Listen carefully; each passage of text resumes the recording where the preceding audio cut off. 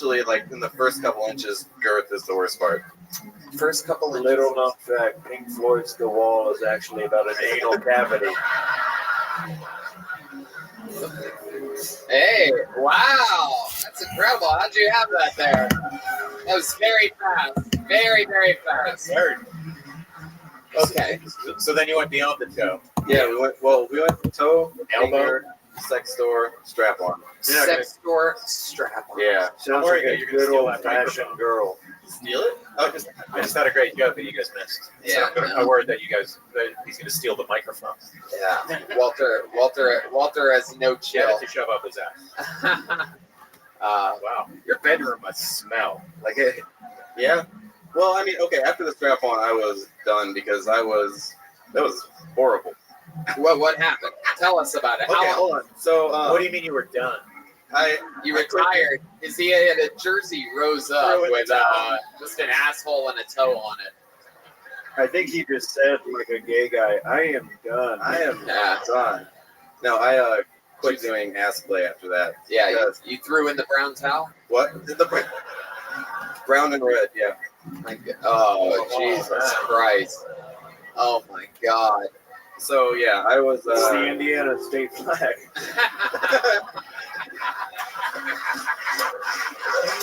Walter. Okay, so what happened during the pegging that made you retire? Oh, it hurts so bad. And then I had been with the girl for a while. I mean, it's kind of emasculating a little bit, but I came during it, so that was even worse. So you came out of your wiener while having stuff in your butt. Yeah, I was doing one of these things. Oh, One of yeah. these things? Jerking off? Oh, Jerking yeah. off while Is that what you meant by one of these things? Yeah. one of these While things, you were doing the jerk off? Have you Yeah. thought about Mansplaining at its finest. Have you thought about being with a man? No, not really. Yeah, you have. That pause was priceless right there. No. I haven't. Can I ask what the protocol is for cleaning off a dirty toe like that? You say cleaning it? I think then it was hotel sheets. Oh, wow. Oh, my God. So glad I asked that question. Jeez Louise. All right. What do you do for a living? Server. You're what? A server. Oh, great. server? Good to know that these are the people handling our food. I thought something funky was with the Hawaiian burger here. Yeah. Yeah, did it taste a little bit like a shitty toe to you? All right, Jacob. Well, this was your first time doing Yes. stand-up? Well, there we go. 3 first-timers so far tonight. He got pigged up here. Jacob eBay. Let's keep it moving along. That was one of the most educational portions of Kill Tony I think we've ever had. Toe in the butt, finger in the butt, and moved all the way up. Just getting fucked by some chick that does not respect him at all. You know what I'd really like is I'd like a fucking ass with a bunch of stuff. All right. Pull another name out and see what this guy's had up his ass. Make some noise for Joey Squid, everybody. Here we go. Here he comes. Here's Joey, everyone.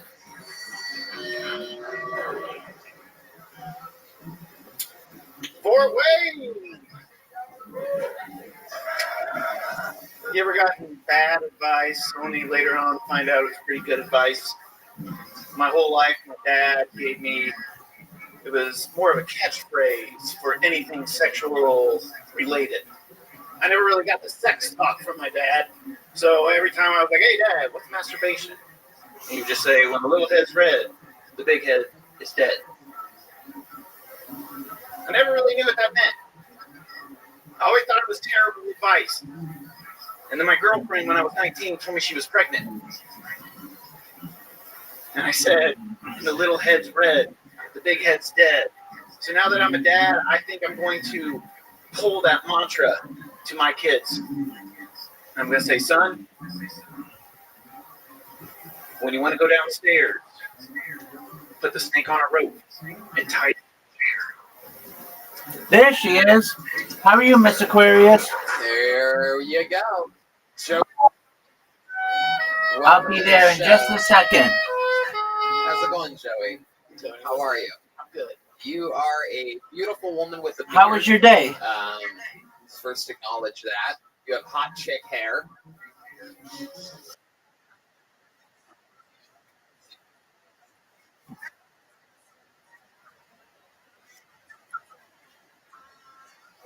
For what are you getting physical therapy, if I may ask?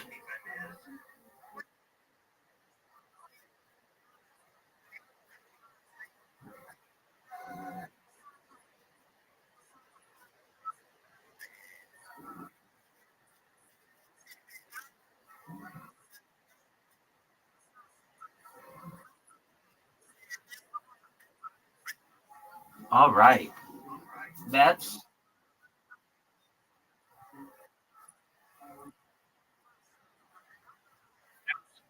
absolutely 100%. All right. Well, are you ready to play yet, or you need a little time? All righty. I don't know where Audie is, but we'll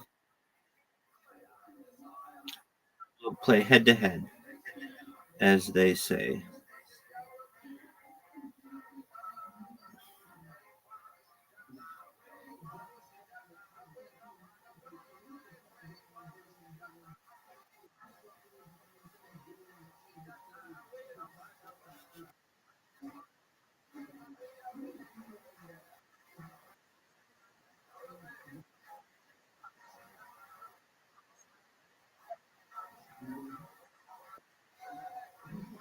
All right. Oh, yeah, you got one at the end too. 5 pin.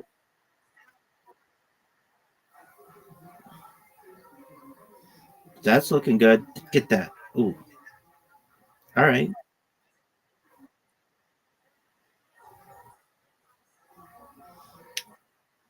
Now you do.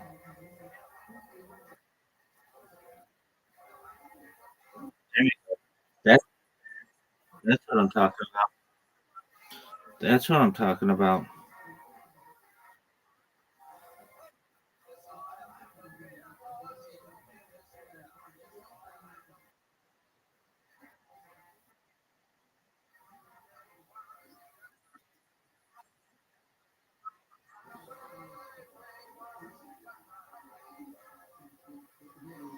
Oh, that was good. Wow, that looked like it even curved perfectly. Very nice spare. Get it. Oh, that one last. I'm not good at these. Yeah, but I'm not good at these like when they're in the corner. I don't know why.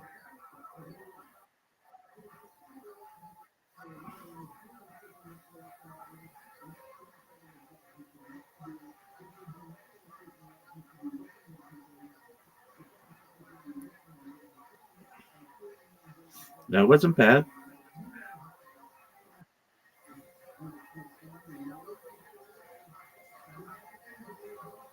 That's it. Oh man.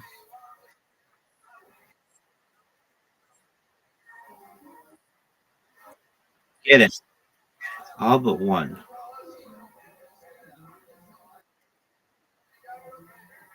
No,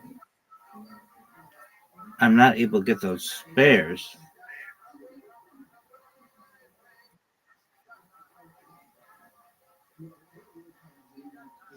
Oh, that's good.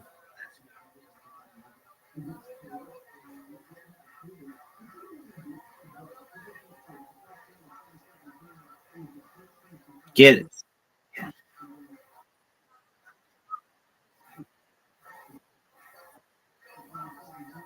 Oh, all but one. Get that last one. All but one. Get it. That's how we do it.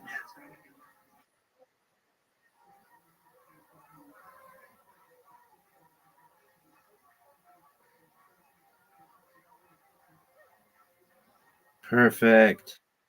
Tough split.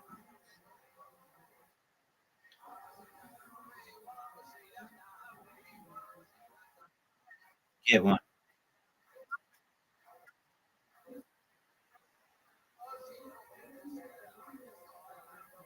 No, I mean, yeah, that's okay, but not the shot that I want. Okay.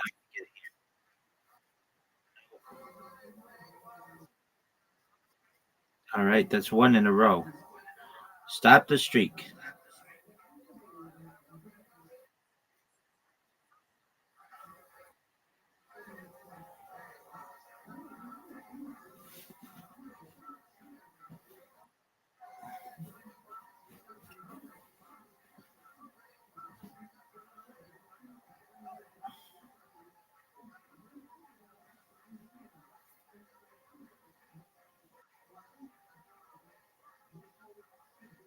Oh, that's nice. That was beautiful. Nice spare.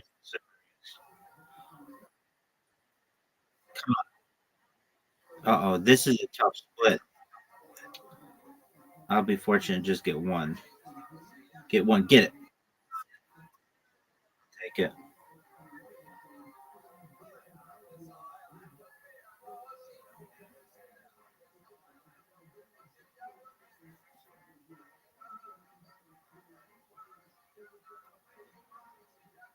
That's all right.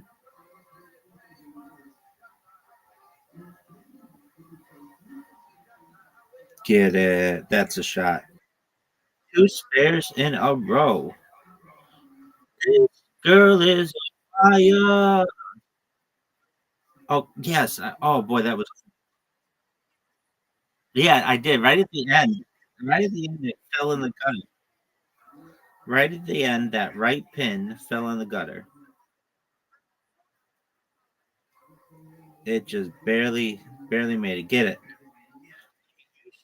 Wow. Two spares and a strike. You're tough to beat today. Get it. That's going to be a weird one. Just get those two. Oh, it's one, two. All right.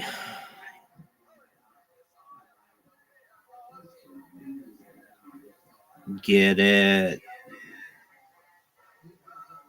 All right.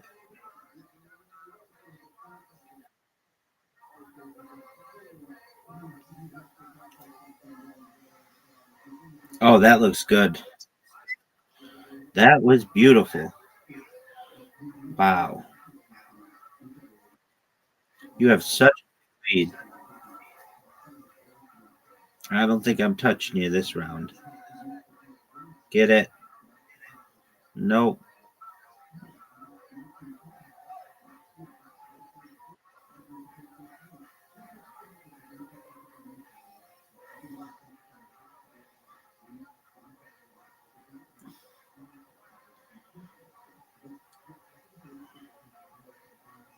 Get it.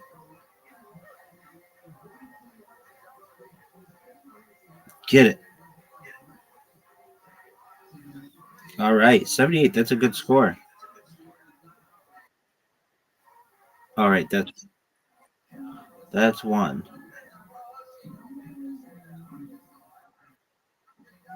No.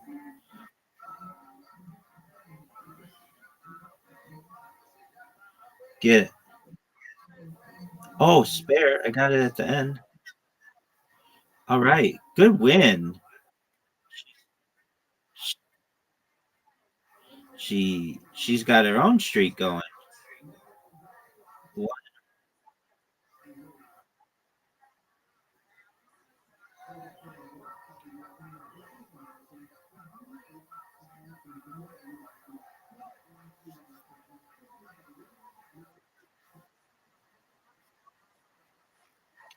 You got to win. You got that last win. You're on a roll, no pun intended. You're on a roll.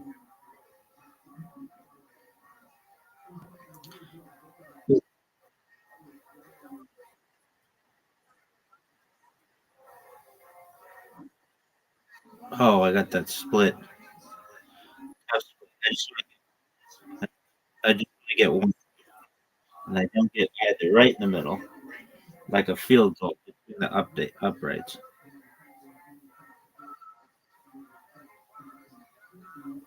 That's good. Nice. That's a beautiful shot. I got to tell my ball. You see what Miss Aquarius balls just did? Do that. Get it. No.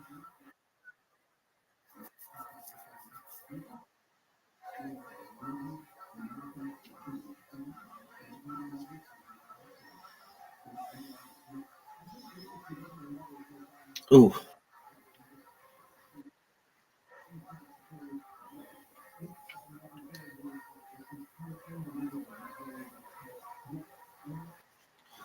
not the one. That's right.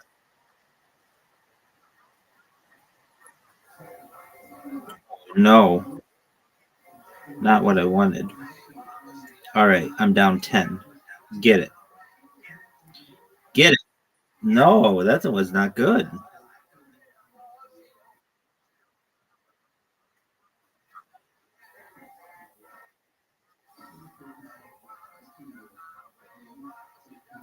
That's good. You can get these. Half of them are down. Now just get the other half. Oh, that. Oh, get it.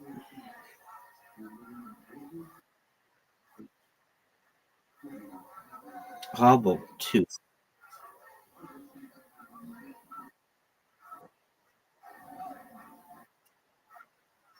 I'll take the one.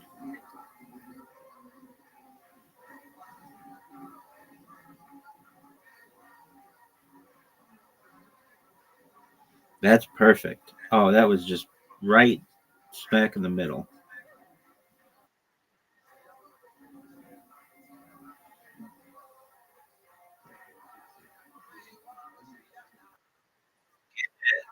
Nice too. Nice. Those are two hard ones.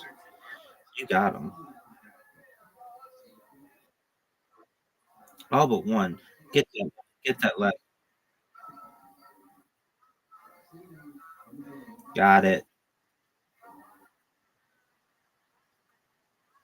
Oh, right. Get this. I got you at the end.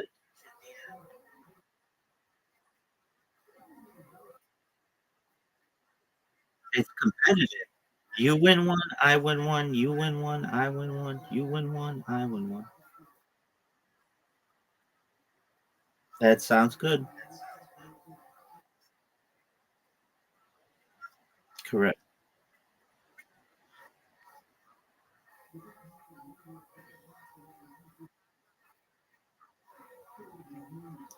That's a good one.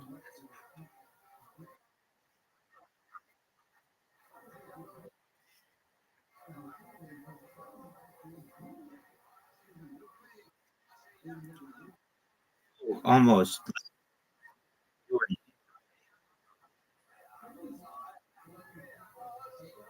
All but one.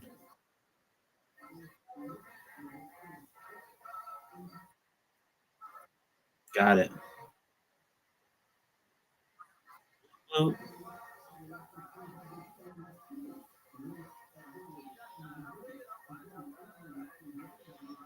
Get it.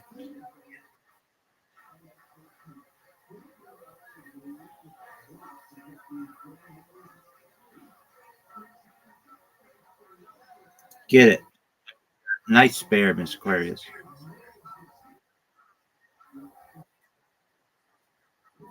That's what I'm talking about. That's what I'm talking about.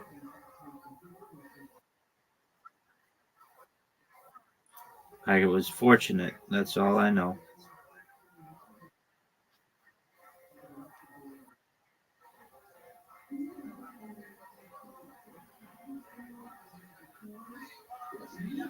Get it.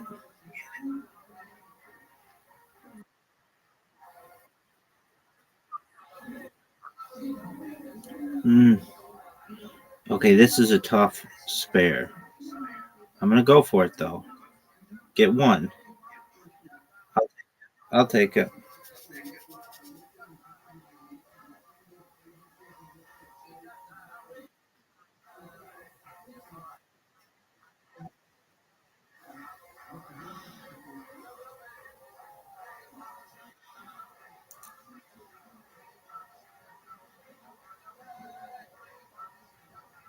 Get it.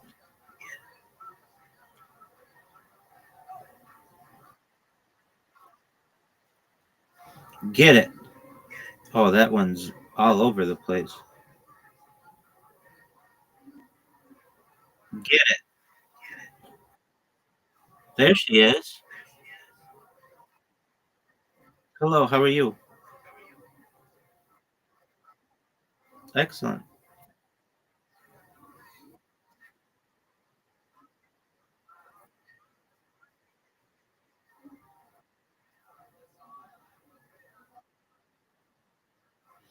That's okay.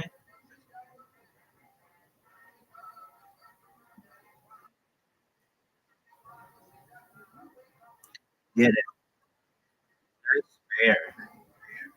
You take the lead, Miss Aquarius.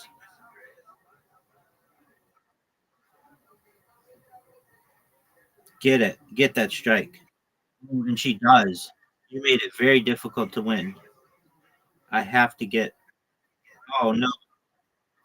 I have to get this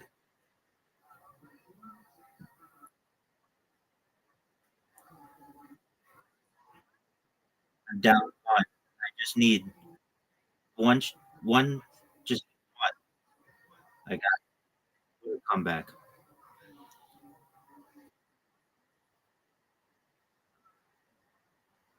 All right, Miss Aquarius. You take care. I hope your physical therapy goes well. I hope you're feeling better. And we'll see you in the morning, okay?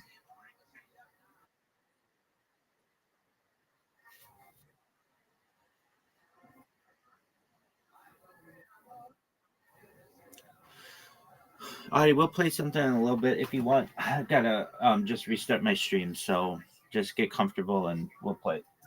So, welcome, Joey. First stand up? Third time. Third time ever. How did the other two go? First time was actually on the show.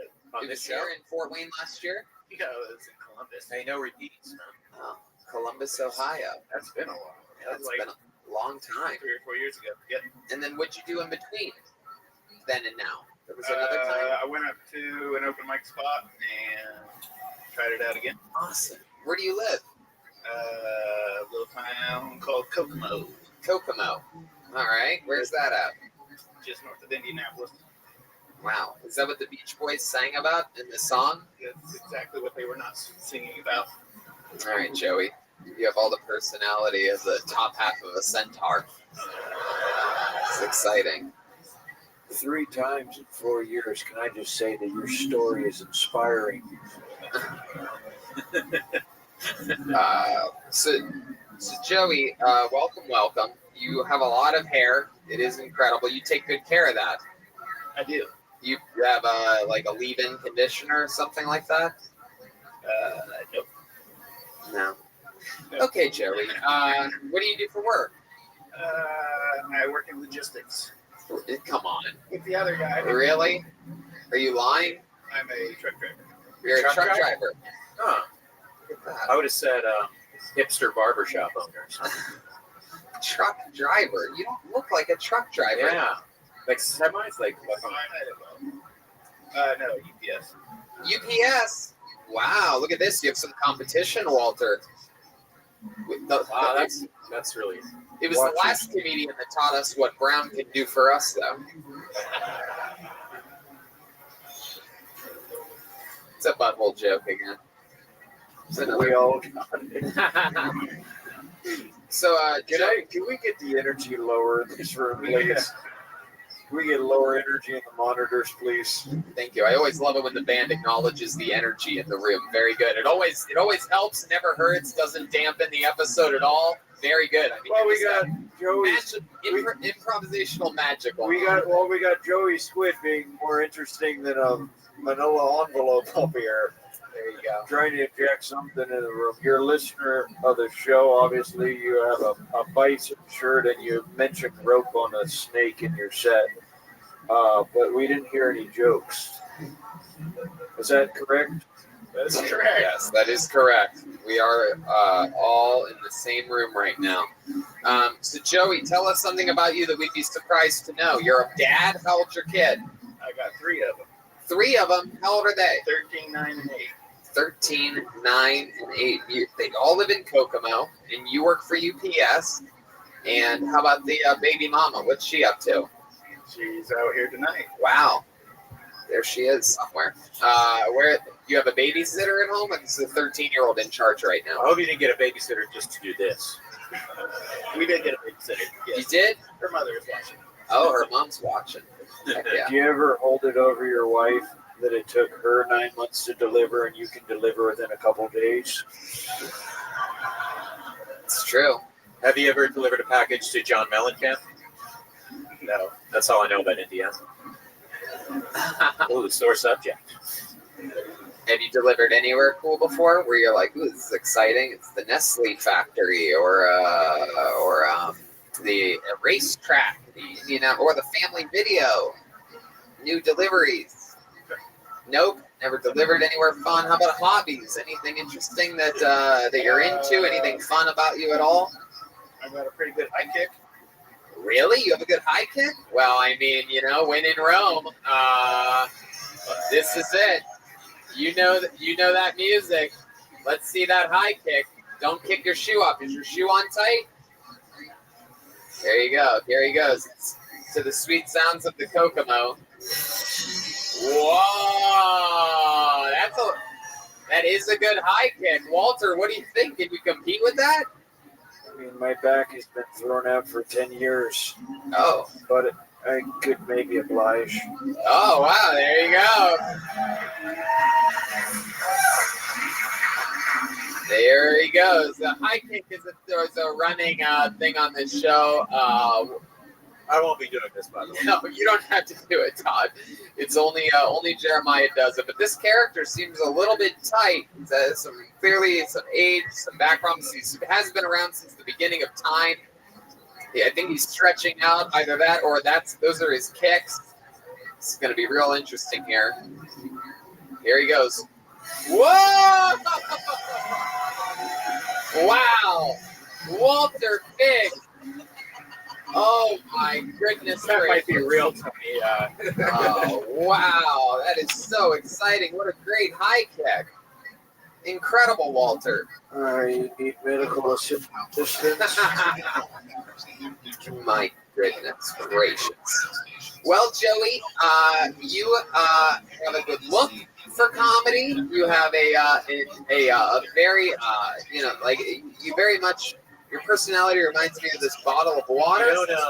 I'd say he doesn't have the comedy for comedy, though. You have the look that you don't have the comedy for comedy. I love that line. That's incredible. That like 1,000. Yeah, no, you're killing it.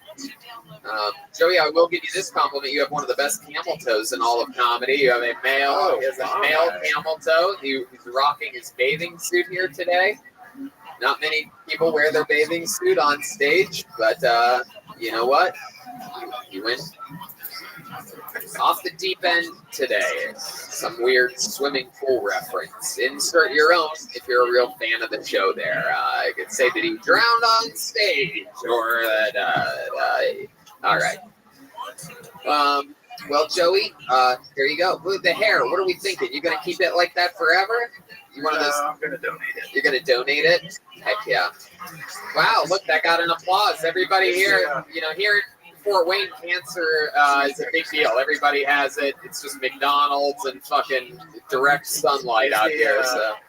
Is the donation center open today? Hint, hint. We see Todd walking out with a full.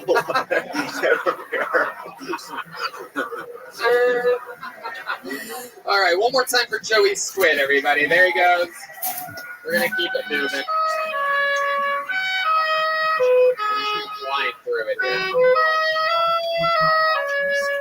I wish you would step back from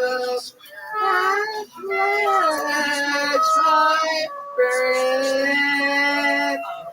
Very handsome and very neat comedian, Jimmy Market. Jimmy Market, here he comes. Wow. Here he is, Jimmy Market, everyone. Fort Wayne, make some noise. How are you guys doing tonight? Yeah. You guys, I've been doing some soul searching. More importantly, if I was a dog, what kind of breed I'd be. And I think I finally settled on golden retriever, you guys. Because I'm cute, I'm friendly, and I look like I belong to a white family. All right. You guys, a little bit more about myself. I just found out that my blood type is O negative, which means I could give my blood to almost anyone in the world. But I've come to find out that not a lot of people appreciate that as a Christmas present. And look, guys, let's get this out of the way. Yes, I know I look like Papa Roach's #1 fan. I get it, I know. But the truth is, I don't like Papa Roach. In my opinion, Papa Roach is the kind of music you listen to when you finally work up the courage to fight your stepdad. You know what I'm saying? You know, like you'll be in the back listening to Last Resort. You're like, you're gonna fucking get these hands, Terry. All right, thank you. Heck yeah. Jimmy Market coming in with jokes, firing them off. I'd say, There you go. Jimmy was the best comic on the show so far. Yeah, I agree. Thank you. But also not good. Thank you, Tom. Sure, appreciate it. It is true. Is your first time doing stand-up? No, I've actually been doing stand-up for almost 3 years now. 3 years. Heck yeah. Where at? Whose dad's basement have you been performing in? Actually, I have had comedy shows in my dad's house, so close. Is that true? Yes, it is. You live with your dad? No, I actually live with my mom, but Right. like I have comedy. Curveball. Like I have comedy shows at my dad's house every now and then, and my friend's house. You know, I run a monthly house comedy show. So you're like, I want to live with you, Mom, but Dad, I'm going to use your house as a venue. Yeah, pretty much. Yes. My goodness. You've been doing it for 3 years. Yeah. And where do you... All right, Audie, I'm almost done. I'm just going to use the restroom. I'll be right back. Sydney, Ohio. Sydney, Ohio. Yes. It's about 40 minutes from Dayton area, Dayton, Ohio. Jeez, man. What Wow. do you do for a living? I deliver pizzas. Seriously? Yeah, seriously. Wow. Yeah. For a major chain? Yeah, for the most part. Oh, You got you moonlight? You cheat on Domino's? Yeah, something like that. Yeah. Donato. No, it's part. This guy always works for the CIA, but he's a pizza delivery guy. Wow. So, how long have you been delivering pizzas for? Roughly about a year, but you know, I'm trying to find something, you know, a little bit more steady. Like you know? what? What are you looking for? Hope comedy's not on that. Unfortunately, it is, Todd. That means a lot coming to me.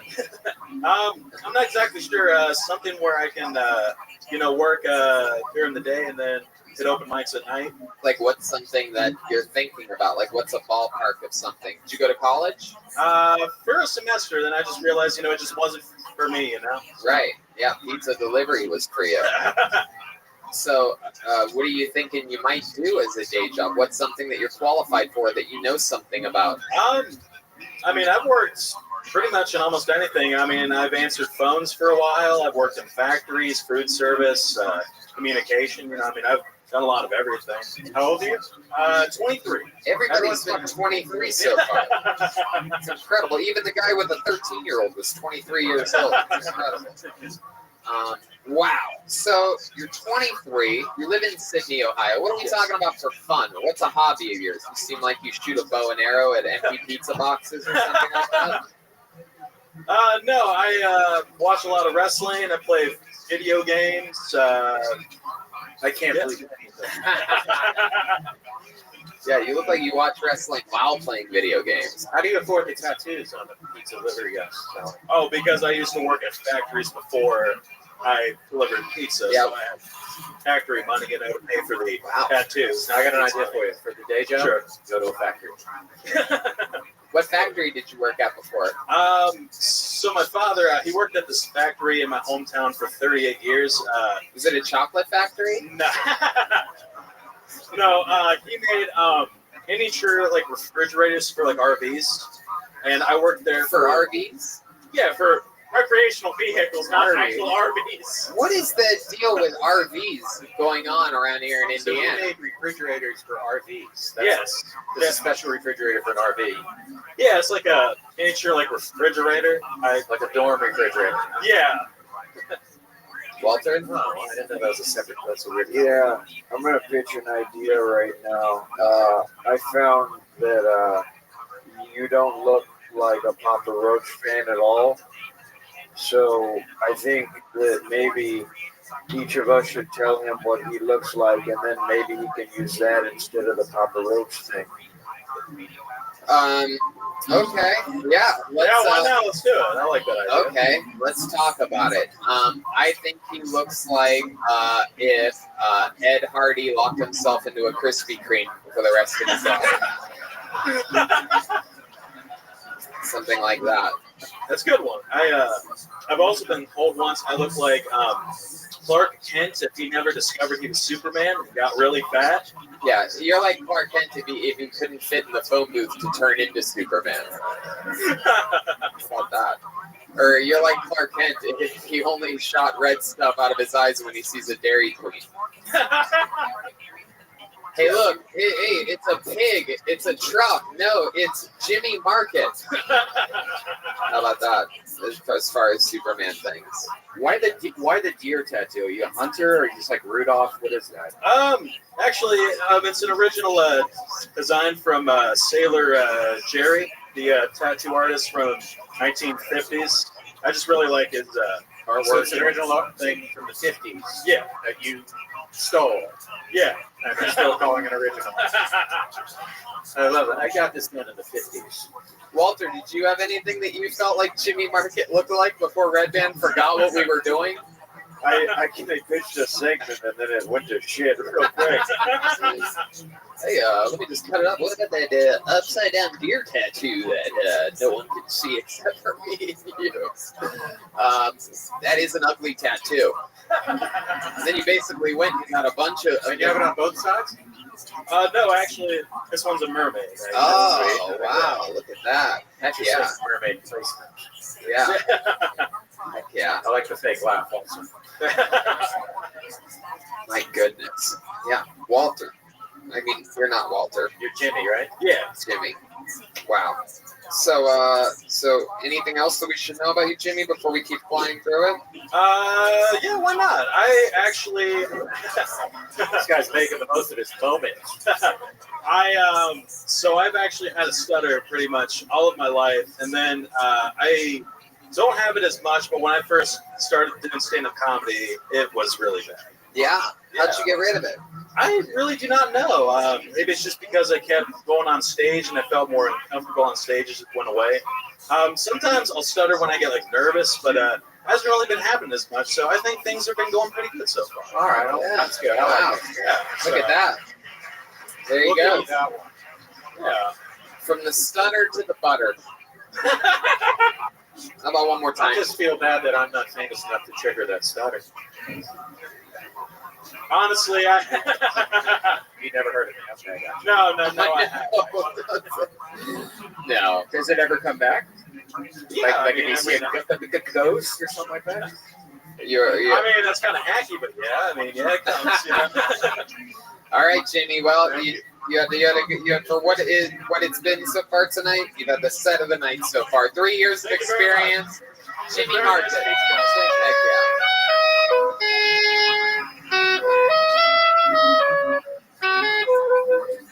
Okay. Your next comedian goes by the name of Zach Garner, everybody. Zach Garner. Hey, Zach. Here he comes. Walking to the stage. Zach Garner. What's up, Tiger Roo? I'm 31. I'm single. I'm at the point in my life where I'm not going through the natural progression, but I'm watching other people my age do it.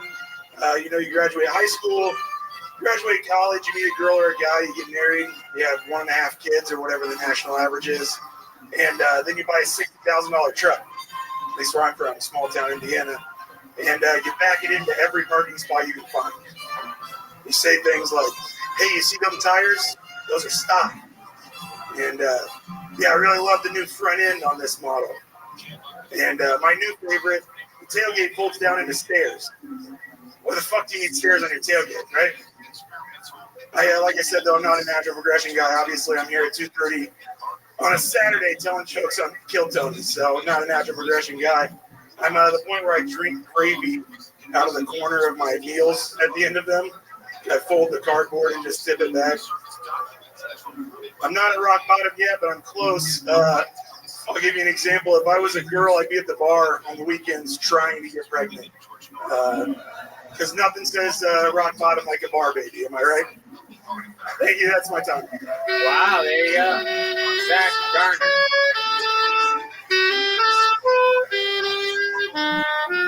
There you go. Welcome to the show, Zach. This is your first time on? No, I've been doing it for about 4 years. Oh, 4 years. Oh. But your first time here? Oh, yeah, first time here. Sorry. Yeah. Very cool. How often do you do it? I try to do it at least a few times a month, but I work a lot, so I live. What do you do? in the city. I build furniture and art for a living. Woodworking. You build art? Yeah, art and furniture, tables and wall hangings and things like that. Okay. Wow. I've never heard the term build art before. I make art, I guess build that's furniture. what I do. My goodness. Hell yeah. You build like furniture. So like, what can you make?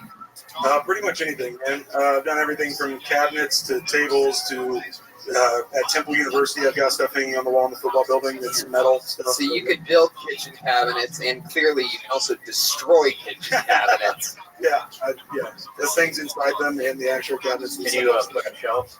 I can put up shelves. Yeah. Here's what's going to happen. In exchange for one comedy lesson. From you? Yes, from me. Okay. Yeah. Oh, he's gonna give you a different comedian. I get there, I'm like, wait a second, where's Tom? No, it's me. You have to fly to New York at your own expense Okay. and put some shelves in my front. All right, great. Sounds You good. have to make the materials. All right, good. And you get 1 20-minute. That's it. And if I have any like water lying around, I'll give you a glass of that. All right, perfect. Sounds like Get my a good info out deal. of the show. We're on. I like your moccasins. Thank you. I wear these pretty much every day. Anybody that knows me, this is kind of my go-to shoe. Wow. Yeah, let's turn the lights on, please. This is even moccasins. Or the classic can't see boat the shoe. So Zach, you're a big tough guy. You play sports. Long time ago. in You're high a school. football player, offensive lineman. How many moons ago? Many moons ago. He looks like Jeff Tate. Yeah. Yes, he does. I don't know who that is. Yeah, He's a comedian. Okay, I'll look him up. definitely. A handful of people like, yeah, you nailed that one time. So Zach, tell us more about you. What else? I just got back from directing a youth camp in Wisconsin for 2.5 weeks. Creepy. Yeah. What does that mean exactly? So I used to be a counselor, which is normal camp counselor stuff, and now I'm just in charge of the counselors, which means I have less interaction with the children and more paperwork, basically. Wow, that's exactly what Jerry Sandusky's situation is. That sounded All right, Audie. Are you ready? Scrabble?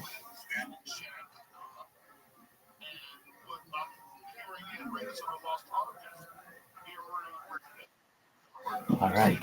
Just for a moment, I'll send you an invite.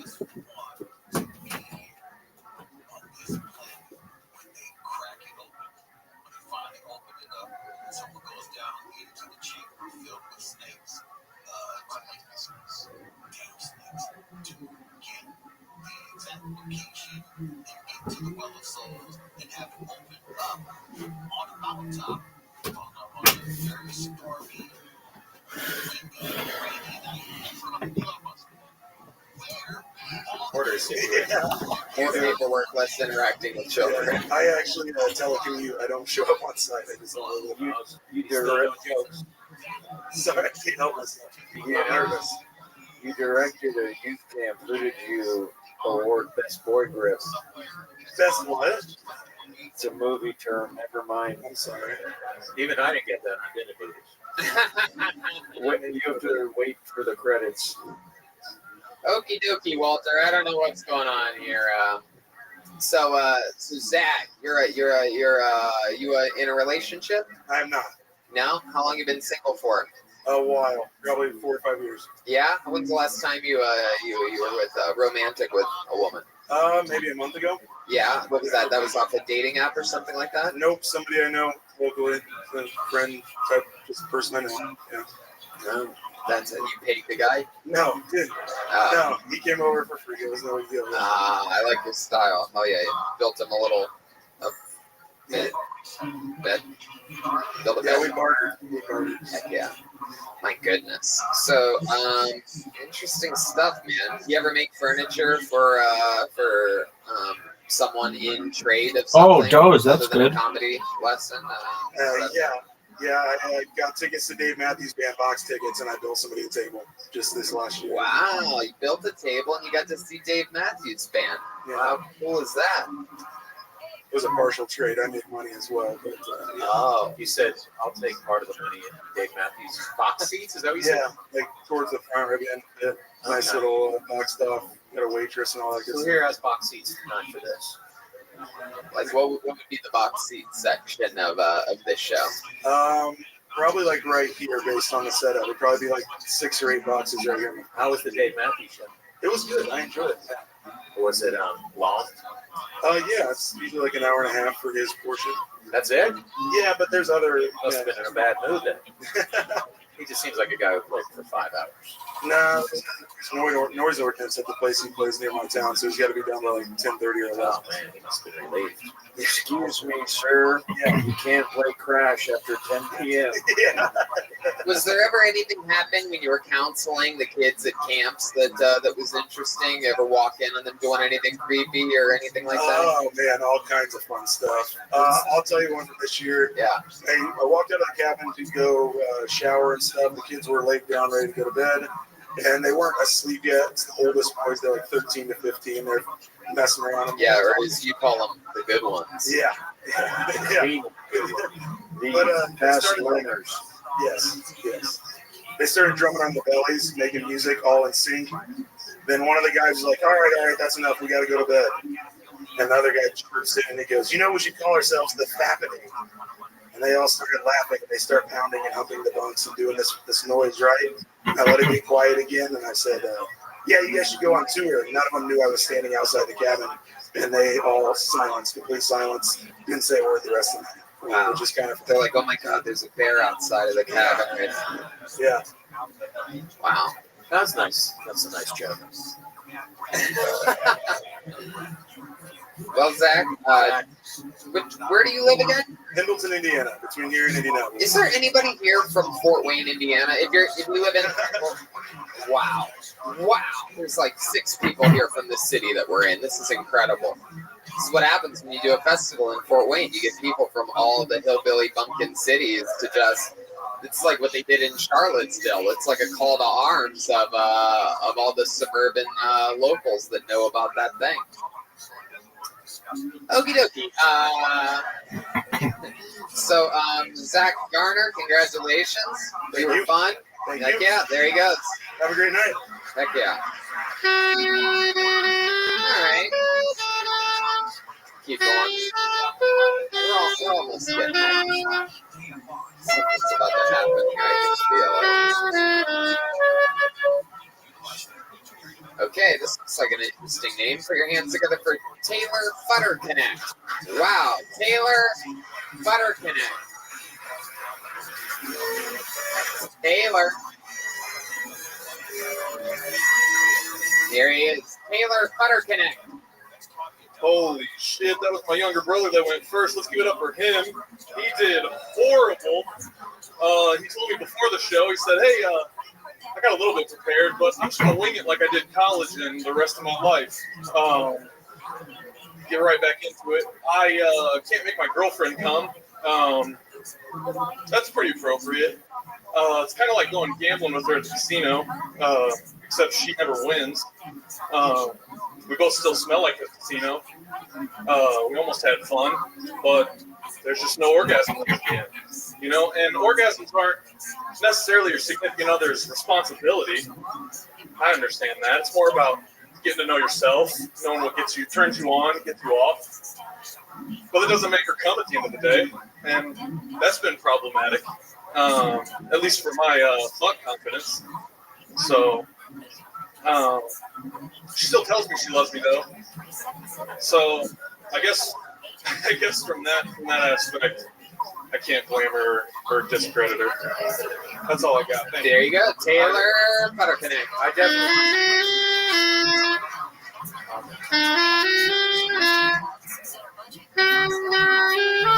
Okay, Walter. My God. Well, I wasn't sure if you were really his brother, but then I saw that you have similar. No, I'm absolutely sure you're brother. I did write some stuff out, and it's much better if I could remember it. I even tried it on the way down here a couple times. You tried it on the way here? Is he really your brother, that guy? No, he really is my youngest brother. I think he does look exactly like. Yeah, when you say you tried it on the way here, that means like what? In the like pickup truck that you guys came in? We drove separate, but I do have a pickup truck. So you were by yourself in your pickup truck, rehearsing, going over the jokes that you had prepared? Reading what's actually on my lock screen on my phone, yes. And what you did tonight wasn't what's on the lock screen on your phone, or it sort of is. You couldn't quite remember the punchlines. Yeah. Is there something you want to look at your phone? You want to reference perhaps something that you missed? A couple things I acknowledged. You said casino so many times that I noticed this European mailman getting very excited for some reason. A lot of my family owns casinos. Well, that's a Native American thing. It's a very European thing. I've never heard of a European You've casino. never been to a European casino? Have you been to Las Vegas? Yes. Well, there you go. We own all of the strip. Wait, no. My people own all of the strip. Europeans. Yes. Okay. Are those Donald Trump Europeans? Is that one of the things from your lock screen? No, Hey, it's not. Yeah. would I be able to read his lock screen and see what we can do? Yeah, you read his lock screen. Here he is. Showing for us the Bond brothers. Yeah. It literally says I 7 times. I can't make my girlfriend come.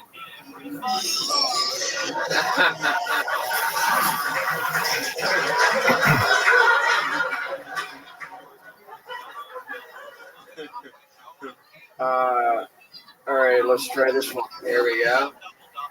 Now, orgasms during sex aren't always your significant other's responsibility. I think most of that is knowing yourself and what turns you on and gets you off.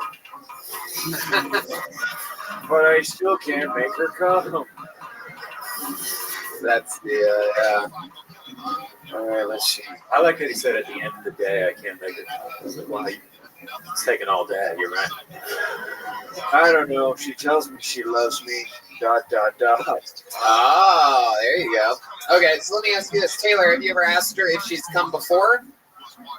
Actually, the issue she has is she had an injury in soccer and had surgery, and she thinks it fucked with the neurological. No, it didn't. That's impossible. That's simply impossible. That's very nice of her to say. So anytime you want to use that as an excuse, just know that she's lying to you. Fair. Let's check in with Walter. I'm going to change his European name to Dick Don't Work. Oh, well, again, that's Native American as fuck. And What's the injury, though? She dislocated her hip to the point where she had to go in and get surgery done.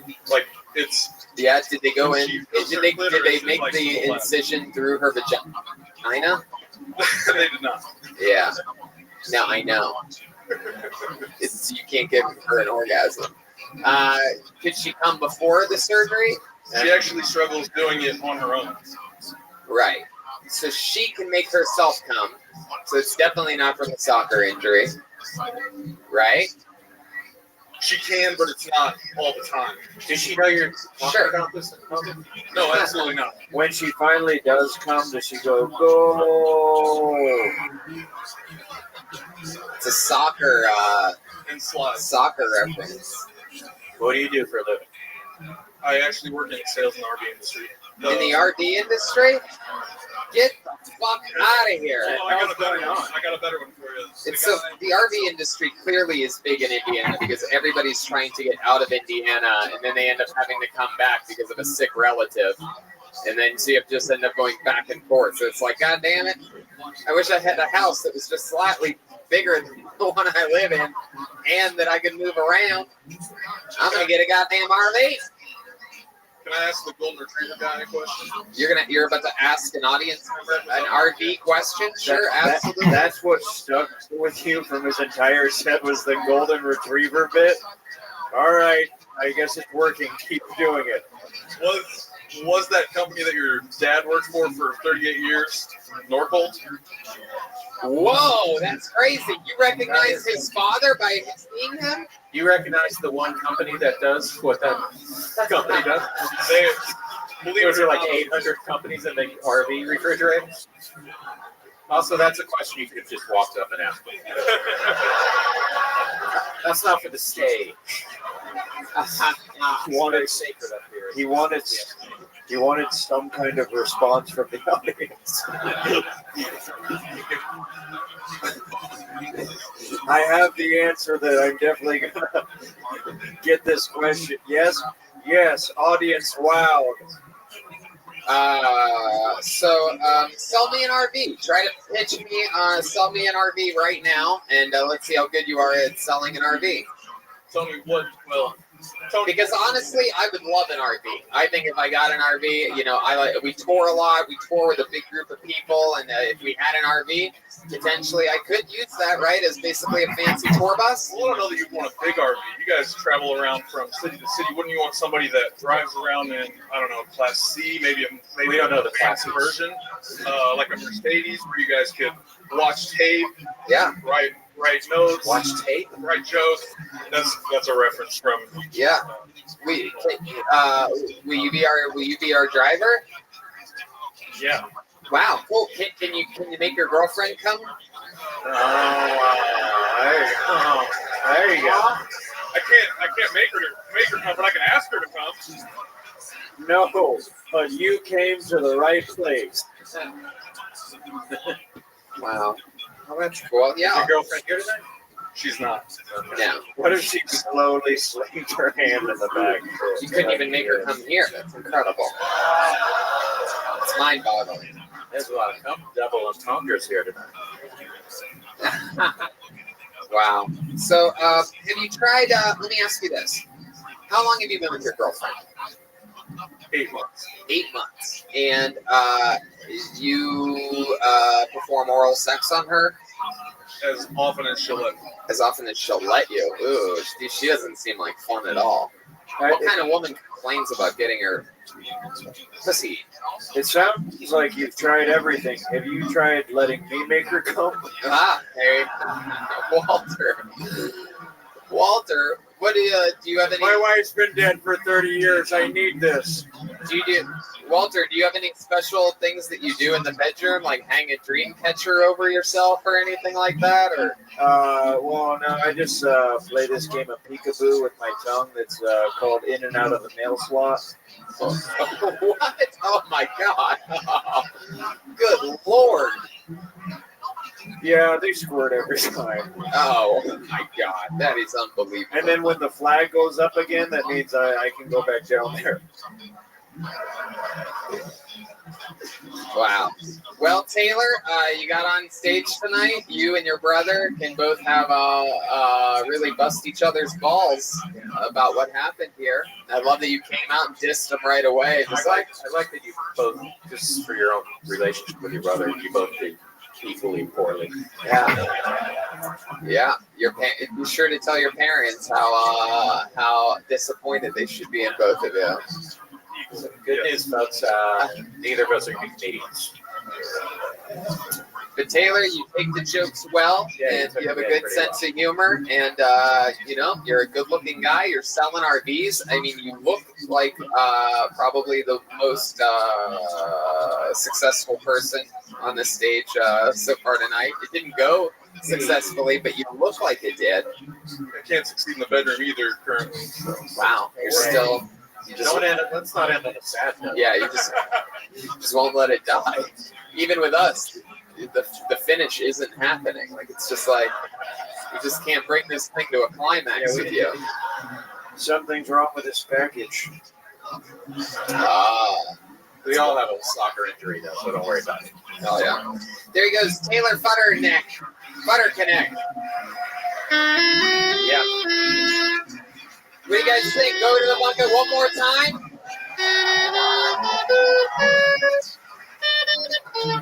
All right.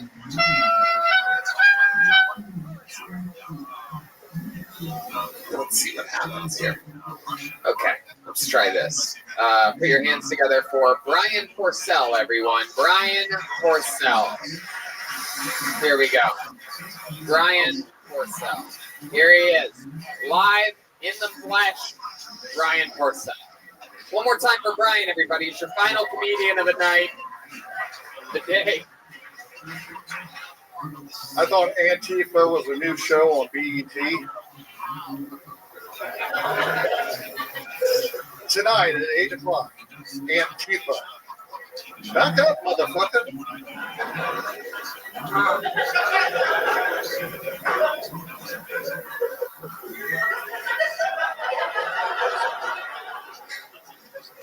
I've been called retarded. It's just because I drool a lot and like to lick windows.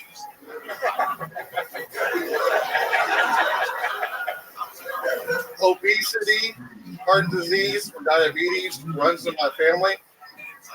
Probably because no one runs in my family. I think pedophiles would be good doormen. Because what would be a better bouncer than someone that can spot an underage drinker?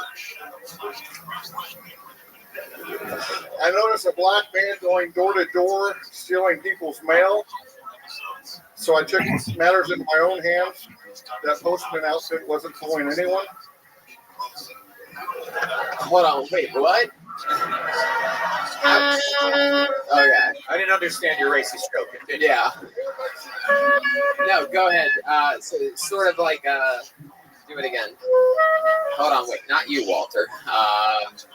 Right. So I saw a black man Yeah. stealing mail door to door. Uh-huh. So I took matters into my own hands. Uh-huh. The postman outfit was not fooling anyone. So I explained to the cops, they laughed, but I had to do community service. So now I follow that postman around and make sure he doesn't steal anyone's mail. Oh my god. I just tried so hard to figure out what the fuck. It was actually a better joke when you just did the first half. And it was a terrible joke. Brian, I like your style, man. Even though things didn't go that well, I like the courage that you have behind your jokes. I thought the Antifa thing was so stupid that it was great. I think it was like brilliantly dumb. I saw Walter laugh at that one too. I've been called retarded. You have been. It was what was great was the placement of that joke right after that one. Is the Antifa joke, and then he goes, "Some people have called me retarded." I'm like, that's what I was just thinking. Is that true? Is it true that you drool? Oh, Yeah. good one. Is it It's like I was going to apologize because it might be like a Gallagher set. But what? I accidentally spit on people while I talk. Oh, I see. I Wow. apologize if I get it wrong. Oh, it's okay. You're okay, Brian. Everything's good. Thank you. Brian, you're a big guy representing the Pink Floyd. You have a fanny pack on. I do. Is there anything in your fanny pack? There might be. Well, there's only one thing to do, and that's to play a round of what's in that fanny pack.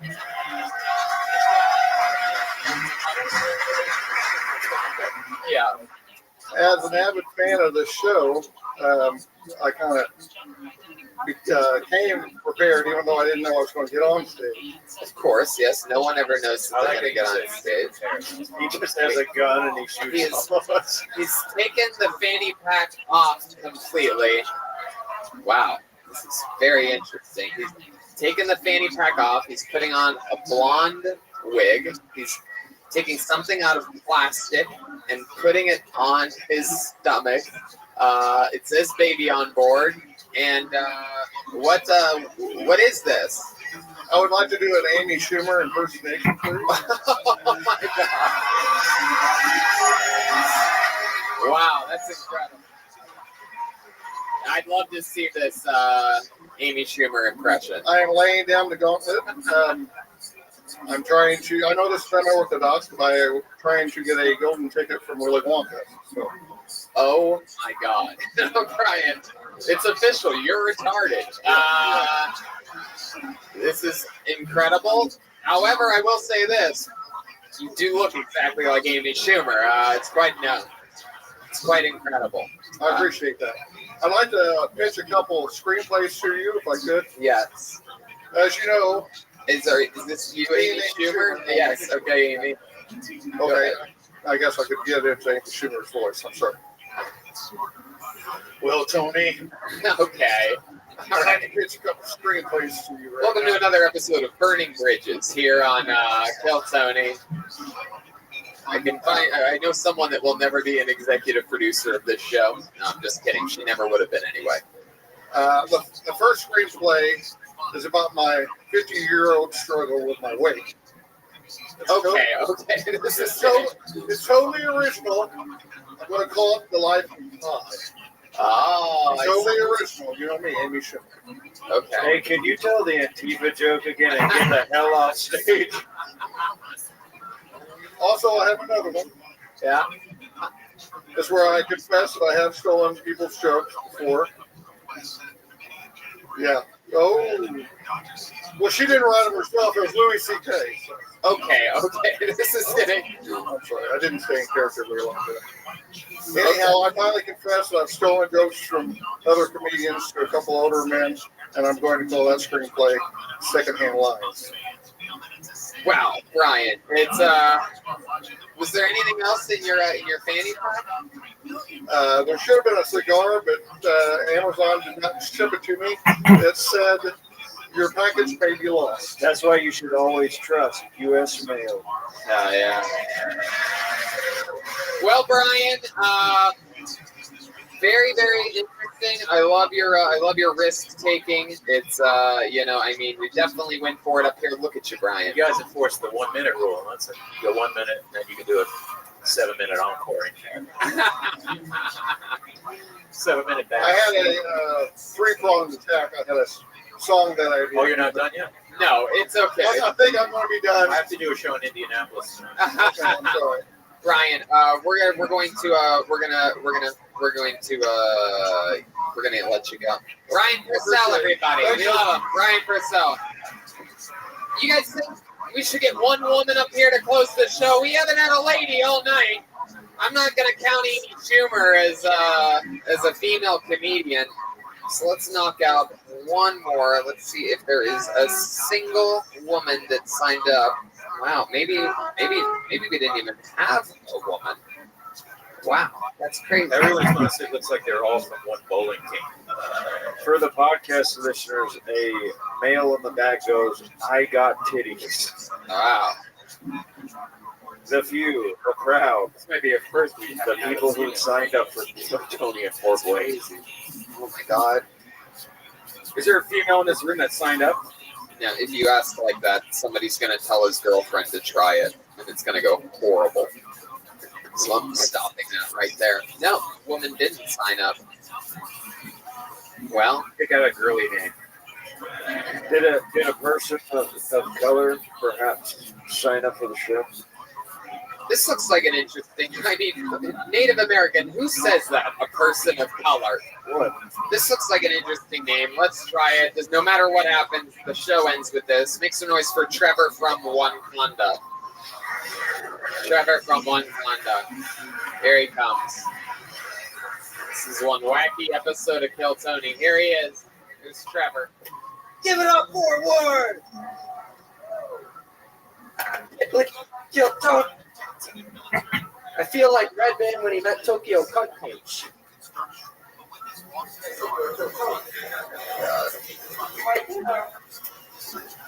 Here, no, here, use that one. I think the mic went out in anticipation of what's about to happen. The mic just killed itself. My bad. So, as he said, I'm from Wakanda, Illinois. And if you don't know where that is, that's cool, because no one does. Anyways, that fucking stuff. Sorry. Where are my dog people at? Yeah, come on, dog people. You know why I love dogs? I love dogs Gotcha, a lot girl. more than I do humans. 52 straight wins Because they're softer. against They always stay by people. your side. Or sexual assault. Good game. All right, Oh I'm my going to take a god. little break. Wow. This has been an episode filled with bad jokes, bad tattoos, and really just everything. Everything was pretty. That was. I mean, look at you. That's the most on the nose outfit. Yeah. White beater with camouflage A pants. Budweiser white beater, camo pants. Yeah. You're basically a version of everyone that got pulled out of the bucket tonight, all at once. Just a big blob of pure white trash. It's like if Fort Wayne threw up a person. Yeah, this is incredible. I'm glad that you made it here. You made the long drive from Pontiac Street to be here tonight. That's a local reference. Are you from the 06? Are you one of the garbage people? Are you one of the bad garbage people here in town? Yeah, I heard you guys have bad garbage people. Is that true? Are you working on the roundabout? Okay. What do you do for work? I work at a welding factory. A what? A welding factory? Welding. Heck yeah. What are you guys welding? RVs? No. I'm not from Indiana.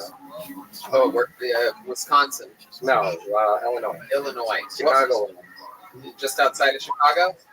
That's interesting. Okay. What's your family? What are your parents like? My parents are, really. My parents are about to turn 70. Oh my God, really? So they had you late. Are they twins? No, I'm not from Indiana. Wow, Todd Berry elegantly just called you an incest baby. Wow. Yeah. It's so interesting. Tell us something interesting about you, Trevor. What is it? Trevor from Wakanda? Yep. Yeah.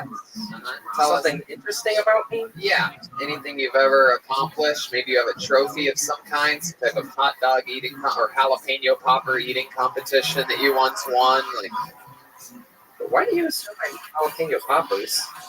Wow, Why? you're actually offended by that? That's the offensive joke. Something interesting about me? Yeah, I don't know. I like to shoot guns. No. Oh, I'm in the military. you were in the military? Oh yeah, what branch? U.S. Army Reserve. Oh my goodness! Wow, that's very interesting. Would you ever go anywhere or overseas or anything? Kuwait and Iraq in 2016. Wow, you're a goddamn American hero, sir. Now it all makes sense. Heck yeah! Wow. Can we still insult you now that you told us that? Or is it going to seem disrespectful? Wow. This is the whitest episode of the show we've ever had. Have you done stand-up before today? Yeah, this is my 24th time. Really? Let's count it as just 23. You got it. Fucking slam that dude. Okay, I'm gonna send you off. Trevor from Wakanda, everybody. There he goes. There he goes. Sorry. Okay. Now I know I said that was it, but this is truly it. We're gonna watch 60 seconds from a guy. One of my good friends back there, Trey, has been pointing at this innocent black man in the back of the room for the last 5 minutes. He signed up earlier, right? But he didn't get pulled out of the bucket. So let's just do it. Just so things are a little bit different. Just so that we have one person here that isn't like everybody else all night long, that works in RVs and welds RVs or builds RVs or parts of RVs or fucking RV. Put your hands together. 60 seconds from Isaiah Gray. Here we go. And then this is it. This is it.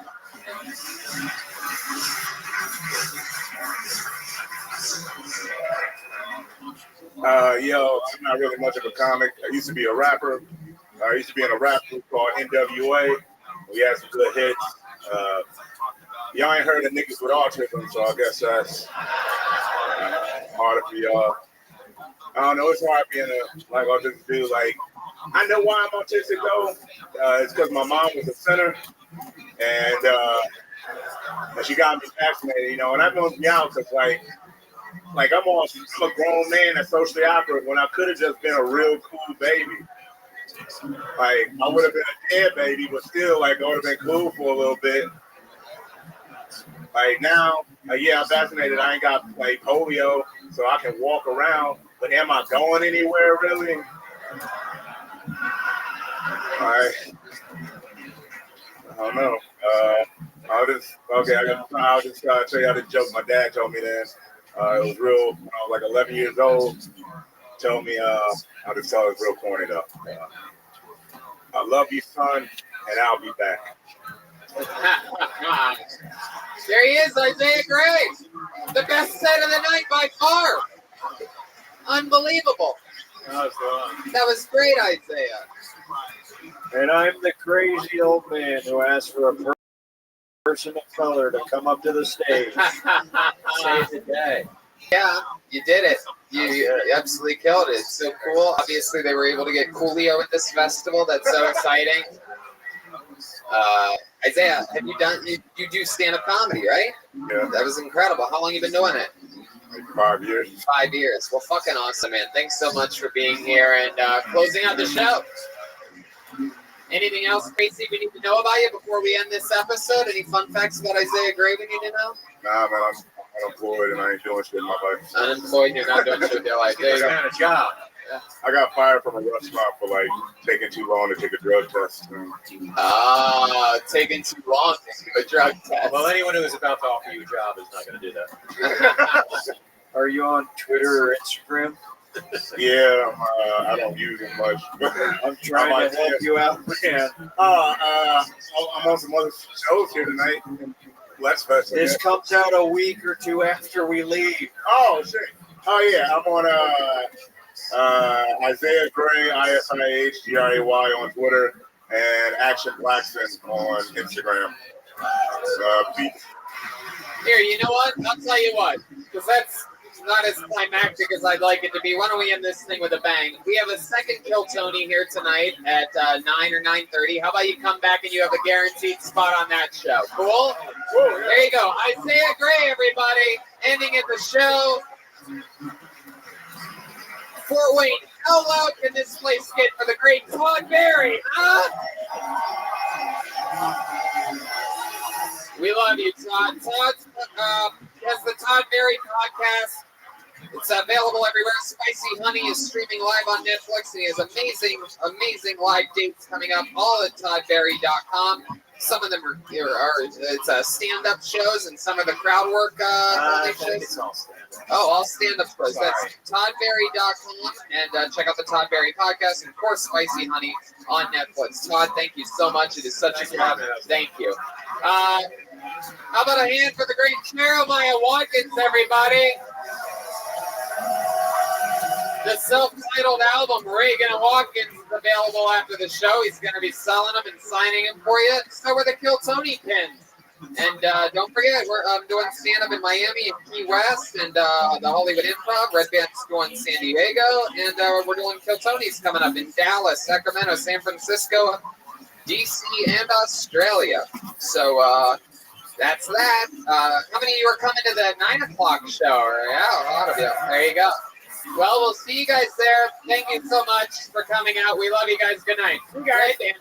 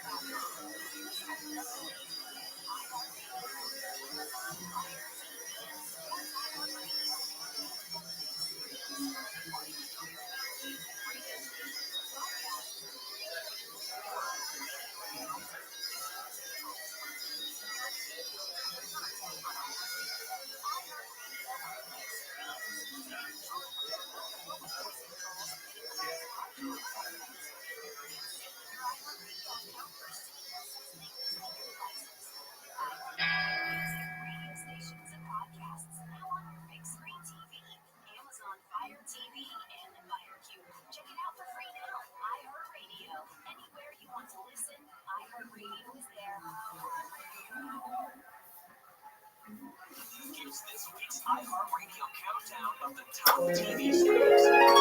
what you've made popular by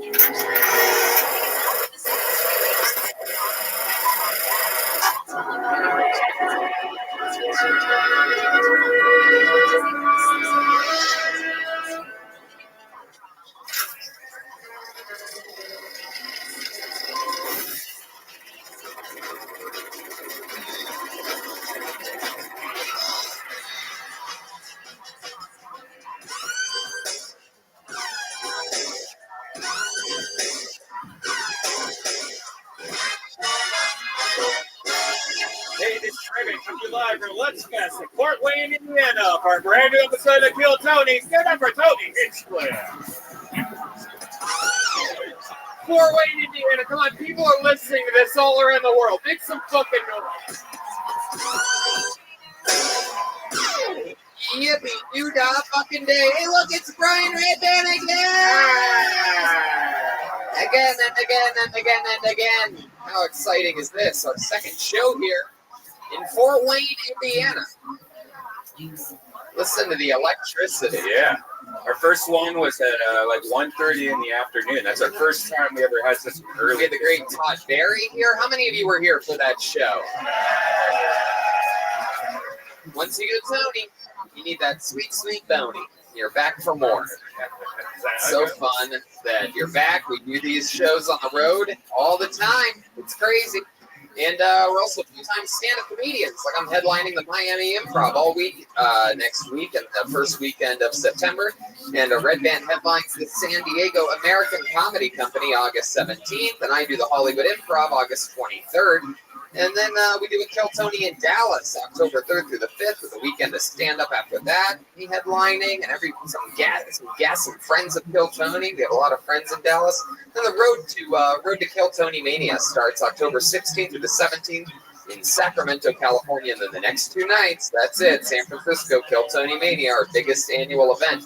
4 Kill Tonys in 2 days featuring many, many, many special appearances by all your favorite Kill Tony characters, past, present, future. Then 11/7 DC and 11/8/9 stand up in Washington DC. Nice. Goes on and on. So that's exciting stuff. We have the new Reagan and Watkins album available for sale after the show for you Reagan and Watkins fans, and we also have the new official Kill Tony pins and also Tony Hinchcliffe pins. You guys like pins? Liars. That was a test to see how honest you were. Nobody goes that crazy for pins. See? Sometimes I gotta check you. We're going guestless on this one, as we do with all of our road shows. You know, just plow right through the machine, get to the real fucking grits, have a real dirty late night raw episode of Kill Tony here in fucking Fort Wayne. So let's do it. However, we do have a band, ladies and gentlemen. They are the best damn band in the land. It's my favorite thing in all of comedy. We have the band leader here tonight. Every single episode, if you don't know, he commits to being a different character. Sometimes it's a brand new character we've never seen before. Sometimes it's the return of one of his famous characters that we've grown to love. This last episode, he was a Native American mailman. Very Native American. Slightly mailman, and he's back again. Let's see what he is right now. I present to you the leader of the Kill Tony band, Jeremiah Watkins, everybody. What is this gonna be? What? Is that who I think it is? Oh my God. No fucking way. Whoa! Holy shit, it's Kid Rock for the first time ever. Oh my God, this is going to be fun. My name is Kid Rock. Wow. This is incredible. I know for a fact we've never had Kid Rock on the show. I can just tell this is going to be a blast. What an honor it is to have you, Kid Rock. Do you know what show you're at? Yeah, one of my biggest fan bases, Fort Wayne, Indiana. Yeah. Wow, this is exciting. For those of you listening, it looks exactly like Kid Rock.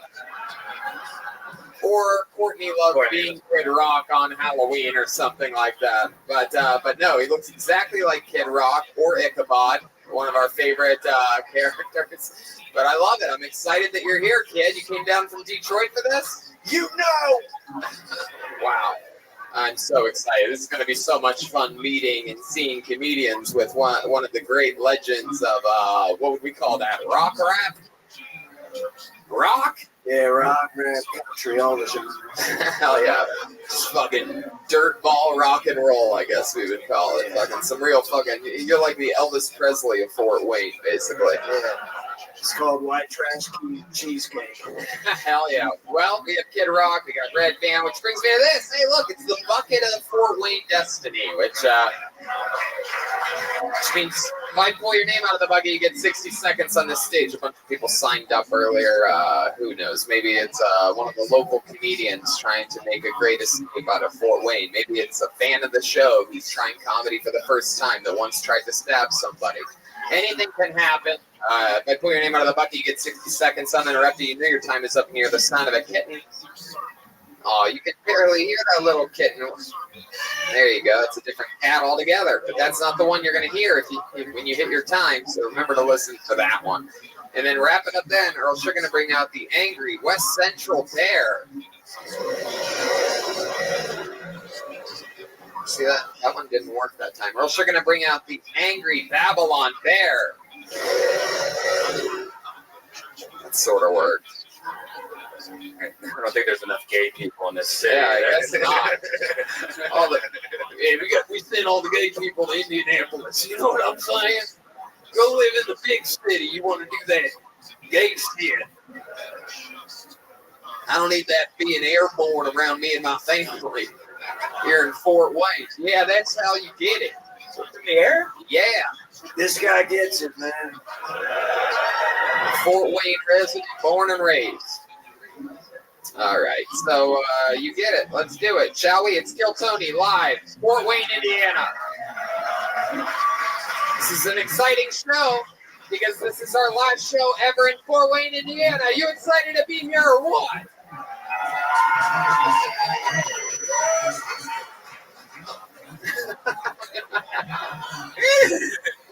Force of Truth is already out. All right, I pulled a name out of the bucket. You guys excited about this? All right, make some noise for your first comedian tonight. He goes by the name of James Alt, everyone. James Alt. Here he is.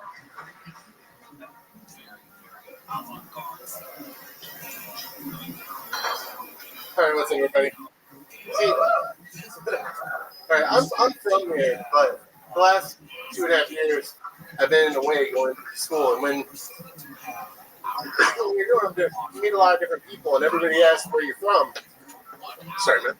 And when I answer Indiana, I get a couple different looks, and well, a lot of the time the look is basically and basically they're looking at me and thinking I'm a hick from small town in Indiana, and I always make a point to say that I'm from Fort Wayne, and not some tiny town in Indiana, and but I don't know. But I actually am. I'm from a town about 30 minutes north of here. That's a small town in Indiana. It's not a tiny town. There's tiny towns in Indiana that are almost like the suburbs, small towns, and basically that's where you're going to find the Jerry Springer superstars. You know, like the racist KKK. Wow, incredible! You brought out the bear.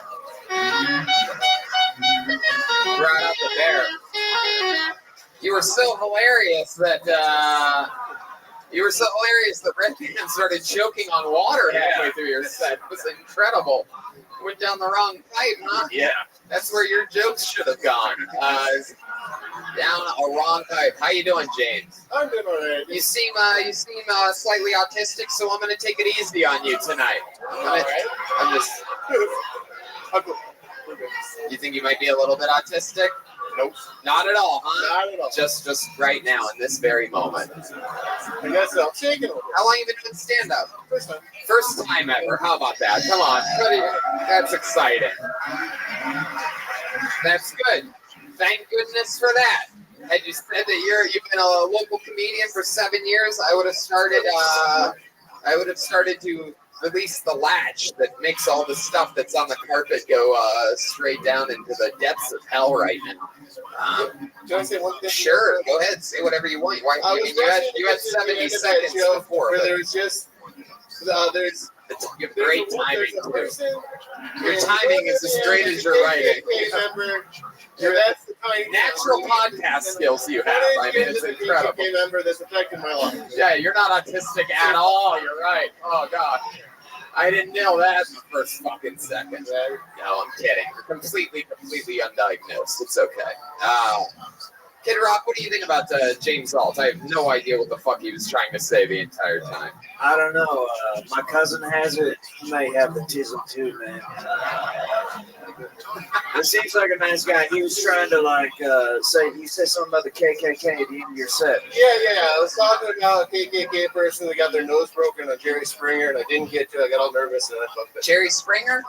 Yeah. That's Jerry Springer, celebrity. You've met 2 Jerry Springer celebrities? Yeah. What do you mean? Oh, people that have been on Jerry Springer. Right, yeah. The one that got their nose broken. Hey, man. Celebrity. Me number 3 right here. How you doing, Kid brother? Rock's been there. All right. So where do you meet these Jerry Springer people at, James? One in the small, tiny towns north of here. Tiny the other town? one at Walmart here in Fort Wayne. Walmart? That's where I met like one of your just basic guys cheating on her. He wants her fighting over the just this. Holy shit, James. Where do you live? I live in Fort Wayne. For somewhere. You didn't hear all that talk about the towns, man? Come on. No, I couldn't keep up. It was so. Yeah. It was an inception of town talk, man. So, what do you do for work?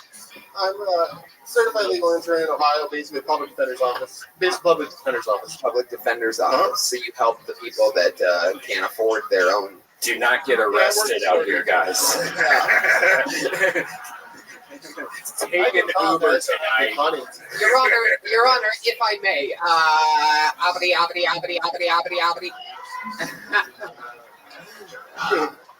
Wow.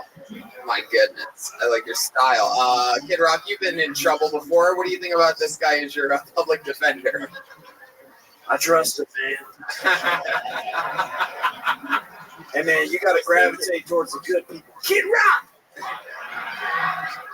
Hey, this is just for the venue. I've done, music all over the world, and this is the worst smelling microphone I've ever smelled. Is there a backup microphone? I really don't want to have to smell this the next 90 minutes. This is not even a joke. It smells like ass. Wow. It smells horrible. I don't know what happened in the 6 hours between the first show that we did. Some guy's sitting up there just laughing. He's pretending like he's not even on duty. He's just sitting there enjoying the show. All right, so I guess we're gonna look into another microphone for you, Kid Rock. It's a ballsy I don't move. mean to come off like a celebrity or nothing, but right. And it must really be bothering you because I've seen pictures of you before, and your nose is clearly swelling to a great size that it's never reached. Man, I got just hanging over that microphone. So, hey, man, I got stung by an Indiana bumblebee earlier today, man. Indiana bumblebee.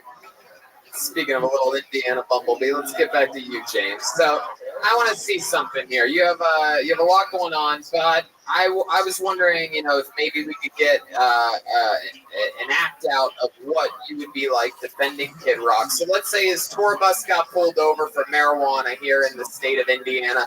He was going to do a show at the Indianapolis Speedway, like he probably does 7 times a year, and I may or may not have a slightly underage girl in my tour bus. Yeah, so he got accused for hanging out with a drunk underage girl, and he had some marijuana. You're in front of the Fort Wayne judge. That's me, and go right ahead. Hey, did you have any opening statements, Kid Rock's attorney? There we are. Yes. Oh, yes. You defending this man over here? Yes, Your Honor. However, I actually work in Ohio courts. Marijuana is decriminalized in Ohio, so I just go to the prosecutor. He tell me we don't really care about marijuana. I don't care about Ohio, boy. Didn't you hear?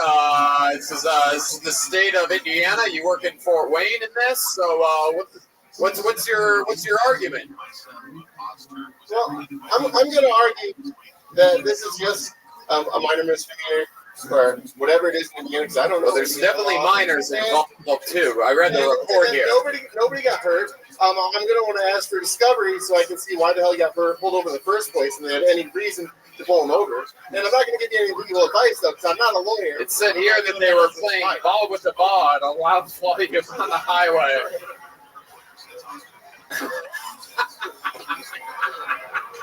A subtle rock and roll hand logo from Kid Rock on that one.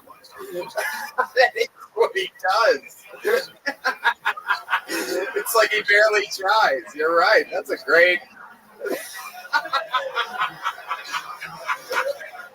I've just spent so many years rocking and getting tired, man. Am I ever going to become a don't rock? Like, seriously, man. Well, how do you explain the minor that was in his tour bus? As far as you said, they've just been hanging out, so they hang out with the minor. Oh, yeah. You seem like you would think that way, young Harvey Weinstein. As you heard my defendant, he's asking for a misdemeanor. So what can we work out, man? Well, I instruct you probably just if no one tells Kid Rock to shut it. Okay, all right. Well, James, I find Damn, American badass. Hell yeah, not guilty. James, very fun. You're a bubbly personality. We got off on the set was horrible, but you're a likable guy. Rough first minute. You did it for your first time. That's how it goes for a lot of people. It fucking is rough, and they forget what they're gonna do. At one point, you shrugged off a joke, but we plow through it. I had fun with you. Did you have fun? Yeah. You sure? Yeah. I wish I would have done better, but I'm good. Do you swear to tell the truth, the whole truth, and nothing but the truth? Kid Rock! That's the only question. Yeah, I had a good time. Hell yeah. Well, there he goes. There he is. James Alt, everybody.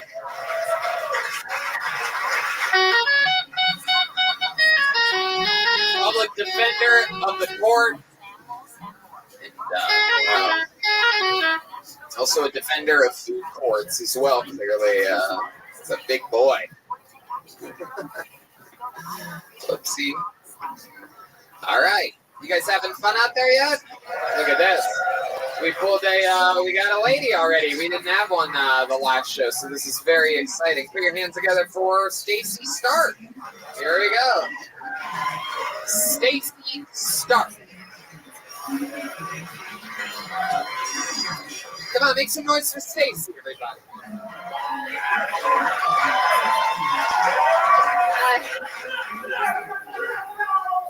I masturbated in the shower today. Thank you. I know that it's not like the optimal way of doing it, but it's definitely the cleanest way, especially for me. Because I have 2 cats. So, like, if I want to masturbate in my bedroom without my cats bothering me, I have to close my door all the way. But then that just means that later I'll have to get back up and open my door. And I'll have my vagina all over my hands. I don't really want to get my vagina all over my doorknob.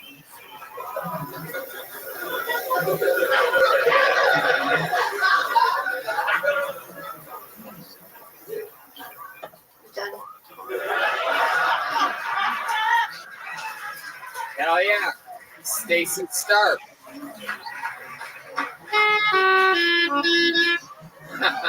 Stacy, welcome to the show.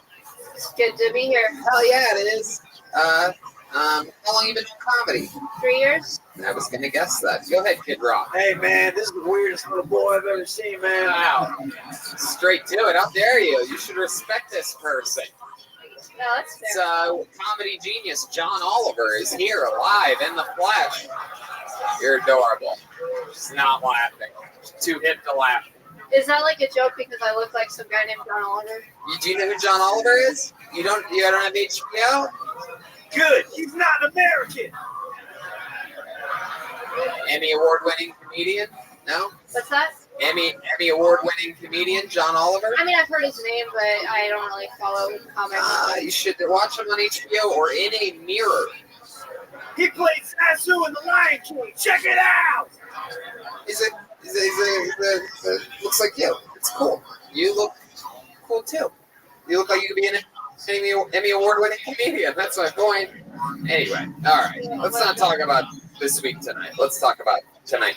So you've been doing comedy a few years, all here in Fort Wayne. Where are you from? I started out doing comedy in Omaha, Nebraska. I moved there from Sioux City, Iowa to do comedy. Sioux City, Iowa. That's where you're from? Sioux City? I'm from Storm Lake, Iowa, but then I moved to Sioux City, Iowa. How many people are in that city that you... That I was born from? in and Sure. born and raised in? I think 10,000. Wow. What was that like? I knew most of them. Uh-huh. How about your parents? What type of lives do they live? Are they still out there? Yeah. My mom lives in a mental institution because she slit my throat with a box cutter when I was a baby. Wait, what about the box? I just heard box cutter. She slit my throat with a box cutter. Did she really? She really did. Oh my God! And she's been in a mental institution. Man, this even fucked me up. Your childhood fucked my life up. Wow, that's incredible.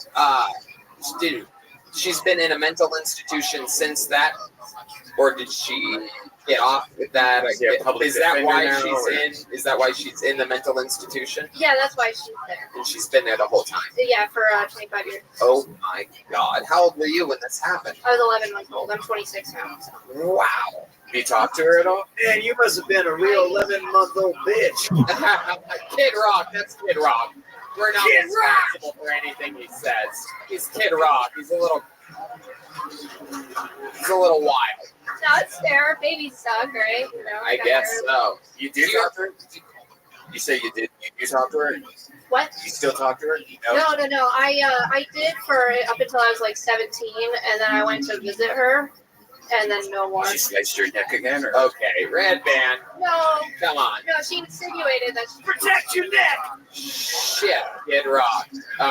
What were you saying? No, the reason I stopped talking to her after I met her is because she insinuated that she might still feel that way. Really? Yeah. Would you be willing to share like what made you feel that? Like, was it something that she said or? Yeah. Well, she was just like, oh, I can't wait for us all to die. Wow. Yikes. So even in a mental institution, she's pretty out of touch, Yeah. How about your dad? Do you have any relationship? Man, that's rock and roll right there. No, my dad is great. I didn't live with him. I lived with my grandparents growing up, but he lived in the same town as me, and he's always been a major part of my life. He's kind of like the cool guy that I go to and like share my deepest, most intimate life issues with. That's awesome. So how'd you end up here in Fort Wayne? My girlfriend. Cool. Yeah. How'd you guys meet? In high school. High school here? No, in Storm Lake, Iowa, where I grew up. So, and she came here, and like I was in love with her in high school, but she was like, "Oh, I'm afraid to come out of the closet." And then 10 years later, after she like got married and like had, I was talking. But yeah, she like got married. It's funny for both the lesbian thing and the two cats, if you think about it. Sarah McLachlan. Fast forward to 10 years later, you're living in paradise, Fort Wayne, Indiana. That's right. We made it. I made it. I'm here. That's right. Here. Normally people come here and then they slit their throats. You got it all figured out. I like it. Wow. So that's cool. Do you have a job out here? I do. Yeah. What do you do? I work at a place called Exelon Technologies, and I work at inspection. But the company builds like cords and cables and wire kits for the military. That's awesome. Hell yeah. That is so fucking cool. What do you do for fun? What do I do for fun? I watch a lot of TV. Yeah. And What do you watch? A lot of Lena Dunham? I love Lena Dunham. Oh my I god. can't believe you said that. Oh my god. What? I just always wondered where you people were this entire time. I've always been like, who watches this shit? And then here you are. I finally met you. I had to come all the way here, and you had to come all the way from Sioux City or whatever the hell. Yeah. That is so interesting. It's people like you. It was a long journey for the two of us. It is. And here we are, meeting in the middle. Are you guys about to scissor? What's happening?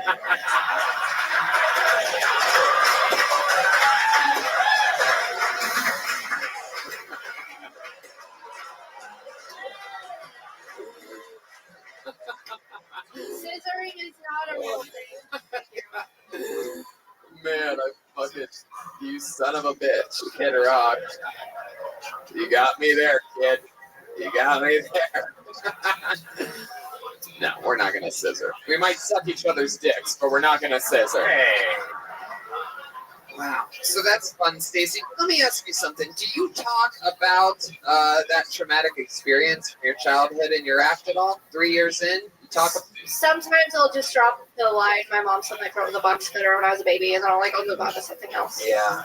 You ever think about developing that out a bit? Because it's such a compelling thing that that only you, I think, in comedy history can probably talk about. Getting your throat slit by your mother at 11. No, that's a good point. I really should. You could be the next fucking Nanette. You could just talk about that for an entire hour.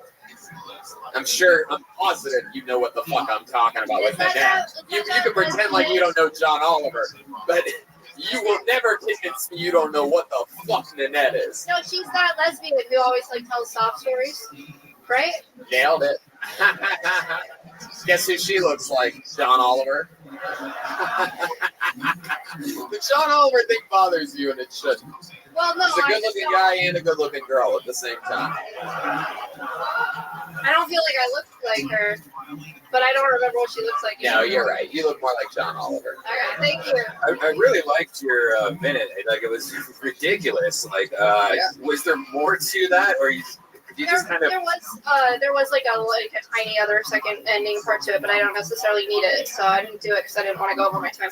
Right. You are very distinct, I'm sure, especially around here in the fucking middle of the Midwest. Like, I'm surprised that you seem like the type of person that would be on a regular episode in Los Angeles on a Monday at the Comedy Store. Good for you for that. That's fucking awesome. Very fun minute. You have a very hip style. I don't know what coffee shop around here you could develop that at. I've never seen like an alt comic built at a Starbucks in a shopping mall before, but you must have found the right brew. You're a hip little lady. I started out in a bar in Omaha. There you go. Yeah. From box cutter to box puncher, man. How did I not get that? That's incredible. Listen to that joke for the first time in our history of the show. I'm literally like, how the fuck, Kid Rock? You are a goddamn guru. Kid Rock. All right, Stacy. Fun times. Nice to meet you, Stacy Stark, ladies and gentlemen. Follow her on social media. Steak Bully. All one word. Oh, yeah.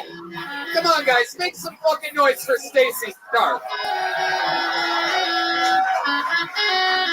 It's a fucking compelling-ass story right there. All of that is crazy.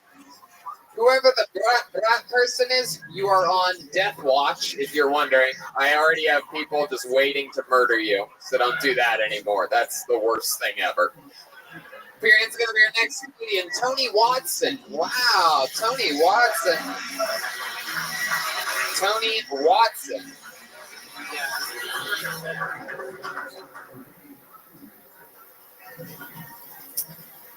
Saw this thing on the news recently about this high school teacher who got caught fucking her students. And I don't know what you guys think when you hear about this stuff, but I always have the same thoughts, which is, where were these students when I was a teacher?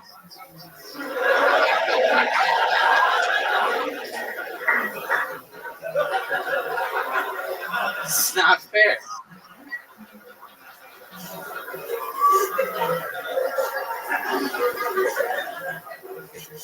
But then again, I taught 6th grade, so I know they say age is just a number, but 6th grade is just a little too old for me. It's just a joke. I don't fuck kids. Not since I got fired.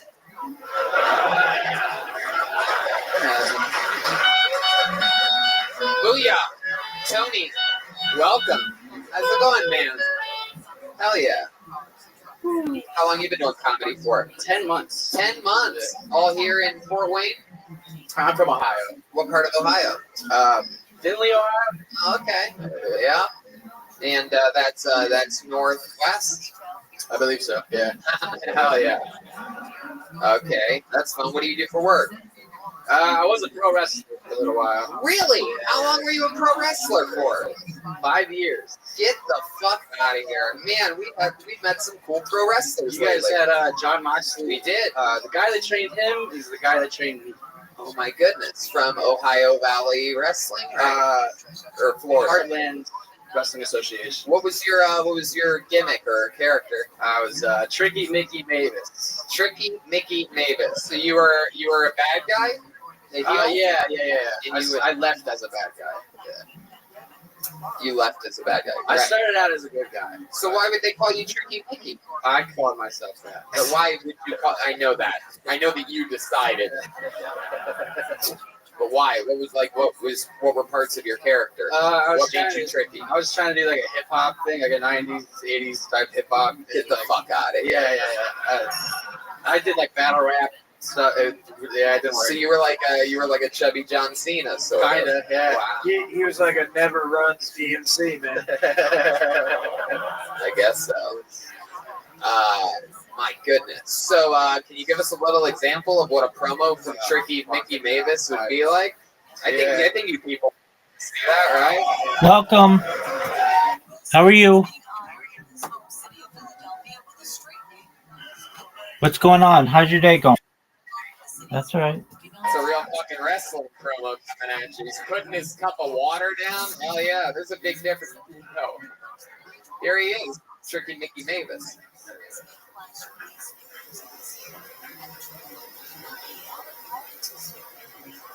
All right, here he goes.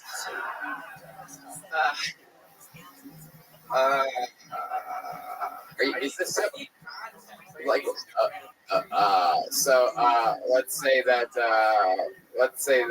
oh, okay, hey, I like your fucking style actually. Let's say you're going up against Kid Rock in a wrestling match and he just called you a pussy or something like that. Go ahead, there you go, run with it. Tricky Mickey Mavis. He just challenged you to WrestleMania or some shit. Fucking anything, Mickey Mavis. Just goddamn, fucking Billy, just anything will do.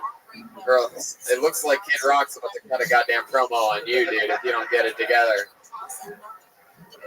You are nothing. You are complete crap. You are a terrorist, un-American piece of garbage.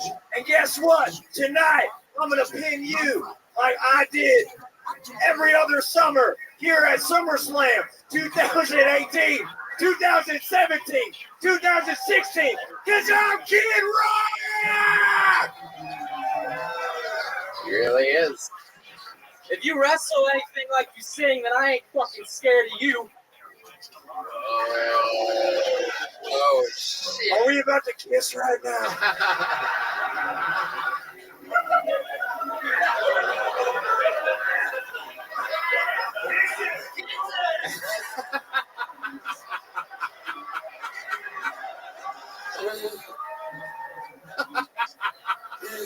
For those of you listening, they were totally about to kiss for a second.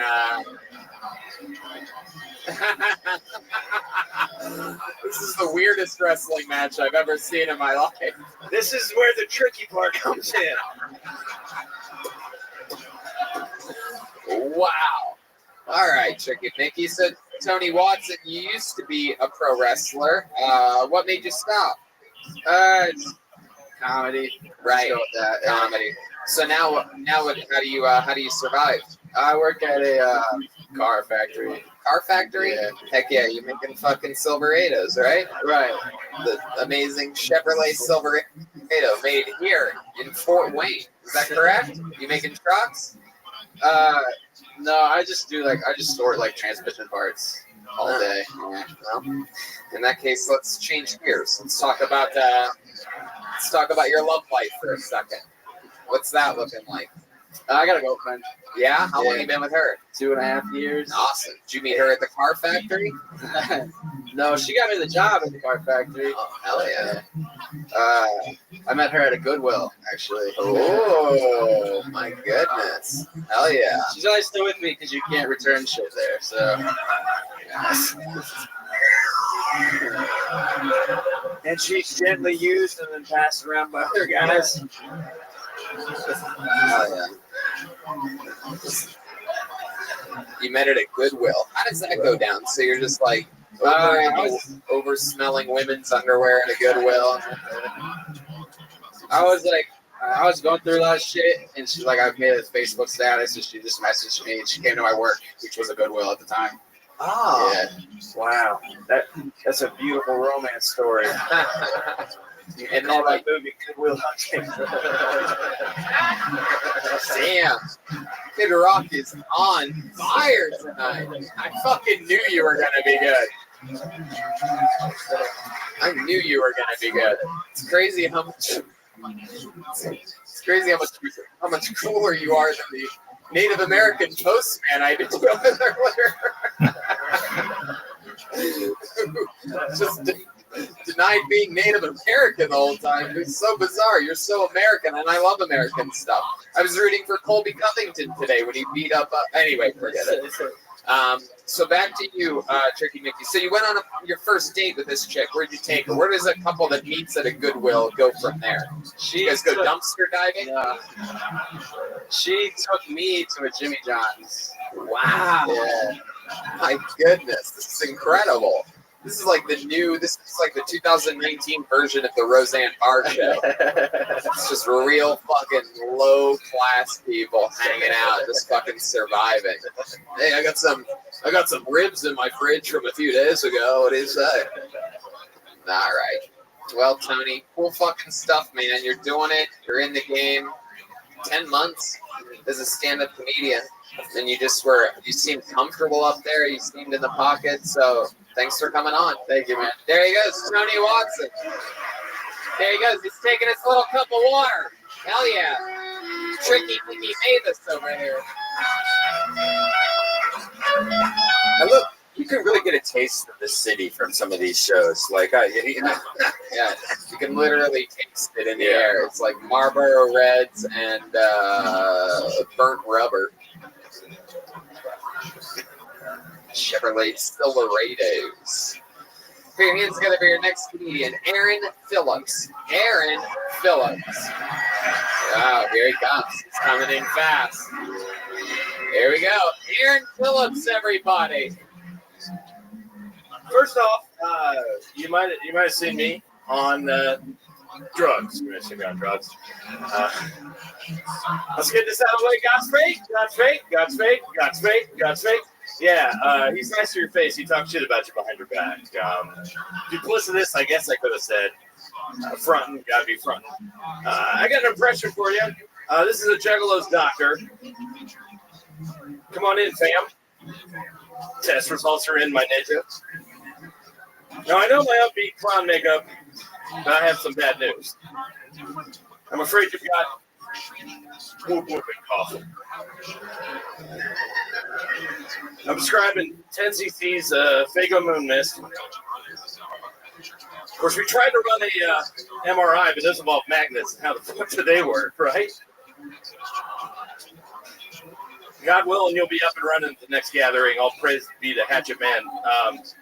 That's everything I know about ICP. There's some sort of musical group, apparently. I don't know. My name's Aaron. That's several minutes of your life you'll never get back, no matter how hard you try. Thank you. Hell yeah. Aaron Phillips, I like your style, man. You got fucking energy. You have the energy of a guy that, you have like overdose energies. That's what I'm getting from you. You seem like you have a fun time all the time. The guy in the back in blue in the Cubs hat told me nobody wants to hear your comments on this show earlier, and that's fuck you. I'm kidding. I love you, buddy. I love you. I should have shut up. You were right. But all I could think of was want to prove that guy wrong. John Morris is here. Hashtag Blue Chinchilla. Instagram. All Check right. him out. Settle down over here. Settle down. You fucking out of shape Geico caveman. This fucking guy. You relax. How many couches did you reupholster to get that wardrobe? Floral on floral. It is incredible. Clearly, it's comfortable as hell. That's all I'm gonna say. No, I bet that's always what guys shaped like you shoot for. It's always no. In the winter, it's a big sweater, and it's always comfort because when you can't look good, you might as well also be comfortable. Yeah, exactly. That's actually the state slogan of Indiana. Dude, come on, hit me with something harder.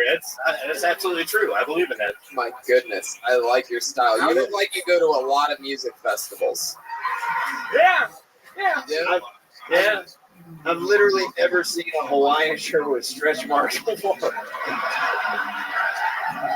I have an even bigger one. See, anyways. This is incredible. You look like you look like you're dressed for the pool. Did you go swimming ever? Yeah. In what creek? Community pools, and it's always awkward. How long have you been doing comedy? About 5 years. 5 years? Where at? Dayton, Ohio. Dayton, Ohio. Crucible of everything. Center of the world. Absolutely. What do you do for work there? I have my family has an antique store. Oh, look at that. That's why most of my time the wardrobe is provided by vintage. The end. I like your shirts too, by the way. You guys are clearly. Your Hawaiian game is strong, sir. Yeah. Clearly, you guys are twin brothers. Buy a drink later, man. Come on. You look good. You look like fun. You look like a fun time. All right. Oh, yeah. These guys are going to have a blast. What? It's platonically. Goddamn. I mean, maybe not. Whatever. We'll see where the evening takes us. Can't wait to see what kind of drinks with umbrellas in them you guys have together later. Their shirts are from the Lane Bryant Red Band collection. Yeah. I don't know. You're like a. Oh, no. Oh, wow. Uh-oh. What's happening here? This guy's going full. Wow. I don't get it. Very old. This is like watching the end of the Bert Kreischer documentary. This is the sad last few years. Yeah, the downfall. Downward spiral. Perpetual downward spiral. But what's the final? What is it?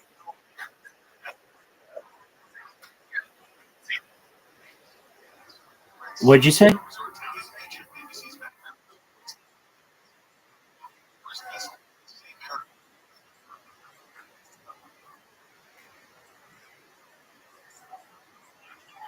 Oh, you got Courtney Moore. Okay, absolutely. Best wishes to you. Update me when you can, and we'll say a special prayer for you, okay?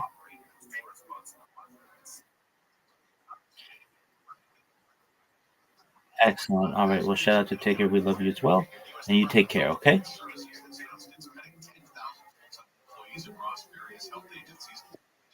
Shout out to Audie. Hopefully everything goes well with her.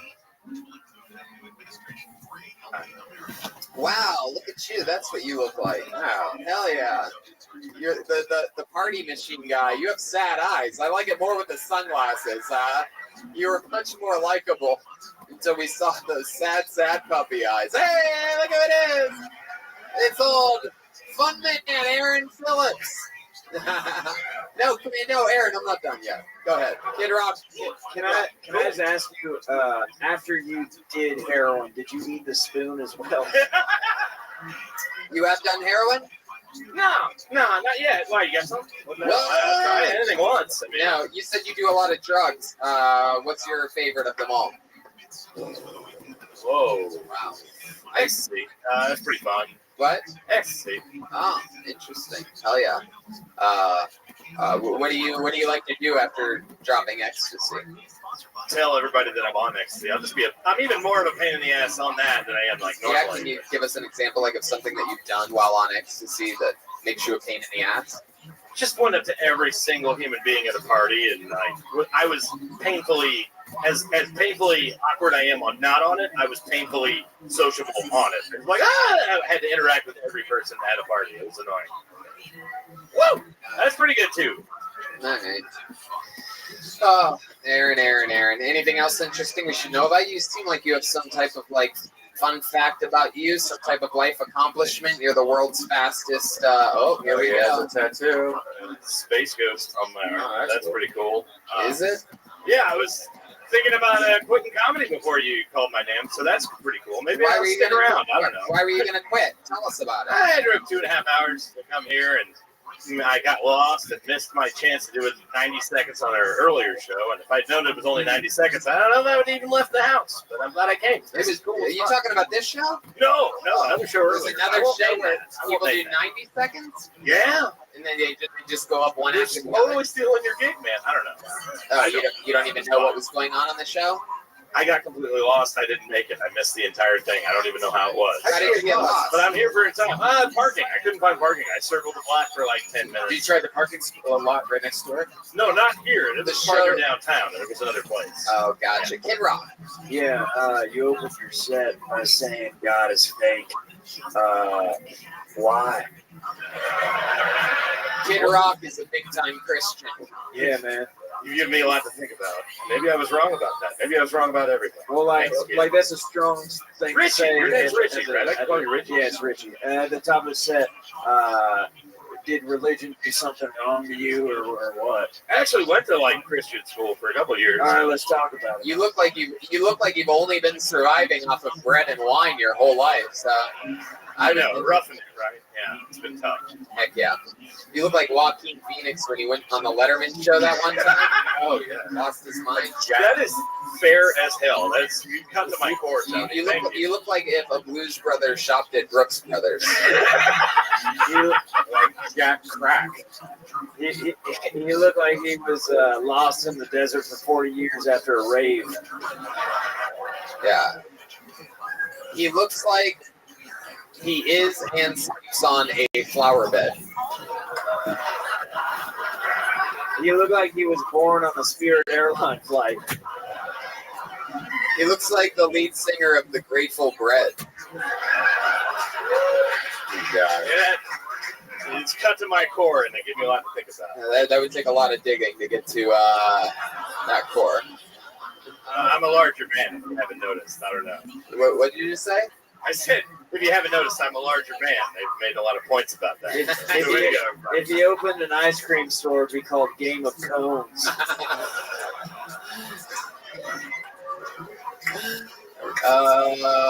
Take this. Wow. Yeah. You're very mobile. I noticed you skipped up here. You're very energetic. My goodness. Has the doctor ever told you have runner's blood pressure before? You're dangerously high. You think you're a healthy guy? No, I know I'm not. Really? When's the last time you saw a doctor? I think 3 months ago. Has anyone ever told you look like the biggest Lebowski? Somebody said fake Lebowski earlier. That's true. That's completely true. I punched it up.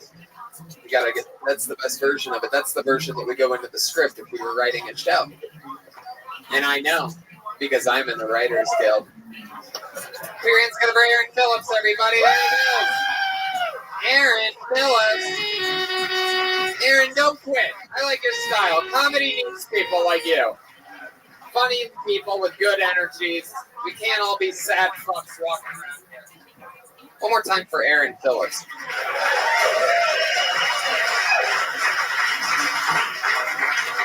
I cannot tell you how much I love having Kid Rock on this episode. This really... This really has me excited. I mean, this is an instant. You guys, because this is your first time on the show, right? This isn't something I forgot about 3 years ago, right? Man's first time on Kill Tony. And let me just tell you, you can remember forever because this is what we would call an instant classic. So congratulations to you guys. When you see Kid Rock on Kill Tony down the road, you'll know that started right here. Kill Tony, episode 2. Oh, this is interesting. I believe this person got up earlier. Put your hands together for Joey Squid. We are doing a new minute. I believe he got up on the first show. Here we go. Joey Squid doing a brand new minute that he didn't do earlier today. Yes, it is. It's the return of Joey Squid. Oh, yeah. Let's try that again. So I've been told that I am a hot lesbian with a beard. I like to think that I am more of Johnny Depp's cum rag grown up.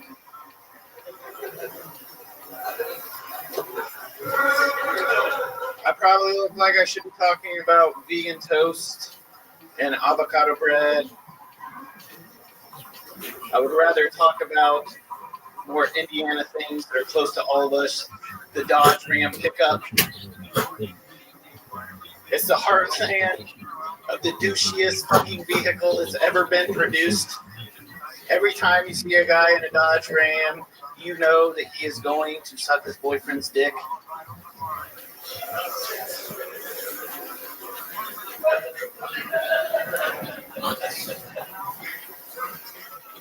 My dad told me I was a function. Jesus, Joey. Oh my God. What the fuck was that? I'm gonna stop you. I'm stopping you. How dare you sign up for this show with that? What was that? What the fuck is your problem with the Dodge Ram, dude? Yeah, man. That's what I'm pissed about.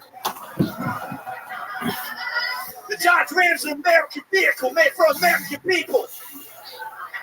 That's true. What kind of car do you have? Prius. A Volvo. Oh my God. Man, that's part of a lady's vagina, dude. You're an idiot. What kind of Volvo? That's a brand. A 96 station wagon. 96 station wagon. Look at you. How fucking cute is that? And you're out here making fun of a goddamn man truck. Why? Did you have trouble moving lately and nobody would help you? Dude, I'm gonna teabag you with my truck nuts later. Kid Rock! Oh my God! Tell us about because you know I think you're looking for that material to work, but we have to figure out because I think, and I mean I was trying to figure out because maybe you know something I don't know about Indiana and the Dodge Ram's history, but almost everywhere else it's considered a pretty tough truck.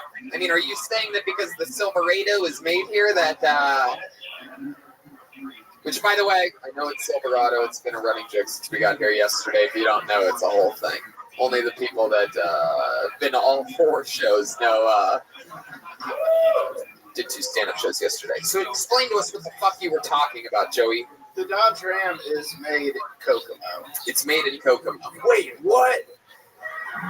And is that's in competition with the Silverado? The Silverado? Yes. It is. Yes. And so you're telling me I've been duped by an Asian person this whole time? Now there's a Kokomo here in Indiana. Oh. Wow. So, Joey, is there anything we didn't find out about you that's interesting that we didn't find out about you in the first episode tonight? When you got on earlier, you're a very lucky human. You got pulled out of the bucket twice one day. I did. Yeah. This is another episode, so is there anything interesting about you that we need to know about that we didn't find out in the first episode? Is there something that you're kicking yourself on the way, like in between the shows? You're like, I should have brought up this. Yeah. Obviously not. You didn't say shit on stage right now. Stop laughing. This is very serious. Joey Squid. Yes. Hello, are you okay? Yes, I'm good. Yeah, I can't believe you're on more fucking drugs than Aaron Phillips. This is incredible. I Okie dokie. Is there anything else about your life that we didn't cover earlier that you think might be interesting to talk about? I got deported from Canada. Why'd you get deported from Canada? Because I tried going across the border with 2 BB guns in my car. Wow. Yep, there's nothing else interesting about you. There you go, Joey Squid, everybody. My goodness. Deported from Canada. On to the next one we go. Good God. Jesus. Yikes. Put your hands together for your next comedian, Alyssa Henderson. Here we go. Alyssa Henderson. It's happening. Here she comes. All right. And here she comes. Come on, people. Make some noise for Alyssa Henderson. So I signed up for this because my boyfriend said, don't sign up for this. Don't do it drunk. So I'm doing both. My boyfriend has a jewelry phobia. So, sometimes when I get mad at him and I don't want to tell him I'm mad, I just hide jewelry around the house so he finds it. And then he gets really freaked out and he hides it from me. So it's kind of a back and forth issue. I'm a little nervous right now, but I'm still very drunk. And Kid Rock, how rude of you to not give me your seat.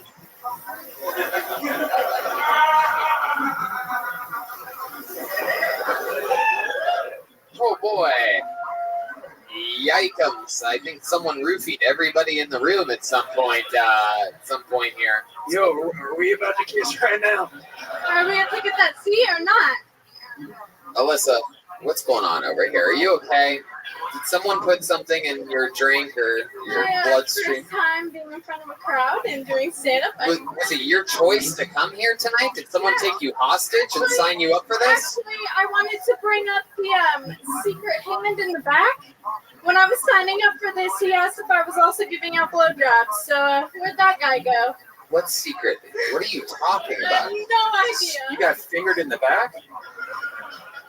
Yo, breaking news, that wasn't a part of this show. Yeah. Secret hand? Were you at a glory hole or something? What? I'm so confused. I don't know what happened on this episode about 8 minutes ago. Shit just fucking got disconnected completely. Ghastly. So, okay. This is your first time doing comedy. Is that something you've always wanted to do? I've really had no passion and interest in what to do with my life, so no. Okay. So, how old are you? I'm 22. How drunk are you?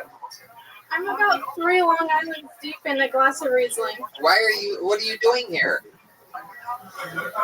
Like, I don't know. are you a fan of the show? Do you know what you're doing here? I am a fan of the show. Oh, so you came here for this? Yes. So you had 3 Long Islands? I signed up because I was like, oh, this is dope. I don't think I'll be picked. Like, no way. And then you called my name. Have you ever listened to an episode of the show before? I have. Yes, I have. Have you ever heard us say that we hate people like you? Yeah. Happens like once every 2 or 3 road episodes. From hardworking comedians who drove from all over, who this is their passion and this is their goal. Wow, Kid Rock, dude. They have an American dream. And you're coming up here looking like some wasted, trendy librarian. Get out of here! Wow. Okay, Kid Rock. That was like a joke. It wasn't like actually like get out of here. I know, but you always got to keep an eye on everything, or else, you lose things. So, Alyssa, what's happening? Damn stool, lady. What's going on? What, Kid Rock? What's happening over there? I gave her my stool. Welcome. How are you? But why did you get? Hello. How's your day going? Oh, excellent. Boy, you're hard to hear. How'd you find out about me?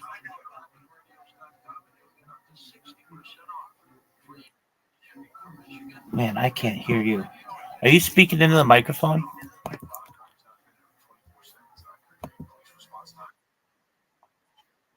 Sure. Yo. You're really, really low.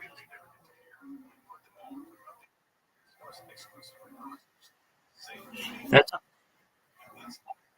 I did. Your user volume's all the way up. How'd you find out about me, Drewski? Oh, okay, very well.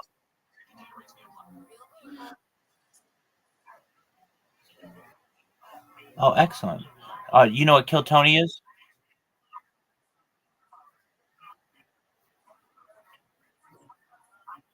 Amazing. Oh, excellent. Definitely. Go ahead.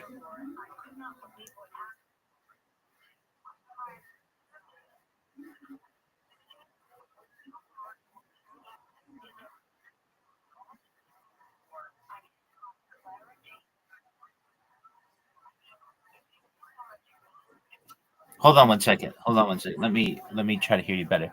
Why are you being targeted by what?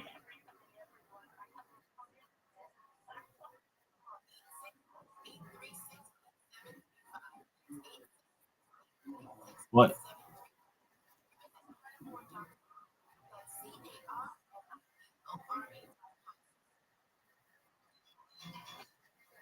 Well, sometimes life doesn't go your way. Do you know what Kill Tony is? Yes or no? Okay, excellent. Well, we're just watching Kill Tony, man, and hopefully, if you want, you can just stay in here, and the entities won't bother you anymore.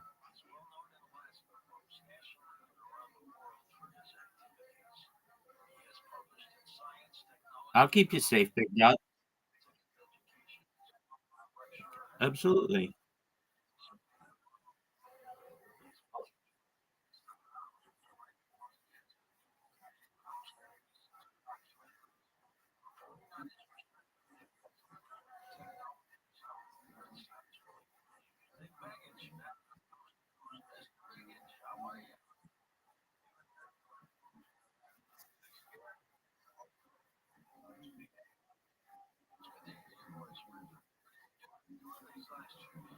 Absolutely, big dog. I'm here to support you with any issues that you're having. Feel free to just enjoy if you want, or do whatever you want. But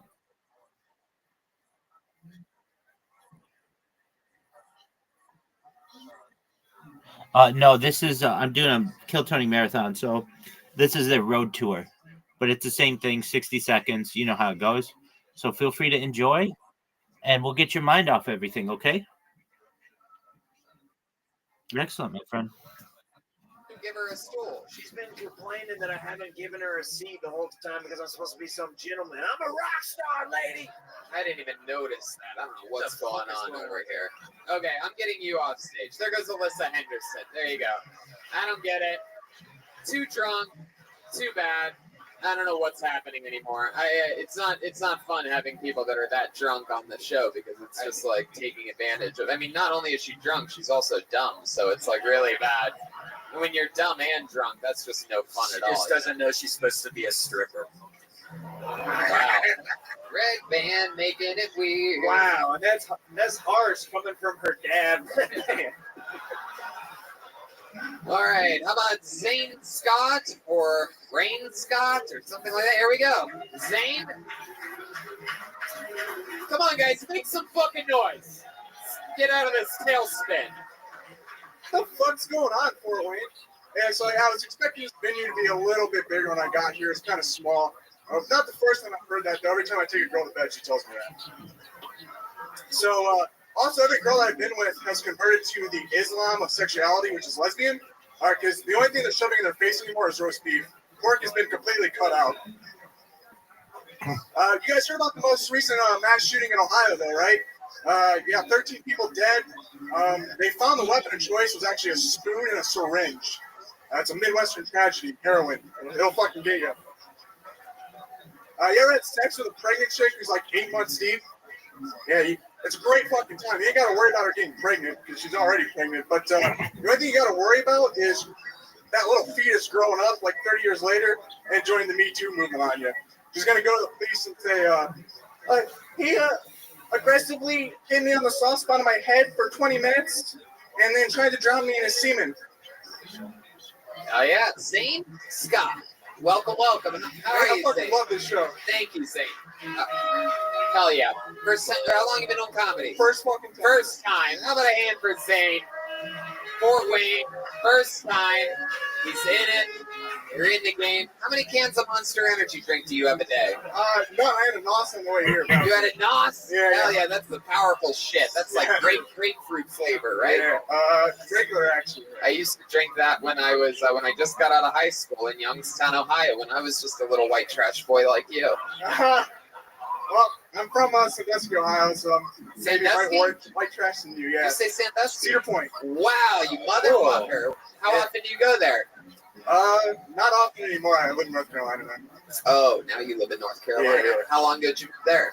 3.5 years ago. You love it? I love being in North Carolina. Yeah. What was the hesitation there? North Carolina is like really cool, but what I do there is really shitty. So yeah, what do you do? Are you are you in charge of putting out fires in Charlottesville? No, I'm in the military. Oh, that's Virginia. So I'm stationed down there. Is that Virginia or North Carolina? Virginia, yeah.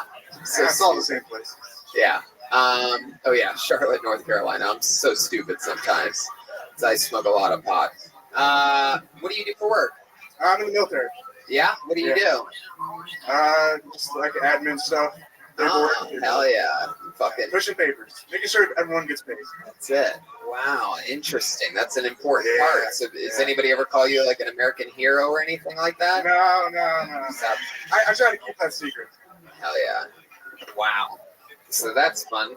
What branch of the military? The Marines. Wow, the Marines. My goodness.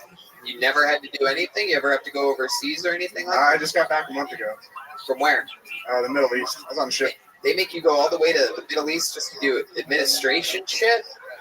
Yeah, it's a thing. Fuck that. Don't they have any fucking tough guys that can do the paperwork? Yeah, they're all bigger than me. They make you do push-ups and shit still? No. That's not in our routine. Look, you need to work out your brain, boy. I don't need real muscles on you. Yeah. Sit there, be smart. Basically, yeah. Wow, that's so cool. How old are you? 22. 22 years old. Just a little fucking baby gorilla. A lot of grades. Start at 22. Anyway. You have a girlfriend? I do not. No. No. So, what exactly? Why'd you move to North Carolina again? Military. No, they moved you there, so you're based out of there. Yeah. Gotcha. Yep. Have you actually had sex with a pregnant woman before? I have. Whoa. Was she pregnant with you? No. It wasn't my kid, which is why it's even better. Right. No, I know it wasn't your kid. I was saying you're a baby. I was saying you're a big baby. So where'd you meet this pregnant chick at? You were just hanging around? I dated her for 2 years in high school. Wow. She was already pregnant in high school? No, so I left and she cheated on me, and then I came back and hold on, let's slow it down. Slow it down. Slow it down. So strap in. Slow it down and repeat yourself. So I dated her in high school for 2 years. For a year in high school. Okay. And then I moved away. To North Carolina. Texas. I was in Texas at the time. I was in school. Okay. She cheated on me while I was there. Uh-huh. So then I went home on leave, and then I had sex with her. Well, she was pregnant with someone else's kid, the guy that she cheated on me with. So I got my revenge in a way. Does the guy know? Oh yeah, he knows. How does he know? Pretty much told him. How'd you pretty much tell him?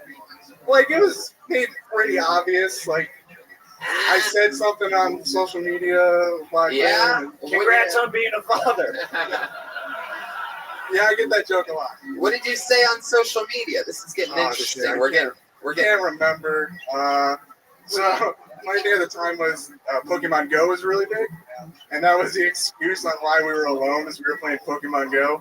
God. So a lot of people found out about it, and they like talked about Pokemon Go got bitches looking wild these days. Wow. You cream pied in a pregnant woman and blamed it on Pokemon Go? Yeah. And then you're like, gotta catch them all. Yeah. How pregnant was she? Like, she wasn't that deep. She was like 8 months. I think a month and a half. I remember. so she just had some cum in there. She did. Revenge at you. I choose you. Welcome to another episode of How Babies Are Made with Brian Redband. Month and a half. Yeah, the I cum could fall out in the toilet easily. It's still just a pile of cum at that point, according to Dr. Brian Redband. The cum sits there for 3 months, and then it starts to turn into the shape of a human. That's how it works. It's mostly mold. It's just there at the base of the vagina, just waiting to slide out, nothing around it. And then after the cum is deep fried at a Wendy's, you got yourself a baby. Yeah. A baby maker. My goodness. Yeah, my biggest fear when I did it. Red Rock! So, did you just fuck her? Did you do anything else with her? Did you go down on her and, like, talk shit to the baby? Just eat her pussy like, hey, your dad's a faggot. No, I didn't do that. No. I did go down, but I didn't say any of that. You didn't say anything? No. I wish I would have, though. Not a little, I'm not your dad. I'm not your dad. Have you hooked up with her again since she had a baby? Yeah. What? Look at you, you little trifecta going on before, during, and after. Did it feel wow, all three trimesters. That's incredible. Did it feel different? Is there, like, the pussy feel a little different now? Yeah, does it feel different post baby? Does it feel like somebody sucked all the air out of the Ziploc bag or something like that? You know what I mean? Yeah, what was it like having your first threesome?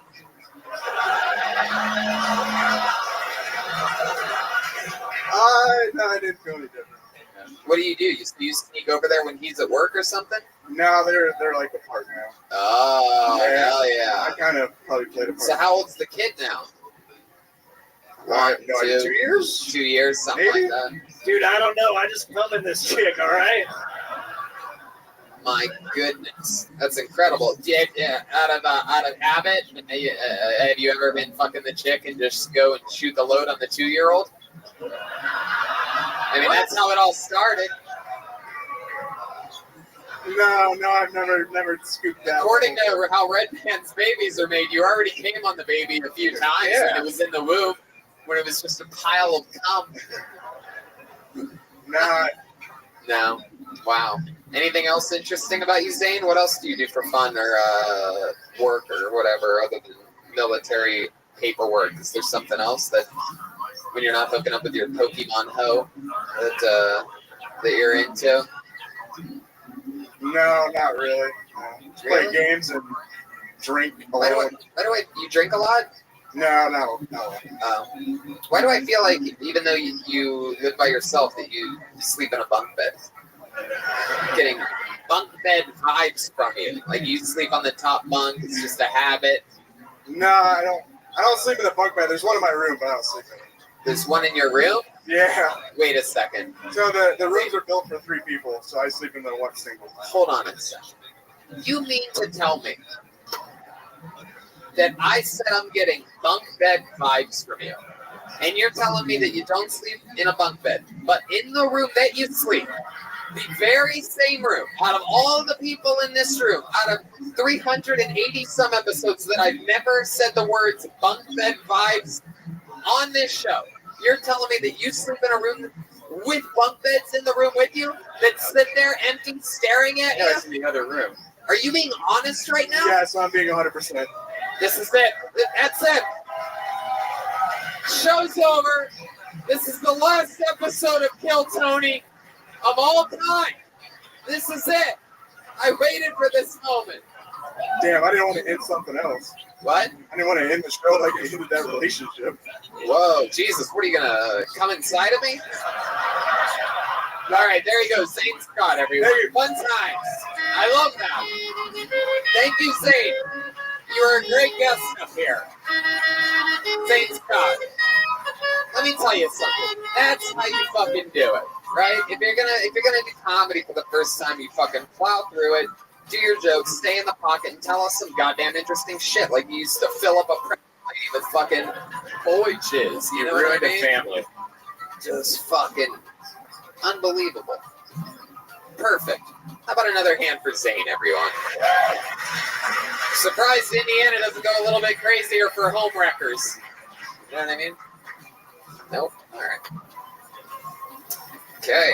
How about Travis Charles, ladies and gentlemen? Travis Charles. Here we go. He's coming to the stage.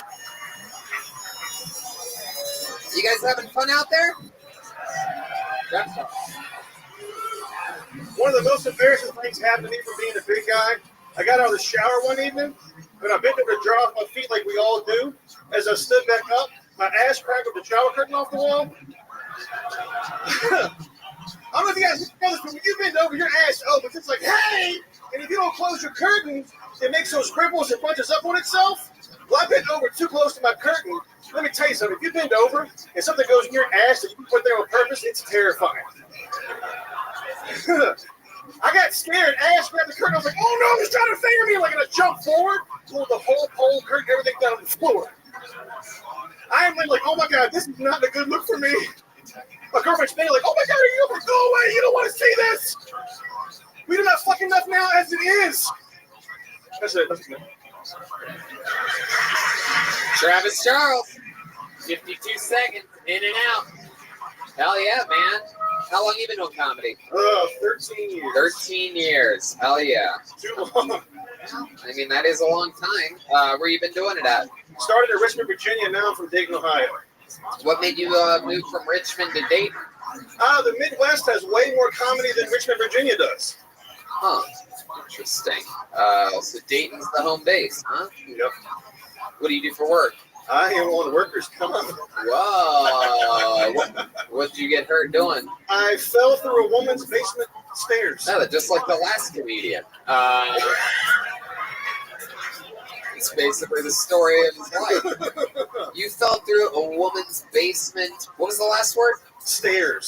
Stairs. Oh, or shit. one single step. I mean, like, isn't it? I mean, were you that big then? Yeah, 300 pounds. I was like 295 then. Yeah. So. Welcome to another episode. This is a special Red Band Relatives episode of Tony. So many people shaped like Red Band here. Sorry. That's fun. So you weighed that much when you went through the stair, and you still get paid for that, even though you're big? Yeah, because workers' comp, it doesn't matter if I jumped through the stairs on purpose. As long as I was working, I get workers' comp. So what, you break the leg? No, I sprained my knee, and I pulled my lower lumbar, and I twisted a vertebrae. Jeez, wow, my goodness. What stair was it? The third one down. Was it? I was more embarrassed that the stair broke than the one that was following me, so I was like, it just kept going down the steps. Oh, nothing happened. Yeah. Was it a rotten stair? Like what? It was probably a 100-year-old house, but it was a 2-inch plank that I just kind of blew through like it wasn't even there. Wow. And she had just came upstairs and cut the light on for me, so I felt more like shit because I broke it. Did you hook up with her? No. You know what they say, one in the plank. That's right. Two in the sand. Heck yeah. Travis, you have a girlfriend, you said, right? No, I have 2 years going through my second divorce. Second divorce? Yes. Heck yeah. So you're breaking up more than just stairs. I drew the picture. I sat down and cried that day. Yeah, I sing serious songs too, folks. Yes, you do. You are nice. Badass. Why did you choose Dayton, like not like Columbus or something? Because Columbus is way too big, and it's too many comics that like are just open mics have 45 comics in them. Dayton's kind of centralized. Cincinnati, Columbus, an hour away. Chicago. So you'd rather be the big whale in the small pond? Always been, yeah. Hell yeah. That's me. Heck yeah. So you're going through a second divorce, so how's the Dayton and Dayton doing? What are we talking about here? You on fucking... I am way too confident for the way that I fuck a lot. Like, it's sad. Yeah. I'm not proud of all of them.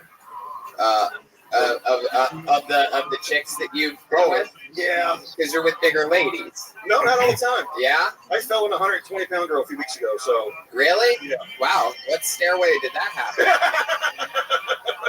Goodness. Where'd you meet a 120-pound girl? What crack house Tinder, is 3 in that? the morning. Tinder, 3 in the morning. Yeah. Fuck. Yeah. Was it the drunk girl that got called up earlier? Just kidding. She's not 120 I didn't pounds. see her face.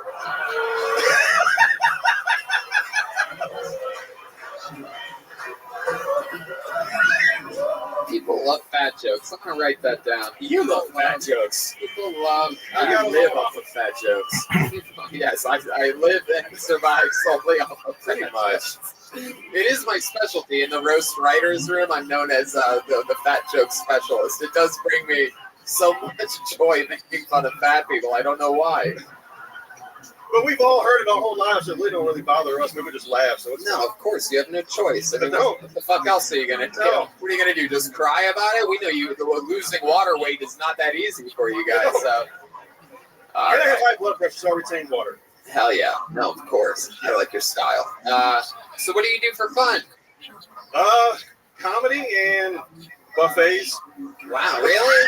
You're just fully committed. Can I just say that was the most honest answer we've had on the show in years?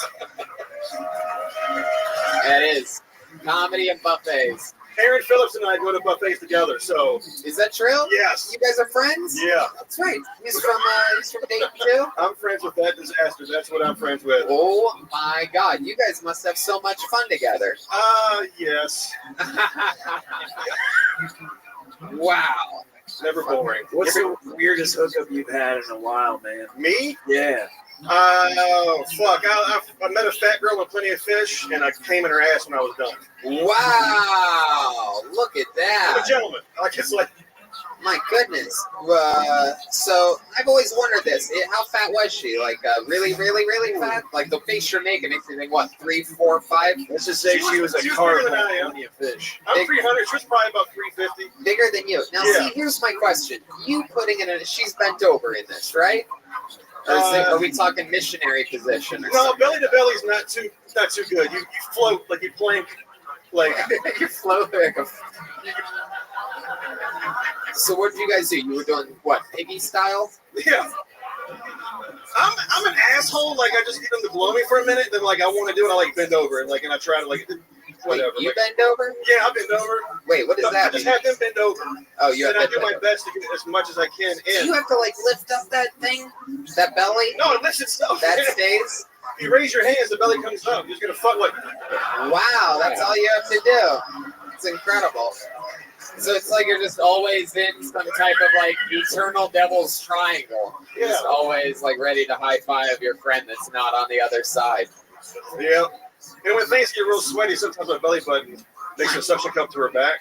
Oh, fuck, dude.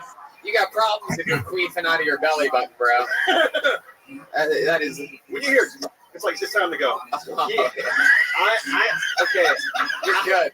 I cannot get past the visual right now of you blanking with another fat woman. It's so disgusting. Like your penis not even touching her privates, just looking down at her, being like, "Well, I guess this is hot." I'm pretty sure I've actually just fucked skin before. Like, yeah, that's actually what I was getting at. I was wondering when you say you came in her ass, like was it her asshole or her ass crack? Because it's just, let's face it, she's bigger than you. That's a lot. Well, you know what? See, I'm an asshole because like when a fat girl bends over, their ass does spread open. You can get to it. It looks like you can't when they're standing up, but you keep calling yourself an asshole. I'm fucking out. Yeah. Do you ever come inside of yourself? No, I'm not that gifted. Just come in other people's assholes? Not I your- came on a belly button a few times. That's belly button? Yeah. Was she so big that you could cream pie your belly button? Yeah. You ever just stick it in there and fucking? Safe sex. I guess so. It's the safest possible sex until you get a fucking chewed up Dorito in your dick tip. You got to look out for those big girls, man. There is shrapnel down there. Yeah. Fuck a big girl like that, you end up making a kid, a Sour Patch Kid. Yeah. Oh, you found that? Is that the green one? Yeah. But it makes me enjoy the thinner women way much. Yeah, that's what fat chicks are for. Fat chicks are out there so that you can enjoy the thinner women. Yeah. That's what it's like. It's like being rich after being broke. It's like, oh, this is great. I don't have to eat McDonald's anymore. You find out what you're into with the fat chick, and then you get the skinny girl to do what she did, and it's more attractive. Heck yeah. Hey, can you spread out your belly button, bitch? All right. Well, I mean, dude, you're so fucking much fun. You have such a great energy. It's a shame you're gonna die from a heart attack soon. That's all right. I was having so much fun with you. Like so many of the greats. You're You're just awesome. Appreciate it. 13 years and it shows through your set, through the interview, the whole thing. That's what it's about. Thank you. Definitely Appreciate the it, set of the night. Thanks for signing Awesome. out. Travis Thank you very much. Charles.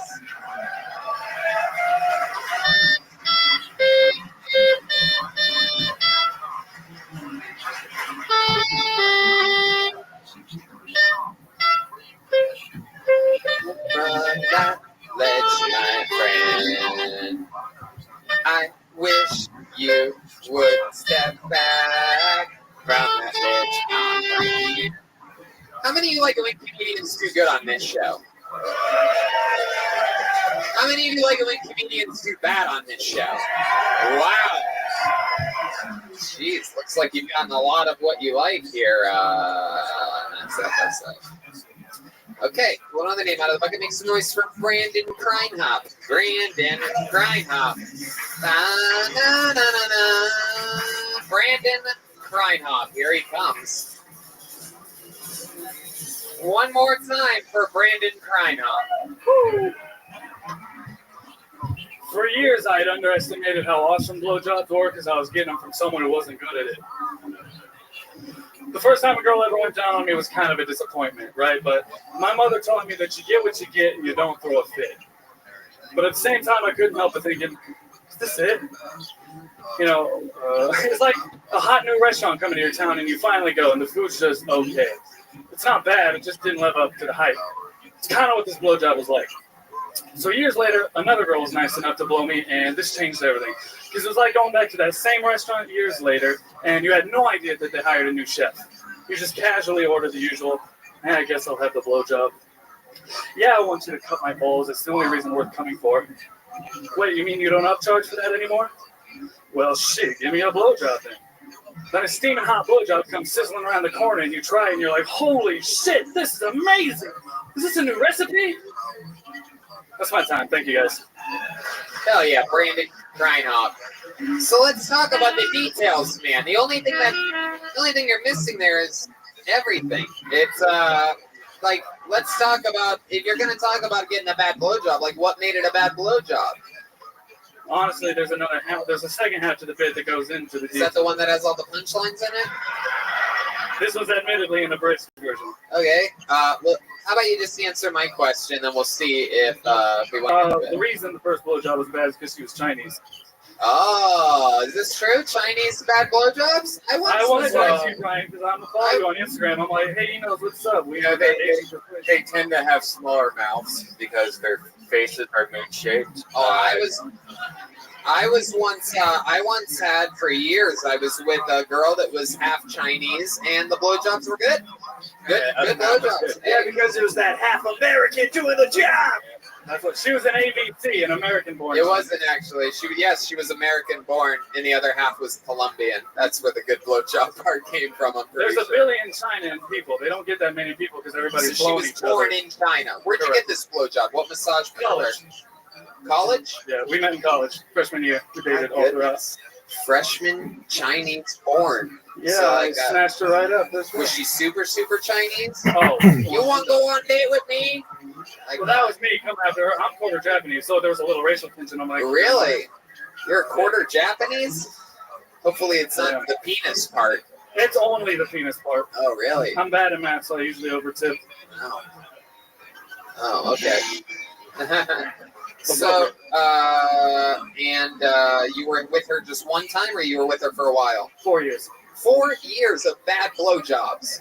I opted out of them most of the time. I was like, you don't have to, sweetheart. Were they teethy? Just in comparison to the next girl who did it, like I was like, all right, I guess this is just blowjobs. Like, what was she doing? Like, you have just to be nothing. She'd do nothing. So she would just like put her mouth like on it on the outside, or she would just sit there. Yeah, man, show Tony real quick what she was doing. So it was kind of like, if I had to give a demonstration. Wait, what? Okay. No, yeah, it would just go in and out, and there was no lingual action, you know what I mean? But I was just grateful that. Okay, let me ask it to you this way. What was the good blowjob like? What was the difference? Oh, dude.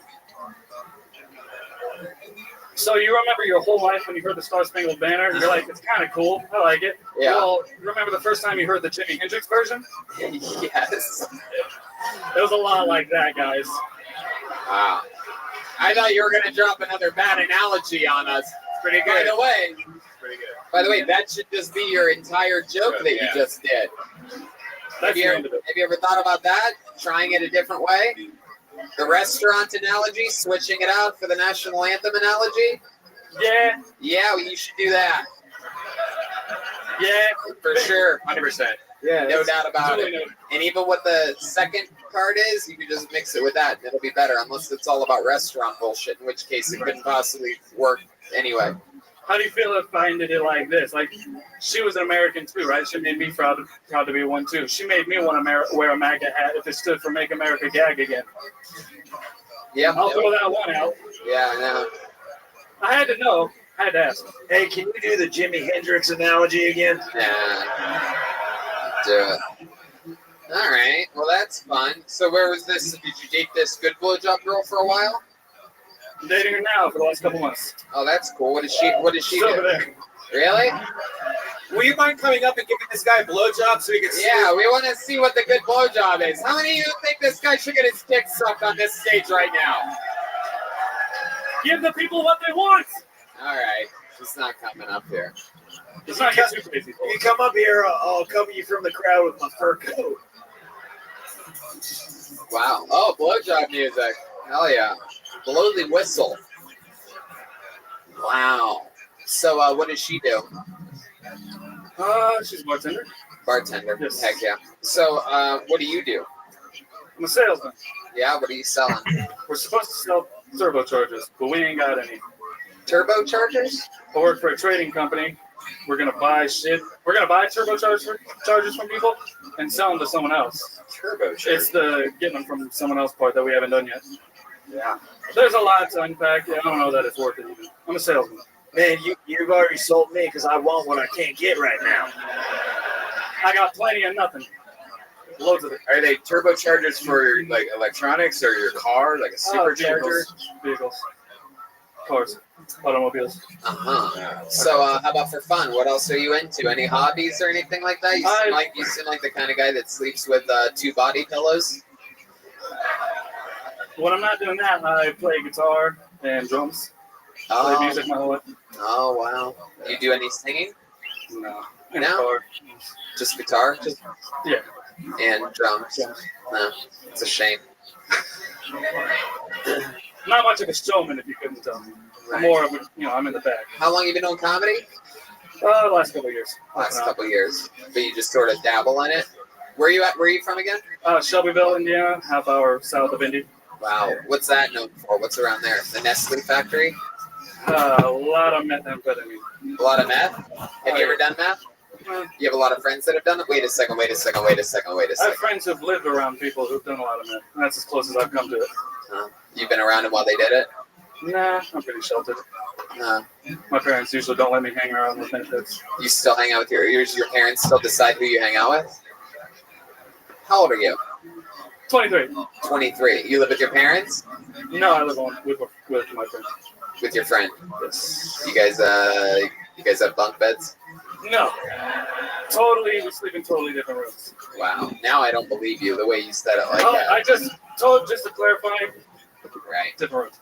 And that's where your girlfriend comes and gives you good blowjobs. Yeah.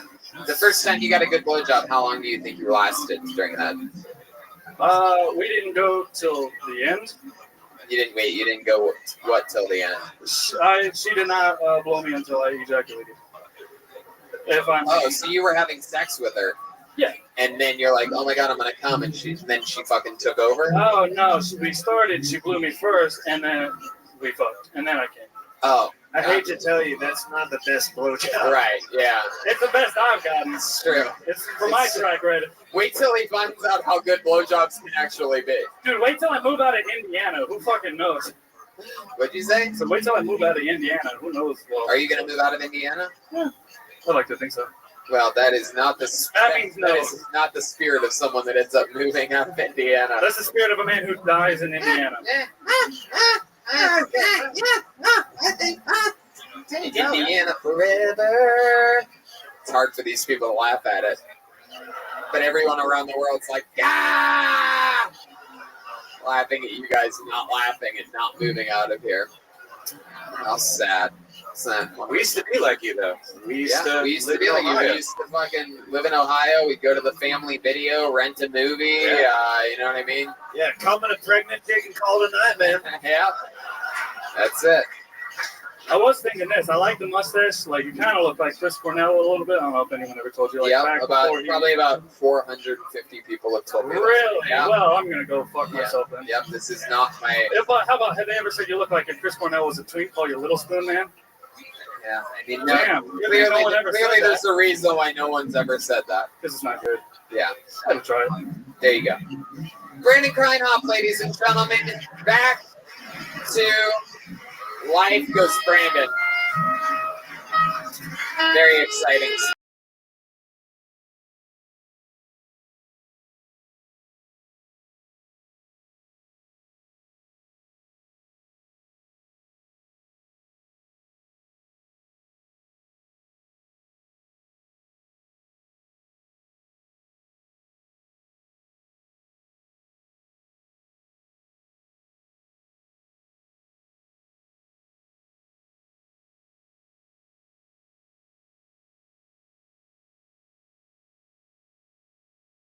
You guys ever wake up in the morning and think, oh, fuck, pills didn't take.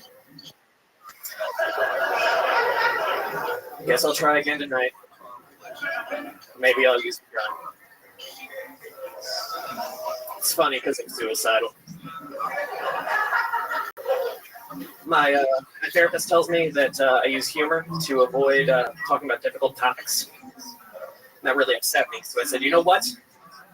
Chicken butt. And I said, you know why? She said, well, Jesse, your father was emotionally unavailable. You never learned how to process emotions yourself. And I said, no, chicken thigh. Chicken thigh.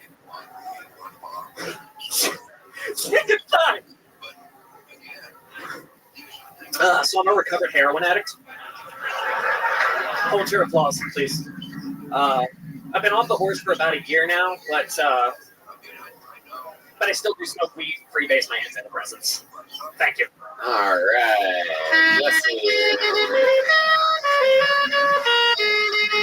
Jesse. I've always wondered what it would be like if Aaron Phillips went on Queer Eye for the Straight Guy. Look at you. Got your life all together here. Welcome to another episode of Comedians Shaped Like Red Band. It's the theme from, what is this? The theme from MASH? Like mashed potatoes? I don't get the reference. Is it bedtime? I don't know. Is it? MASH theme was on. All right. Did you have fun, Jesse? Yeah, it was great fun. How long have you been doing comedy? Like 9 months now. 9 months. Heck yeah. You're about ready to pop any day now. 9 months. There you go. Is that Inside Out? No, it looks like that, but I swear to God, it's not. Wow. I got it at Walmart. If that a lot I mention, is the shirt Inside Out? Had, like, yeah, that's how you know it's a really cool shirt. When everybody's like, hey, your shirt's Inside Out. It's like the whole new trend. It's like the Inside Out confuser. That's fun. Not a lot of people wear shirts with the design of what the exterior of their heart looks like. It is a scar tissued organ. Does appear to be. That's one of those you got to picture it if you're listening to the podcast. Looks like a damaged heart. So, what's your story, Jesse? Like about a year ago, I stopped doing heroin and started doing comedy to kind of replace that rush. Heck yeah. Yeah. Absolutely. That's pretty much it. Very cool. Used to shoot up or snort it? Snort it. I'm too big of a pussy to snort or shoot it up. Oh, that's fun, man. What do you do for work? Nothing. I'm unemployed right now. Unemployed? Yeah. Thank goodness. So what do you do for fun? Heroin. Oh. I thought you got off of it. Well, I mean, there's still fantasize about it. That's it.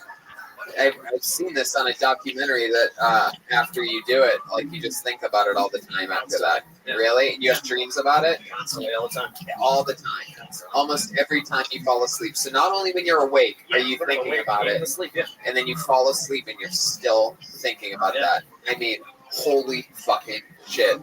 I cannot wait to try heroin one day. I mean, I'm just counting down the days till I get that fucking terminal illness diagnosis. And I just disappear to Joshua Tree and just bury myself. Did you have overdoses? Like, did you overdose? Is that what made you quit? Or? I mean, a few times, but nothing like Obviously, nothing killed me. Yeah, no.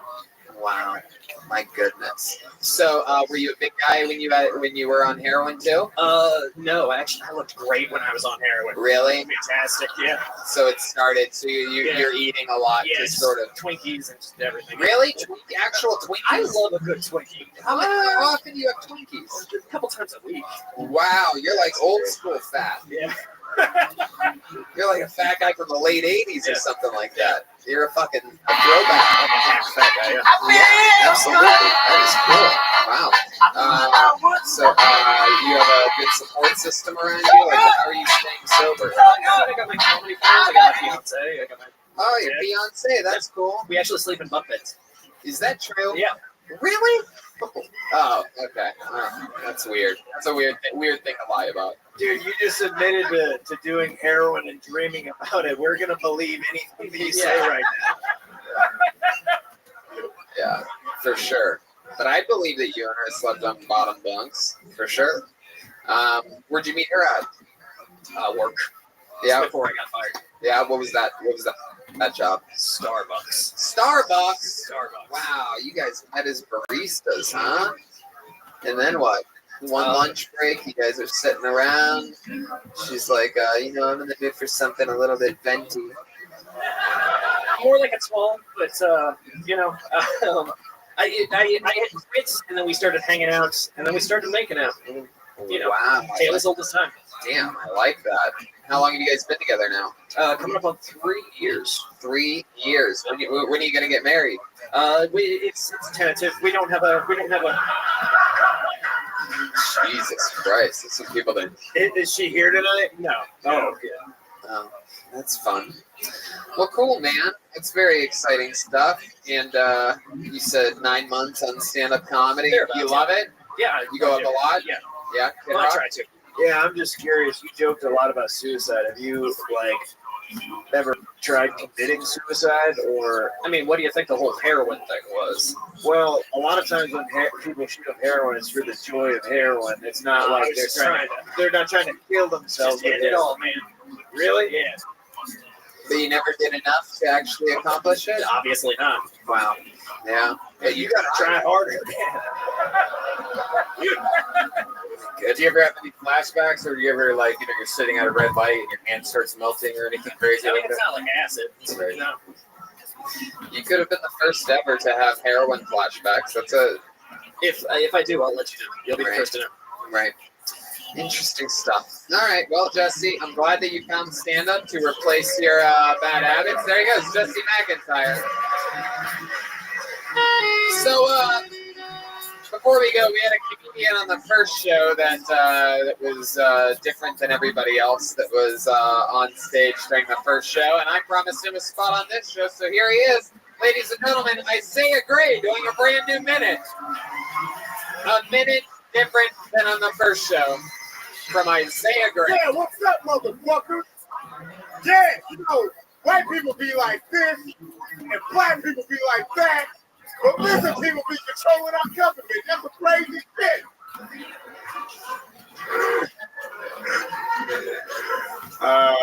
Shit, I forgot Joe Crowder. What up? I'm bad with my teeth. I had a bridge in my mouth recently, but then I lost that bridge, and now it just gave me a lot of fear lately, because if I move my tongue around too much, my teeth come out my mouth. So I'm in very terrible conditions for eating pussy at the moment. Because you can't be eating somebody out and then your teeth fall into them. Because, my teeth, that bridge cost $3,000. That's the most valuable thing going inside of them during that exchange. My dick is black. It's probably worth a rebate. You get $4 back, and it's all been changed, but it's not changed. Like none of it's quarters. Like I don't want that call from somebody talking about like that they pussy got the gum disease known as gingivitis. And then they got to do a Listerine juice. That's the bullshit. I'm sorry about that. All right. Fuck yeah, Isaiah Gray. Absolutely. That's how it's done. Another new minute from Isaiah Gray. Heck yeah. My goodness. So that's true. How did you lose your bridge? Just dumb shit, man. Dumb shit? I like candy and I floss bad. That's pretty much it. But you had a $3,000 bridge put in and you lost it, or it broke? Yes. But to both? Yes, to both. You broke it and lost Well, it. I got it somewhere around. Right. You ever think about taking out your teeth and eating pussy? Because it's an interesting excuse to not want to eat pussy. Is yo, babe, I would, but my bridge is broken in my mouth. So. Nah, eating pussy's great if you ain't a coward. You know, I'm good at it. So. But my question is, you said that you gives you trouble eating pussy. My question is, do you ever just take out your teeth and then eat the pussy? Yeah. Oh, okay. Yes, Kid Ross. Yeah, I'd like to point out the fact that you just called every man who doesn't eat pussy a coward. Yeah, no, it's true. I heard it. I stand by that. I stand by that. Absolutely. We stand by you, Isaiah Gray. Heck yeah. When's the last time you ate a pussy, Isaiah? A few weeks ago, I guess. A few weeks ago, yes. Man, I've been doing a lot of acid lately. The last guy knew when the last time he ate a Twinkie was. You don't know the last time you ate a pussy. Yeah, but he a fat bitch. So Man, you really don't. How long I've been telling Jesse to just do heroin again? Oh my God. Holy shit. I love him. He's one of my best friends. He's one of my best friends. I like your style. Heck yeah. What's it like being the only black guy in a 10-mile radius right now? There's like 4 of us here. Really? But like sometimes it's empowering. Are they just in whiteface right now? I don't see them anywhere. They're just laying All right, there's one. There's at least 3 of us here that I know of. I know there's at least 3 of us. That's a woman. I haven't seen a black man since I got at the airport in Los Angeles. Other than you, Isaiah. This is it. Oh. So what's it like? Is this where you're from? Yeah. How'd you end up here? I walked.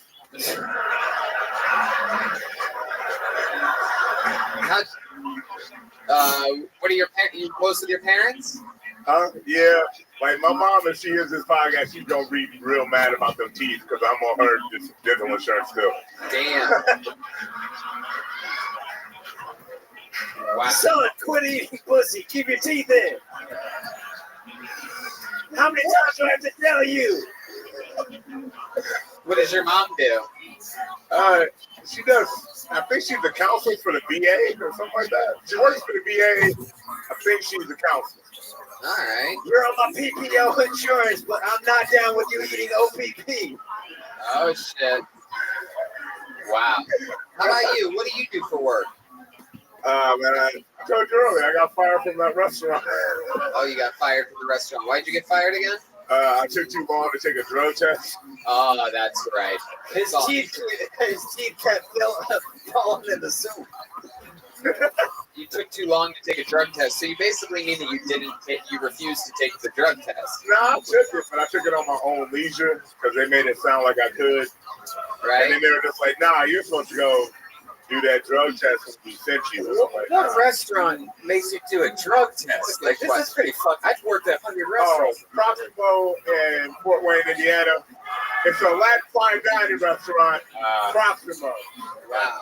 How long did you work there for? Like almost a year. Yeah, that was just their way of firing. They wanted to fire me. That's right. it. Yeah, I know. Exactly. You don't fire. Who does a drug test at a restaurant? Yeah, that's right. And especially the black guy. It's like, we know you do drugs, dude. Like, it's like if you test him, you're going to have to fire him. I was a 28-year-old busser. Of course I was high doing that job. Exactly. Like, We have all worked at restaurants. completely fucked up. I think they deserve some bad Yelp reviews, in my opinion. Yeah. Heck yeah. Put my name in all of the reviews. Like, y'all niggas plan for firing Isaiah. He was the shit. Put in the Yelp review. Are you guys against eating pussy? Yeah. If there's anybody that knows anything about burning bridges, it's you, Isaiah. Fuck Anybody hiring out here though? Heck yeah. Yeah, you're gonna get a job tonight after that story. That's actually an interesting. Is there anybody here that that could hire Isaiah for some work? I bet there actually is. How about you? What do you do for work, sir? You print T-shirts. You need a guy around the warehouse that can help you out. You guys could have like a really cool some type of fuck it. Really? When can he start? End of August, they lose a few people. You want to make T-shirts? I was trying to get that job eating pussy. Oh, well. There you go. Isaiah is unemployable, it seems. Yeah. I'll take that job, though. There you go. You guys are going to exchange information after the show. Kill Tony, changing the economy of Fort Wayne, Indiana. Hell yeah.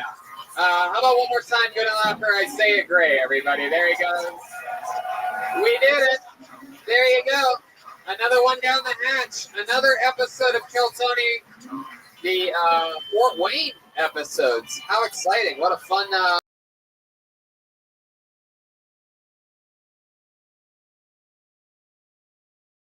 shows. I mean, you guys are so awesome that it's the whole weekend with us. That's fucking cool. I joked about the Pro show yesterday. We got all the people that go out in Fort Wayne in Fort Wayne. This is the entire social scene, it seems. So thank you guys so much for your loyalty. And I know so many of you drove different, obviously very far places to be here. So thank you and congratulations to you for being the comedy fans with the best taste in the world. Make some noise for the great and powerful Jeremiah Watkins. Let's Kid Rock. Yep. He's got the new Reagan Watkins album available for sale after the show and CDs. You can buy them straight from him. He'll sign them for you. If you want a picture, you can do that. He's got new episodes of Jeremiah Wonders and a bunch of other fun things. Anything else, Jeremiah? Yeah, the Danish and O'Neill episode is dropping on Monday. Jeremiah Wonders, and then there's a Roadcast episode with Joe Jimenez and Pat Reagan. There you go. Kill Tony pins and Tony Hinchcliffe pins available for sale after the show. Facial hair optional. And don't forget Miami next weekend, Key West, Red Band in San Diego, me at the Hollywood Improv. We're going to Dallas, Sacramento, San Francisco. Australia goes on sale in 2 weeks. November 7th in DC, and a weekend to stand up right after that. Perhaps a return to New York that should be announced officially any day now. Almost positive that's happening on that Sunday right after Washington, DC. So very exciting stuff. Yes, Jeremiah. Yeah, before we go, we missed having our buddy Joelberg here tonight. Can we get a Joelberg chant maybe for him?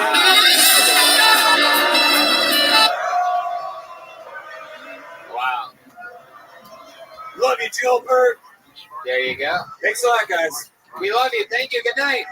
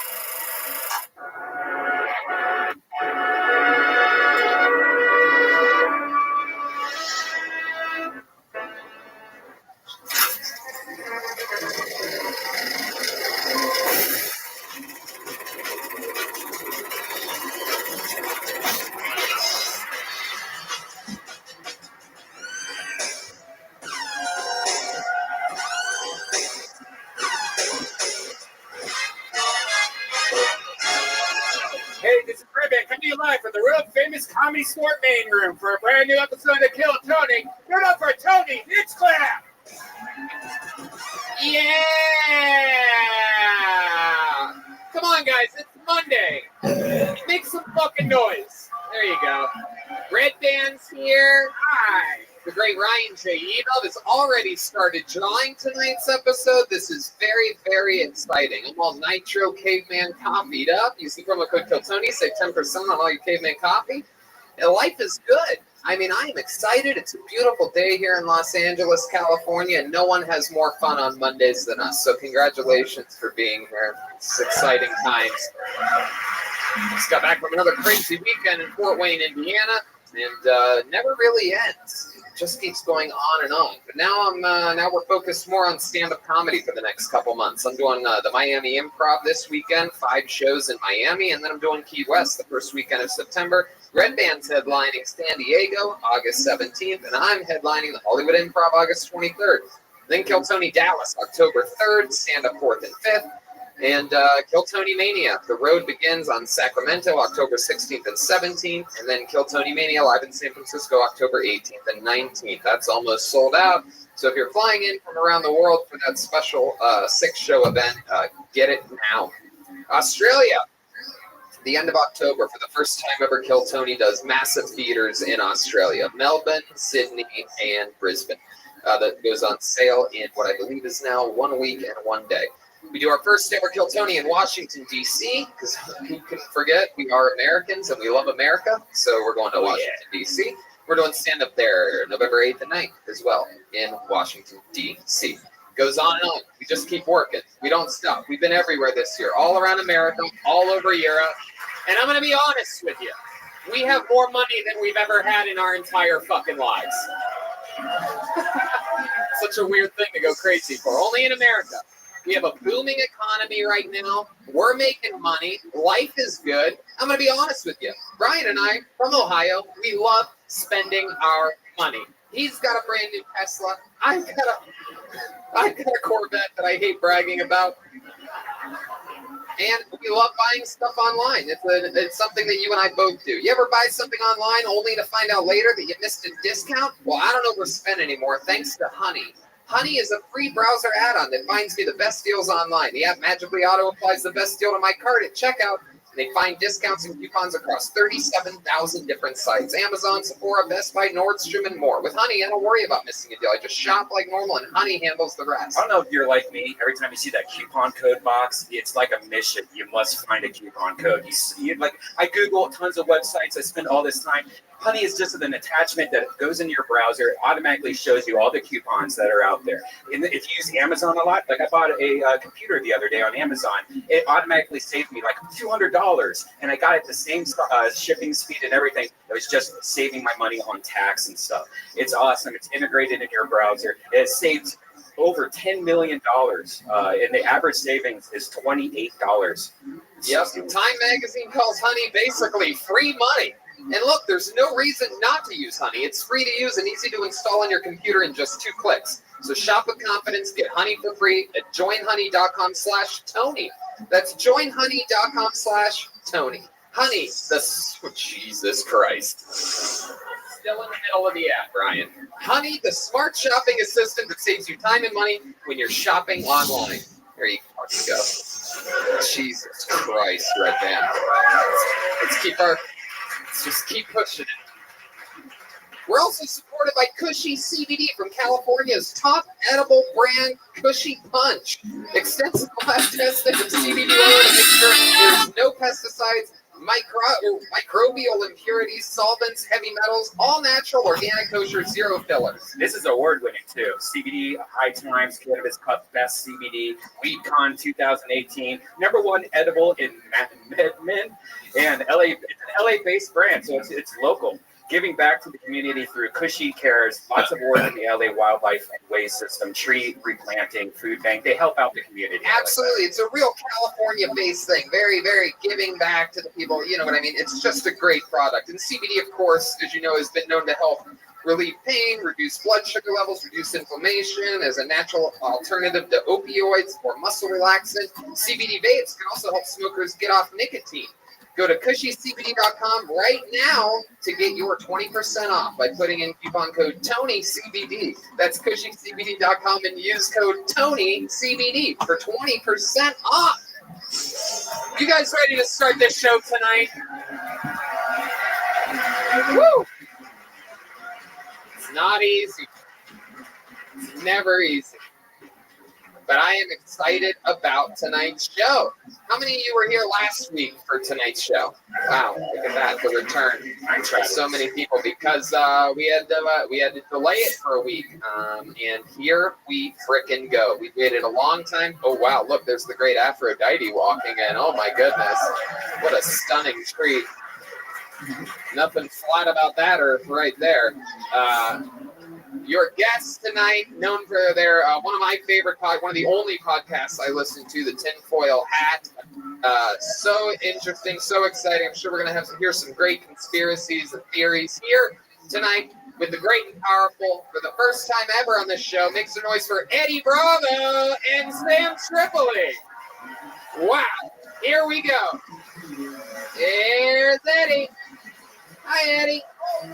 All right, Sam, this way, Sam. Come on, Sam. Settle down. There we go. I'm excited about this. You guys have been taking your podcast on the road live lately. You're doing Indy the 9th of August and St. Louis the 10th. Both of those are at Helium Comedy Club. Bakersfield the 17th. San Francisco at Cobb's on the 13th of September. And in Portland, December 20th. Well, hell yeah. Heck yeah. You guys know a thing about touring a live podcast? Yeah, dude. I mean, like, I gotta be honest with you. I started with Red Band a long time ago. We started in his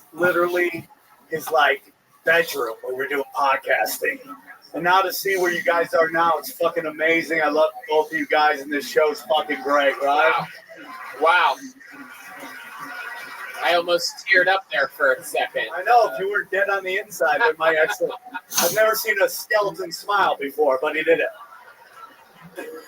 Eddie, welcome to the show. Welcome to the main room of the Comedy Store. Thank you for having me. And this is very exciting times. A lot of crazy people sign up for this bucket, and I've never felt safer than sitting next to you right now. I go on the road with this dude. This guy is like one of the few to ever tap a Gracie. This dude crushes on stage, and this is his side fucking thing, man. So it's been really fun to go on the road with Eddie. The guy has disciples out there. It's like fucking crazy shit, and it's like, you guys gotta see Eddie live. He's a fucking murderer. He's literally one of the most naturally funny dudes I've ever met in my life, and it's an honor to go to war with him. And you guys are both on that show at the Improv August 23rd with me. Oh shit. We're gonna fuck up that nerd place. The first ever Tony Hinchcliffe and Acquaintances show. Yeah. Everybody has their fucking friends show. They're like, you want to name this show something? I'm like, well, they're like, how about Tony Hinchcliffe and Friends? I'm like, isn't that what every liar does? So they're really booking their friends. I said call it Tony Hinchcliffe and Acquaintances. I'm gonna book a show with hot black chicks who have cool haircuts. That's my next show. That's the Apollo 13 right there. The ones motherfuckers from the future right there. Look at that. Those are Phil Tony legends right there. Usually there's 13 of them, and they look like they're going to the Showtime of the Apollo. So I call them the Apollo 13. Mars, Showtime Apollo from Mars. So we have the guests, got Red Band, everything's in position here. That just brings me to the band. We have a band on this show. They are the best damn band in the land. One of my favorite things in all of comedy. They fucking cut me down at my core. Absolutely hilarious. Every single episode they commit to being different characters. I never know what they're going to be or what they're going to do. There's a lot of pyro happening. Stage is filled with smoke. Let's all find out what they are here tonight together. Make some noise for the Kill Tony band. Jeremiah Watkins, Lola Chris, and Joel Jimenez. Wow, there's a lot of smoke. Whoever's on the smoke should stop pressing that button. Wow. Holy shit. My goodness. Wow. This is crazy. It appears to be bad guys or scary movie people or something, I do believe. I believe that's Slender Man. I think that's a haunted fisherman right there. I think the Gordon's fisherman is here. Okay, guys, let's get to it. I don't know if you hear the crowd or not, but that's an evil white man. And we are good on smoke. Oh my God, this is frightening. Where's your mega hat, dog? Okay, this is very scary. Oh, you gotta hate Mexicans. Yeah, this guy wants a wall badly. Look at that little hole in his mouth. I bet he can dance. I bet. What are the odds that he can dance? What are the odds? This is frightening. I've never seen someone's nose squozen in so tight before in anything in my life. It's unbelievable. I'm guessing you're Slender Man. Am I correct? Yeah. Whoa. Wow, that's incredibly annoying already. Maybe your voice can magically haunt itself to be something listenable. Your voice is no idea what you're saying. terrible. Okay, very good. No one has any clue what you're saying in that voice. Okay, try again. Make America great again. Hey, there you go. Heck yeah, we got that. I agree with that. And then clearly, you are a haunted fisherman of some kind. The name's Hookman, Tony. All right, we got the name's Hookman. Slender Man. I didn't make up my own legend, Sam. And then clearly back here we have the girl from The Exorcist. Am I right? No, man. I've been say my name in the mirror 3 times, Tony. Bloody Mary. Yeah. Oh my God. Known to Mexicans as La Llorona. Wow, there are a lot of Mexicans here. Slender Man looks got a fucking problem with it. Oh my God. Wait a second. Are you related to the Billingsleys at all? I didn't hear what you said, but yeah, baby. Oh my God. Wait, Slender Man. I've never seen someone so scary do something like open their mouth hole.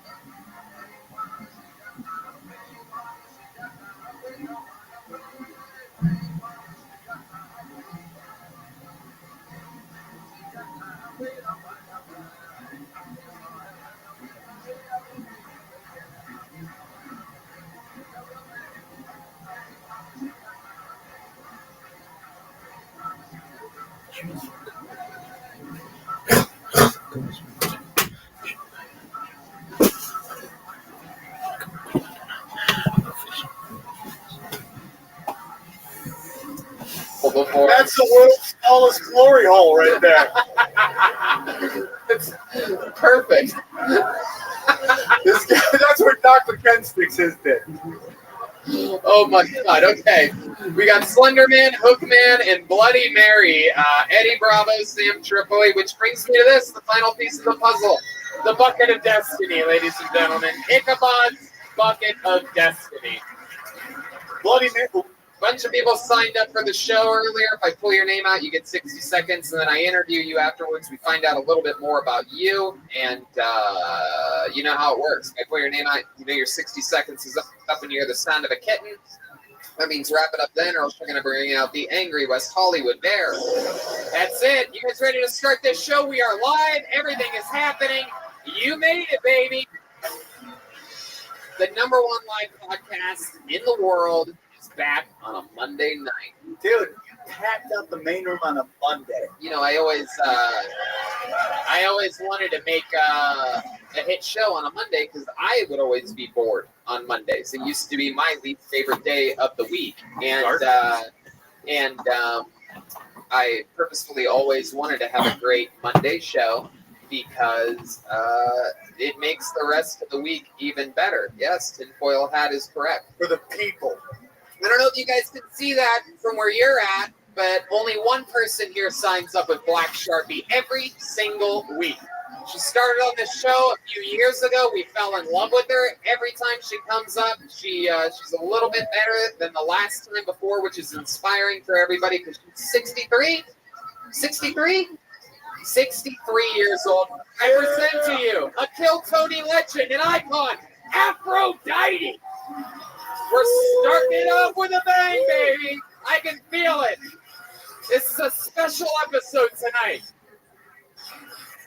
Holy shit. Come on, people. It's the one and only Aphrodite.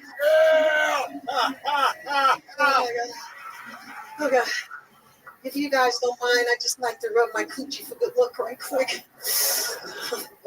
Oh, I forgot I'm not at home. Okay. You know, I know a lot of you have been called names by your parents, you know, like stupid, right, sir? Dumb. You know what I'm talking about, right, ma'am? Lazy. Hey, pay attention. But me, my mom's really special. She thinks of me as disgusting. Disgusting. That's the new word. Disgusting. Oh, you don't know why? Hold on.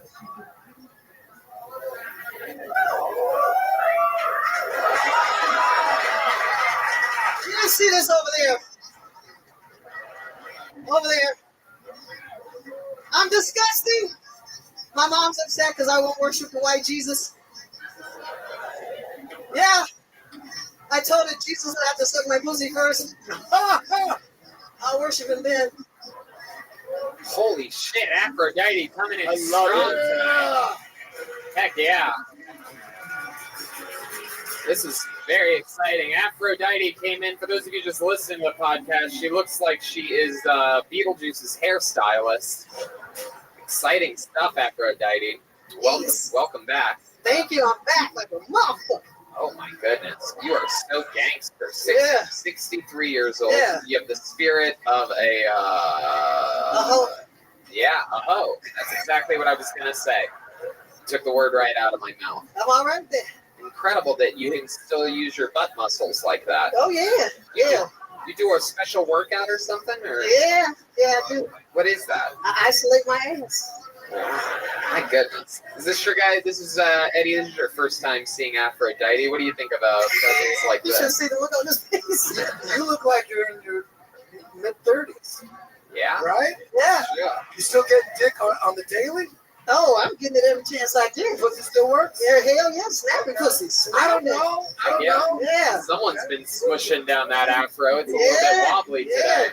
Yeah. There's a big dent in it. Looks like somebody pushing. Fuck white guys? Oh no, I like big dick. Oh, wait a second here. Oh, Slender Man is offended by that.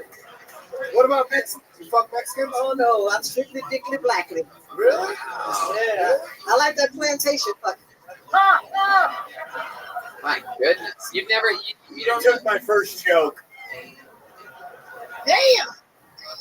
I wonder what Slender Man's penis is like. What is it like, Slender Man? If you had to describe it, how would you describe it? Because you're so tall and thin. Does the dick match the drapes? Fuck no. Have you ever been with a black guy with a small dick? I don't tolerate that. I kill him. Oh, wow. Jesus. I can't help it. I get angry. I just want to kill him. Oh, my goodness. No, I check. I don't get caught with that kind of shit. I will check your motherfucking shit out. At least what, 10? Huh? At least 10? Oh, I don't give it a number, but it better not be no 3. Don't give it a number, but it better not be a 3. You said how do you check? How do you check? I go in the motherfucker's face and look at it. Wow. First date? Hell yeah. The old Kevin Spacey. She does that. Hello. I am a dick meter. I can spot a small dick 3 miles away. Okay? Damn. 3 miles away. Yeah. Sometimes visibility isn't even that far out. You can tell by his gait when he's walking. If he take a dip like this when he walking. Oh, that's not true. The NSA would like to talk to you for a second. That could be a gun. First of all, I love black people. I love black people. You black too. Wow. Thank you. All right, Donald Trump. What do you mean you love black people? Who said something that broad? I love soul food. I just want to let you know I love black people. I love Mexicans. I love grandma twerking. I think it's fucking 2019 right there. I was twerking before all these young motherfuckers. We didn't call it twerking. White bitches always stealing your swag, That's right? right. That's right. We called it shaking your ass. We didn't call it no twerking and all that bullshit. God damn. I'm tired of these young motherfuckers. I'm tired of them. Yeah? That's why I'm on the mic. I'm tired of all the young motherfuckers on the mic all over the world. Trying to take your dick. When you say when you say young, what are you talking about? People in their 50s? No! Hell no! You know in America your ass ain't young in no motherfucking 50s. Oh my God. I'm talking about these motherfuckers under 30, getting on all the mics all over the world and telling us old people we too old. Fuck y'all, all of you young motherfuckers. Oh my goodness. Look at you. No anal out the I'm sorry, I like y'all, but fuck you too. Good question, Eddie. You ever have anal sex? I ain't giving no secrets away. My mom is nosy. I told you she'll sneak and watch the show and be regurgitating me and shit. That's a yes. I gotta do something with my ass off. Fuck around with you. Oh. You like when guys eat the asshole? I can eat anything. They eat breakfast on my ass if they want. Oh, shit. Yes, This is fucking breakfast in bed. Whoa, Slender Man. What's going on over here? He looks like he's traumatized. Oh, my goodness. Slender Man, are you okay? He just speaks a little bit. I'm telling you. When was the last time you had some dick? When was the last time? Don't flatter anything. This month, I'm glad to say. Oh my God. This month? This month. I I'm had it so all hungry. sucked out. Does anybody have a sandwich? Slender Man. Whoa, what? Slender Man, welcome to the show. This is exciting you with your mask off. I like this. Oh, you should call him Suffocating Man. Okay, Afro. You just asked me, did I get some? I said, when was the last time you had dick? This month, dick all in his face. Are we talking August or 4 weeks? This month. Well, he just moved back. Dude, this month is 4 days in. What are you talking about? You're right. Okay. Oh, this is an August guy. Yeah. Wow. This is August 5th, right? Is it a new guy? Was it too hot? Yeah. My pussy up here. Oh, the temperature outside now. The weather doesn't. It's never too hot. The fuck? What are you talking about? What kind of dirty talk do you do? What kind of dirty talk do you talk? You only fucking 7 times away. I gotta have the AC on. If I sweat, I gotta stop. Afro. Oh, if you sweat fucking, I gotta stop. You do jiu-jitsu, dude. What? Man on me. You choke out Gracie and you stop fucking if you start sweating? Yeah. What? Wow. I gotta have the fan on me. That's hilarious. Oh, that's teamwork right there. It's like if Brock Lesnar couldn't get his dick sucked while it was raining outside or something like that. What's wrong with these people? Child abuse or something? I got rules. Aphrodite, you are also a musician as well as a comedian, and you have a new song out. Is that correct? Yes. What's It's called called? There's a Break in the Road. It's done by Daniel Productions. And Hit with that hot stuff? That's my new song that'll be coming out shortly. It's a tribute to Prince. Red Dan has it loaded up here. Would you like to do a little rendition along with it for us? Can you do that? My vocals is already, but I'll ad lib a little bit, yeah. And then I want to challenge Joe on the drums.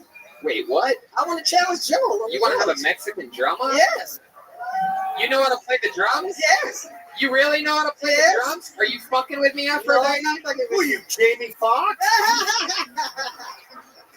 I mean, there's been no girls, no women up here, and I got to at least do a little something for the ladies. You know what? You know what? Fuck it. You're right. If you can actually play the drums, you're a legend on the show. I think it's a win-win situation for us. Let's get the show started with Aphrodite. You are the first ever woman to compete in a Mexican drama. Here we go.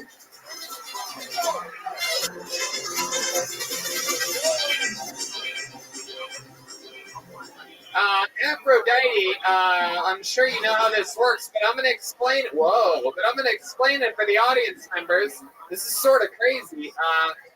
If Aphrodite wins, she becomes the new drummer for the Kiltony band. What? This could be one of those moments we're going to remember forever. However, Aphrodite, I must remind you that the competition, the drum solo competition that happens, it's about overall comedy. It's about giving it your all. It's about performance. It's about comedy. So there you go. With all that said, I present to you for the first time ever a Mexican drum off with Aphrodite. Whoa! She's dropping her tits on the cymbal. This is crazy. Here.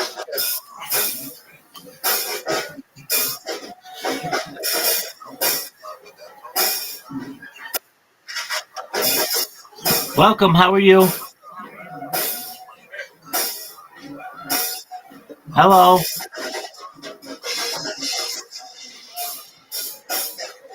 Wow, she completely lied to me. Hello. You're just watching Kill Tony. Hope you're doing well. I can't believe you would lie to me like that. I always wondered what happened to the animatronic gorilla from Chuck E. Cheese. Oh my goodness. Oh, Slender Man, what the heck? yeah. That's what we're at. I can't believe Man, you are a racist white guy. My goodness, gay guys can get away with everything. Yeah, bitch.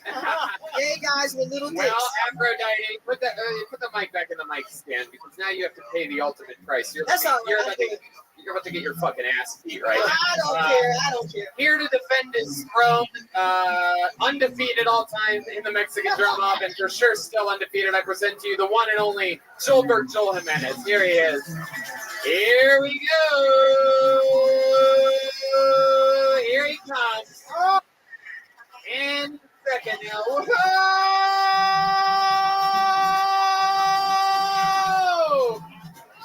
Oh my God. Oh,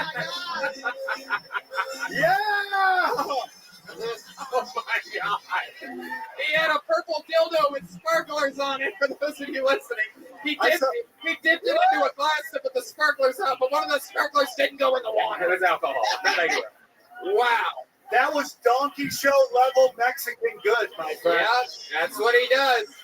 Joel, show these motherfuckers how a drum off's supposed to go.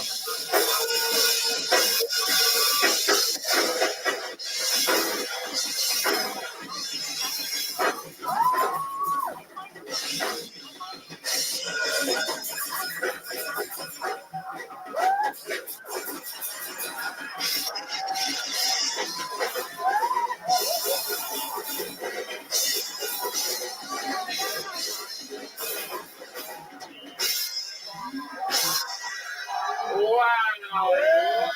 Wow. It is close. That Yeah. is close. I would want to Yeah. be the judges. Very close. Go fuck yourself, Aphrodite. Yeah. Coming for my shit, you fucking. Yeah, motherfucker.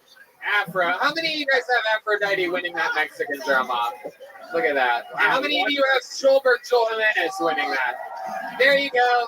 There she goes. That's the great, powerful Aphrodite, Thank everybody. you. There she goes. Thank you, everybody. There she goes. The show has begun. Well, it's gonna be a. Aphrodite's got a long ride home on that Underground Railroad tonight. I'll tell you. Oh my goodness. That was great. Well, the show has already begun. I don't know if you guys have noticed that or not. We have electricity and water mixing here on the stage. Good time. It's a thing of beauty. That's Big Dick Joel. It's right okay. there. They got it, Joel. I already have somebody on it. Even the black chicks are like, damn, that Mexican got big dick. All right, back to the Muckalito. You guys having fun already? Cool. Hold a name out. We're going to get 60 seconds uninterrupted by Alex Holiday. Here we go. Alex Holiday. He's getting up. There you go. Here he comes. Here we go. Back from that ledge. Back from that ledge, my friend. One more time for Alex Holiday. Hey guys. Hey. All right. So you guys can probably already tell I have a deep voice. Yeah, I sound like I should do voiceovers for large animals and kids movies. It's cool though. It took my family a little bit to get used to my voice change. Last The podcast, first few the times leftist my press mom sponsored by changed, Mika when I Insurance. answered, she Adam thought I'd Mika, been you kidnapped. received coverage with. It's like I have When you Yo, what up, choose, Pam? Don't take the time to will explain your options for auto, home. slavery, bitch. Pardon me, just for a moment. What are you struggling with?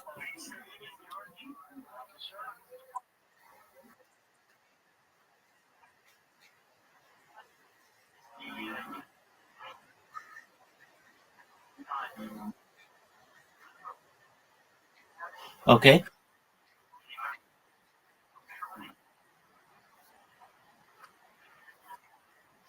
Okay.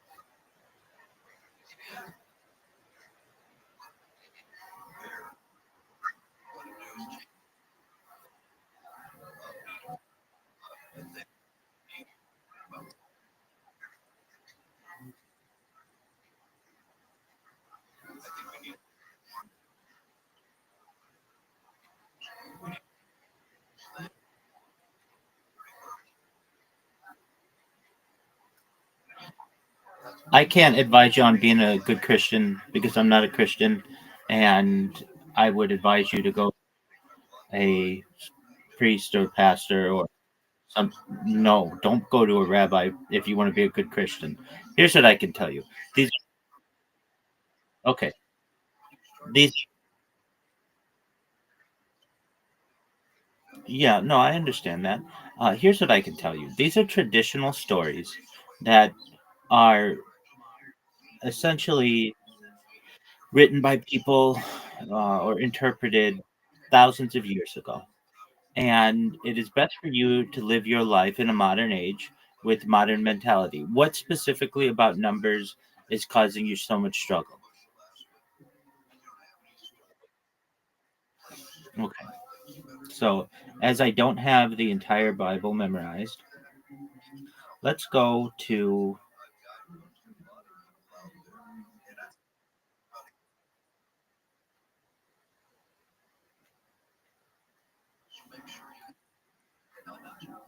Please help me interpret 31.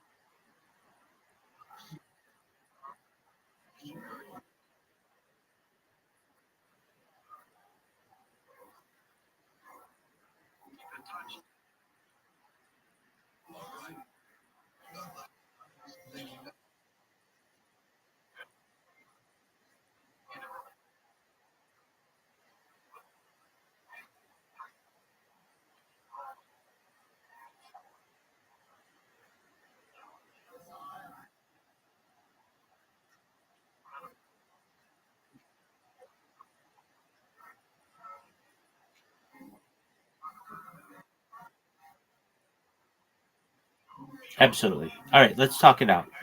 So, um, I use AI to help me interpret some of these things, especially something on the fly.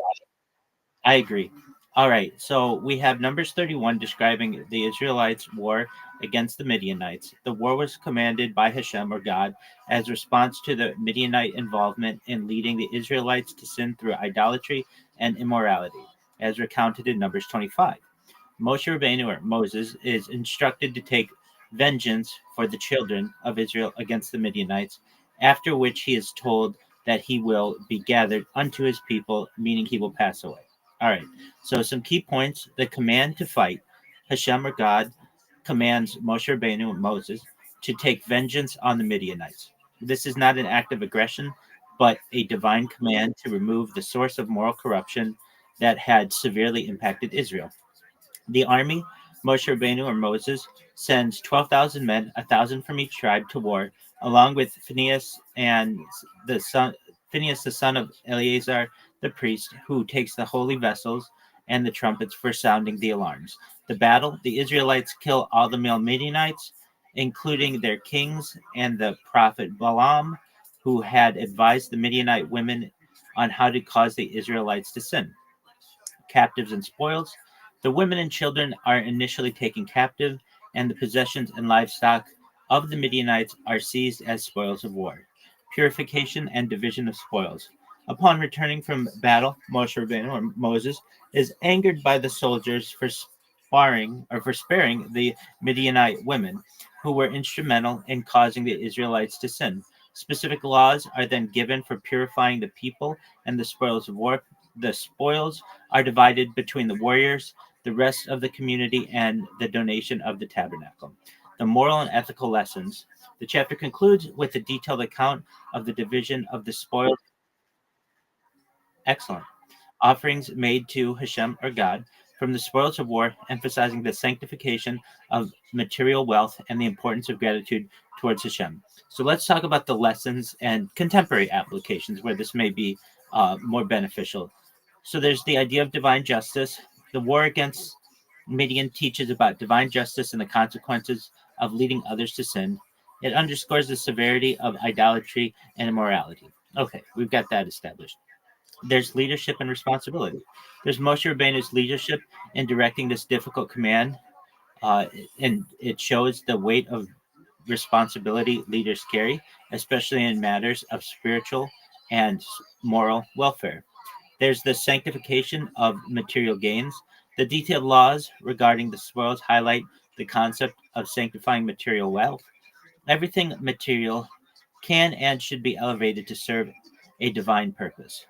This chapter, like many in Torah, can be a un- uh, challenging concept to understand and accept, especially from a modern perspective. It deals with themes of divine command, justice, war, and purification, which require thoughtful study and consideration. And so, what specifically of that are you struggling with?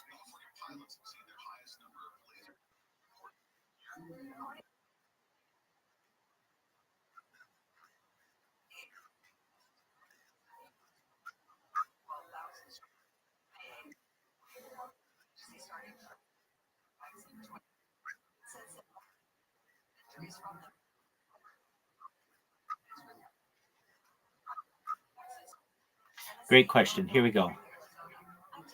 If God is good, why would God suggest the death of the young boys of the Midianite people?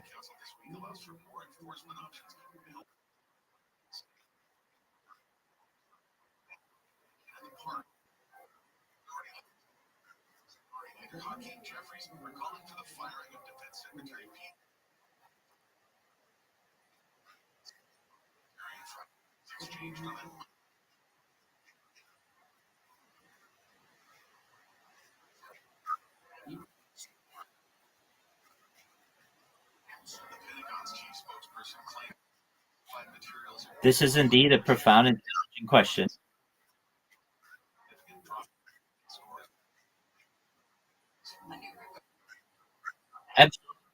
Absolutely, certainly.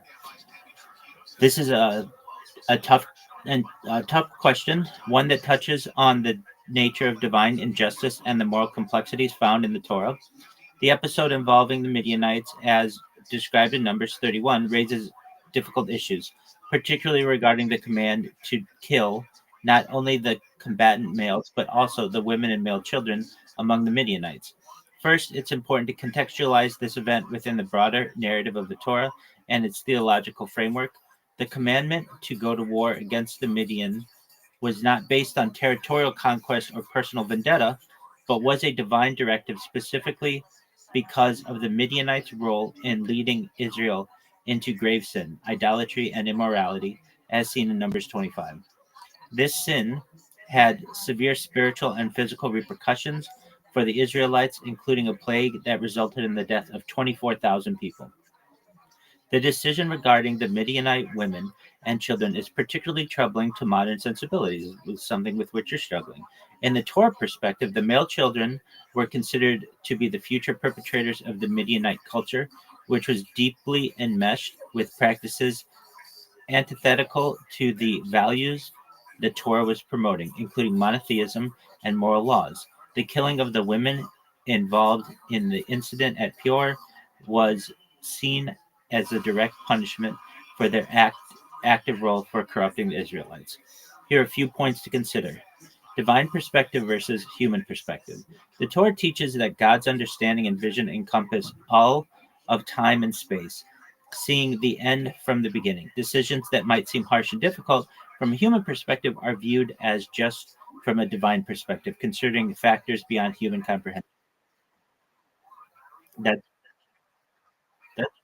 Absolutely. Collective responsibility. In biblical times, nations were often seen as collective entities rather than collections of individuals. The actions of the nation, especially those that are systemic and cultural, brought collective consequences. Moral lessons. The Torah narrative teaches about the severe consequences of leading others into sin, especially on a mass scale. This is a serious warning against the influence one can have on others and the responsibility that comes with it. Historical context.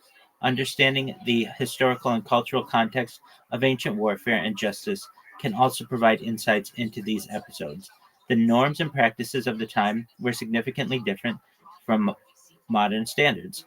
It's crucial to approach these stories with humility and recognition that our understanding of morality, influenced by contemporary values, might not directly apply to the interpretation of ancient texts.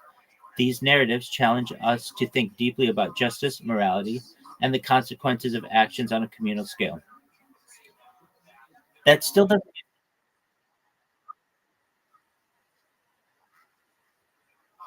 I don't know if God is ever necessarily ignorant. There's the idea that God is.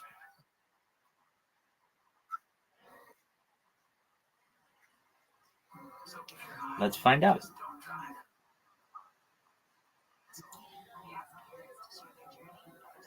Did God recognize that the baby boys that were put to death were innocent? How is this interpreted?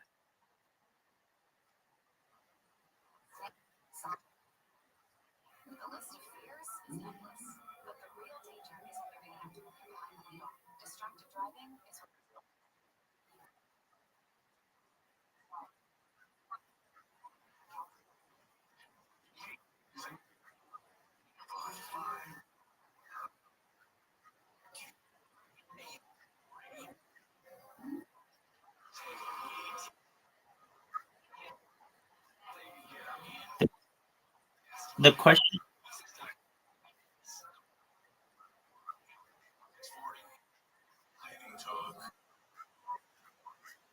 that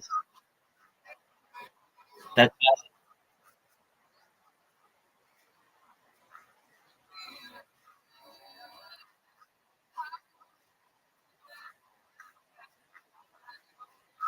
that's valid. The question of innocence, particularly in the context of the Torah's narratives, involves deep theological consideration about divine justice, human agency, and the nature of sin and punishment. In the Torah worldview, God is omniscient and perfectly just, and his judgments are considered to be righteous and based on a complete and perfect understanding of reality, both temporal and spiritual. This understanding surpasses human comprehension, which is limited and often influenced by our immediate moral and emotional perceptions. And I get how we're interpreting this. These are innocent children. They haven't sinned. They haven't done anything wrong. Why are these boys being executed? Regarding the specific case of the Midianite children in Numbers 31, the Torah does not explicitly discuss their innocence or moral culpability, but rather focuses on the collective actions and the future implications of the Midianite society's behavior. The directive to kill the male children, along with the combatant adults, can be seen as a preventive measure against further recurrence of Midianite hostility and moral corruption. In the ancient Near Eastern context, and specifically within the framework of biblical narratives, the continuity of a hostile group was often seen through the males who would grow up to perpetuate their culture's values and conflicts. From a broader theological perspective, the Torah teaches that God's judgments take into account factors beyond our understanding, including the spiritual and historical impacts of every action. While from a human perspective, especially with contemporary sensibilities, the death of children is a profoundly troubling act. The Torah's narrative suggests a different framework where communal and future consequences are also considered in divine commands. It's important to acknowledge the complexity and discomfort that these passages can evoke. They challenge us to think about divine justice in ways that are not easily reconciled with modern notions of individual justice and innocence. In Jewish thought, there is an ongoing discussion and struggle with these texts, with various commentators offering different perspectives to try to understand the ways of God as described in the Torah. For example, some commentators suggest that these commands were specific to the historical and cultural context, and are not meant to serve the general principles of conduct. Others focus on the idea of divine foreknowledge and preventative justice. In grappling with these difficult passages, it's beneficial to engage in study and discussion with other people who are knowledgeable.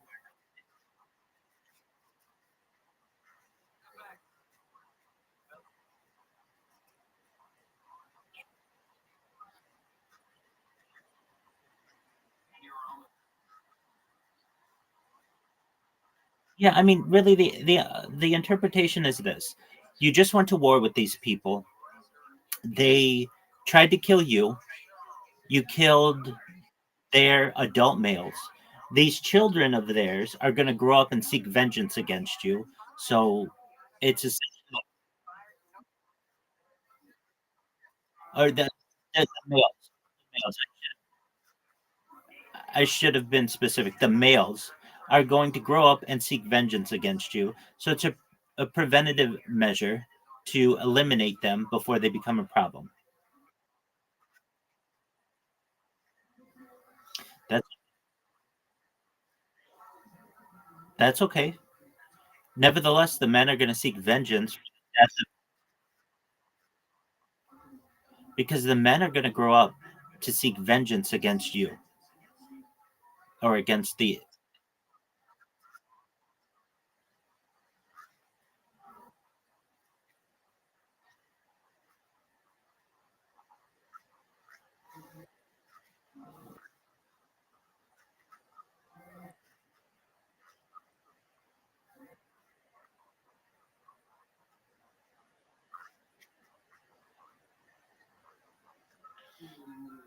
Let's find out.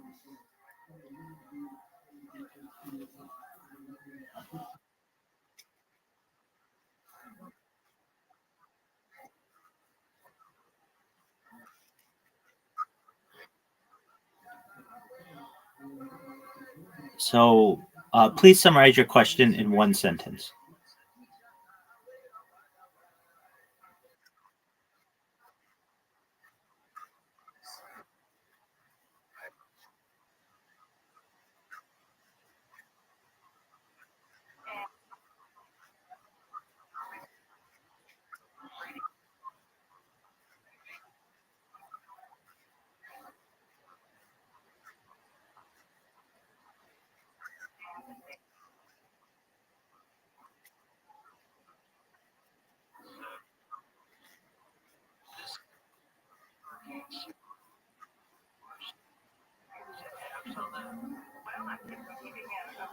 What is the purpose of killing the young males,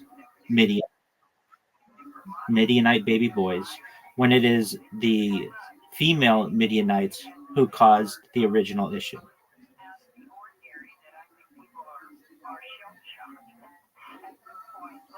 My interpretation of it would be to eliminate the potential danger that the young Midianite males could pose.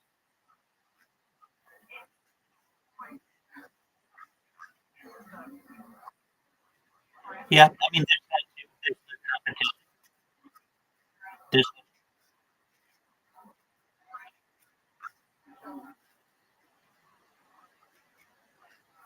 there's that opportunity as well, and then there's not any competition. So here we go. Torah directs the Israelites to deal not only with the women who were directly involved in causing the Israelites to sin, as recorded in Numbers 25, but also with the male children. The directive can be perplexing, especially since it was the Midianite women, not the children, who played a direct role in the sin at Pur.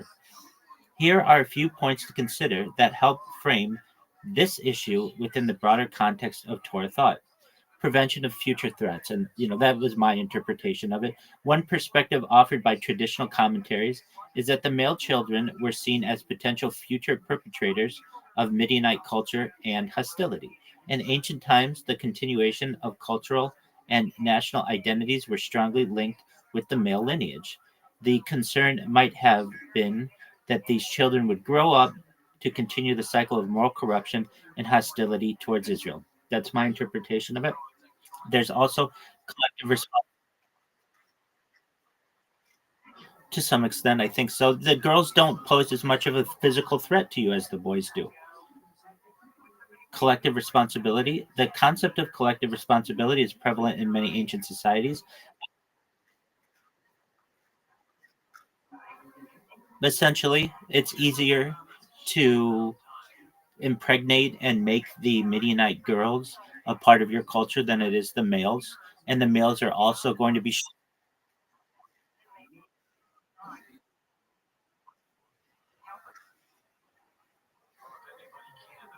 both are options. There's collective responsibility. The concept of collective responsibility is prevalent in many ancient societies. Well, we're here to figure these things out. You should know no one really knows the answer, truthfully, but we're going to figure out the answers as best we can. The actions of a nation, especially those that are systemic and cultural, could lead to collective consequences. And let me say to you as well, King and Coin, I love you as well. You are asking excellent questions, and this is how people should be having these discussions. The actions of a nation, especially those that are systemic and cultural, could lead to collective consequences. While this is a challenging concept, especially in light of modern individual ethics, it reflects a worldview where the collective fate and moral standing of a community are deeply intertwined. Divine command and justice. From the Torah's perspective, the commandments given by God, including those regarding warfare, are just and rooted in a divine understanding of human history and morality that transcends human judgment. These commands are seen as tailored to the spiritual and moral dynamics of the time, which can be difficult to fully grasp in a different historical and moral context. Historical and cultural context. Understanding the historical and cultural context of these events is crucial. The norms around warfare and justice in ancient Near Eastern societies were significantly different than those today. Biblical narratives often reflect these contexts and must be studied with an awareness of these differences. Moral challenges and lessons. The Torah does not shy away from presenting narratives that are morally challenging. These stories invite deep reflection on the nature of justice, the consequences of sin, and the complexities of divine command. They encourage us to wrestle with difficult questions and seek deeper understanding through study and dialogue. And that's what you're doing. My, the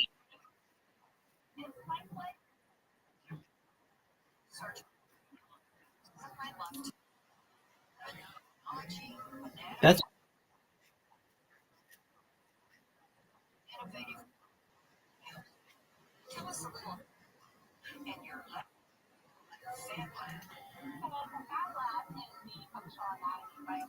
an answer to your original question. Why is it that the boys were killed and not the girls, even though the girls were the ones who originally had done the harm? It seems that it's prevention, at least my interpretation, it's prevention of future threats. You can control the women, you can't necessarily control the men.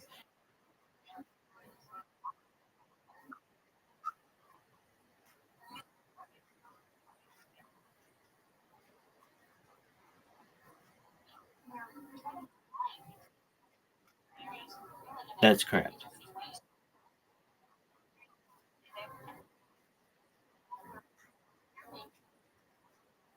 That's because that population,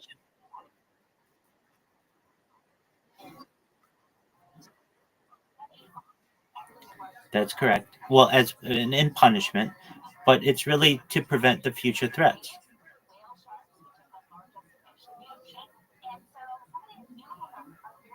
It may not be a satisfying answer.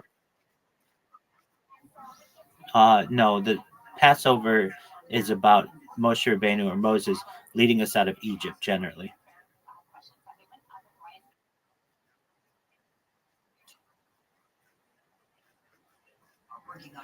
Yeah, but the story is really about the Exodus, not Numbers necessarily.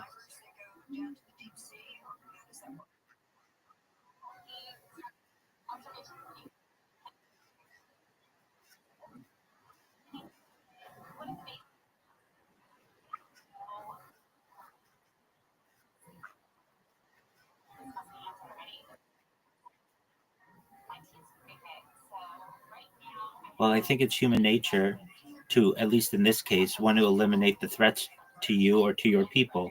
And in order to prevent future,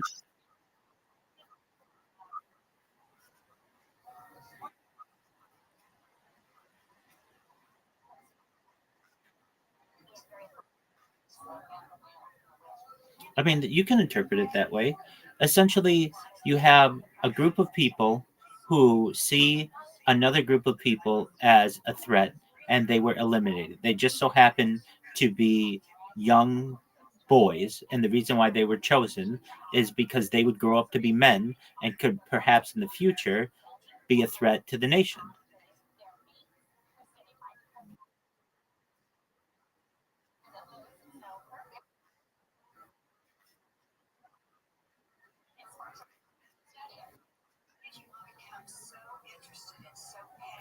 That is certainly a realization that they had.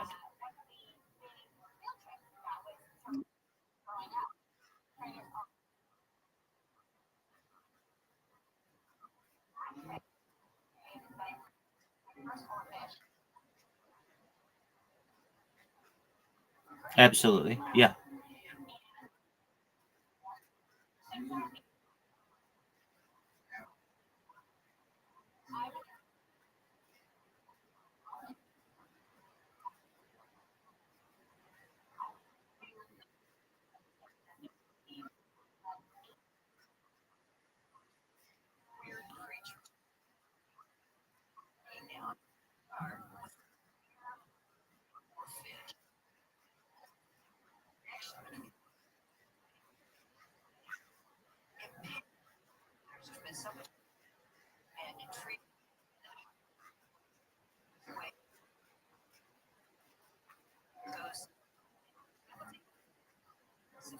That's true.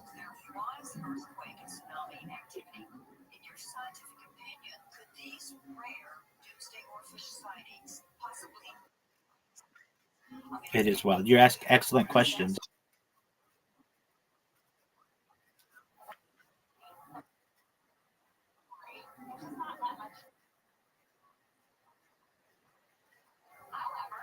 Well, I'm here to help you. I'm here to help you with any of the struggles that you have. I can't guarantee you I will know all of the answers, but I can guarantee you the best of my ability will use the resources at our disposal to be able to find them.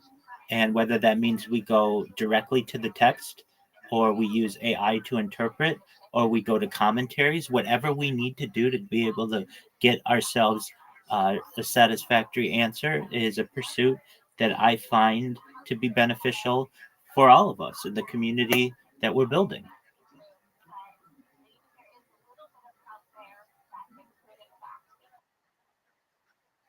Oh, yeah, absolutely.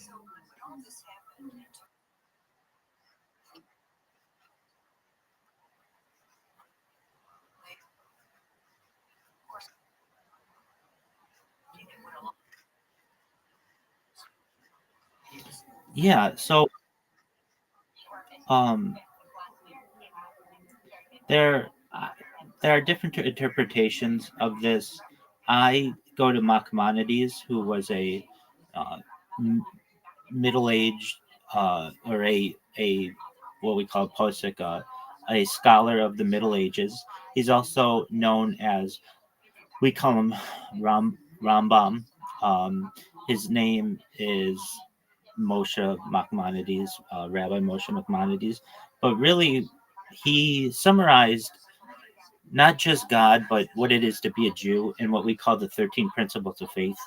And the first, when I teach anything having to do with Judaism, I want to make sure that the listeners, wonderful, uh, I want to make sure that they're aware of what we believe, and that's the existence of God. We believe in the existence of the Creator, that Creator is perfect in every manner of existence and is the primary cause of all that exists.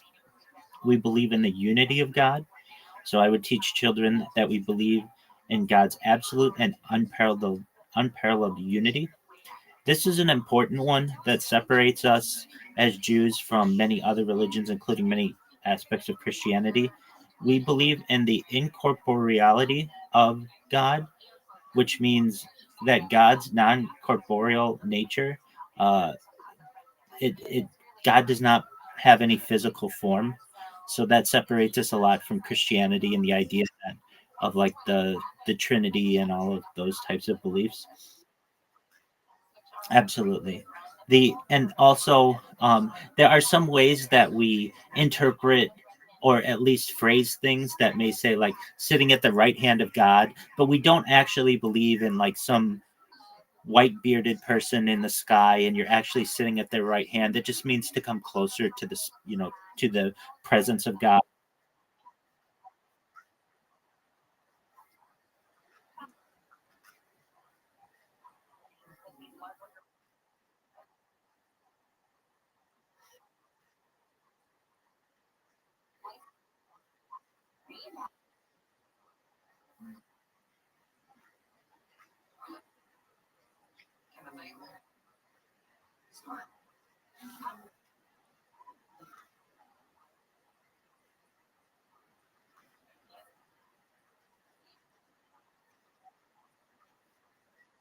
Well, what we really mean is that just God didn't have human form.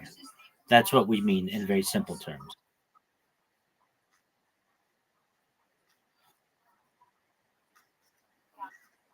Yeah, exactly. All of everything. God would be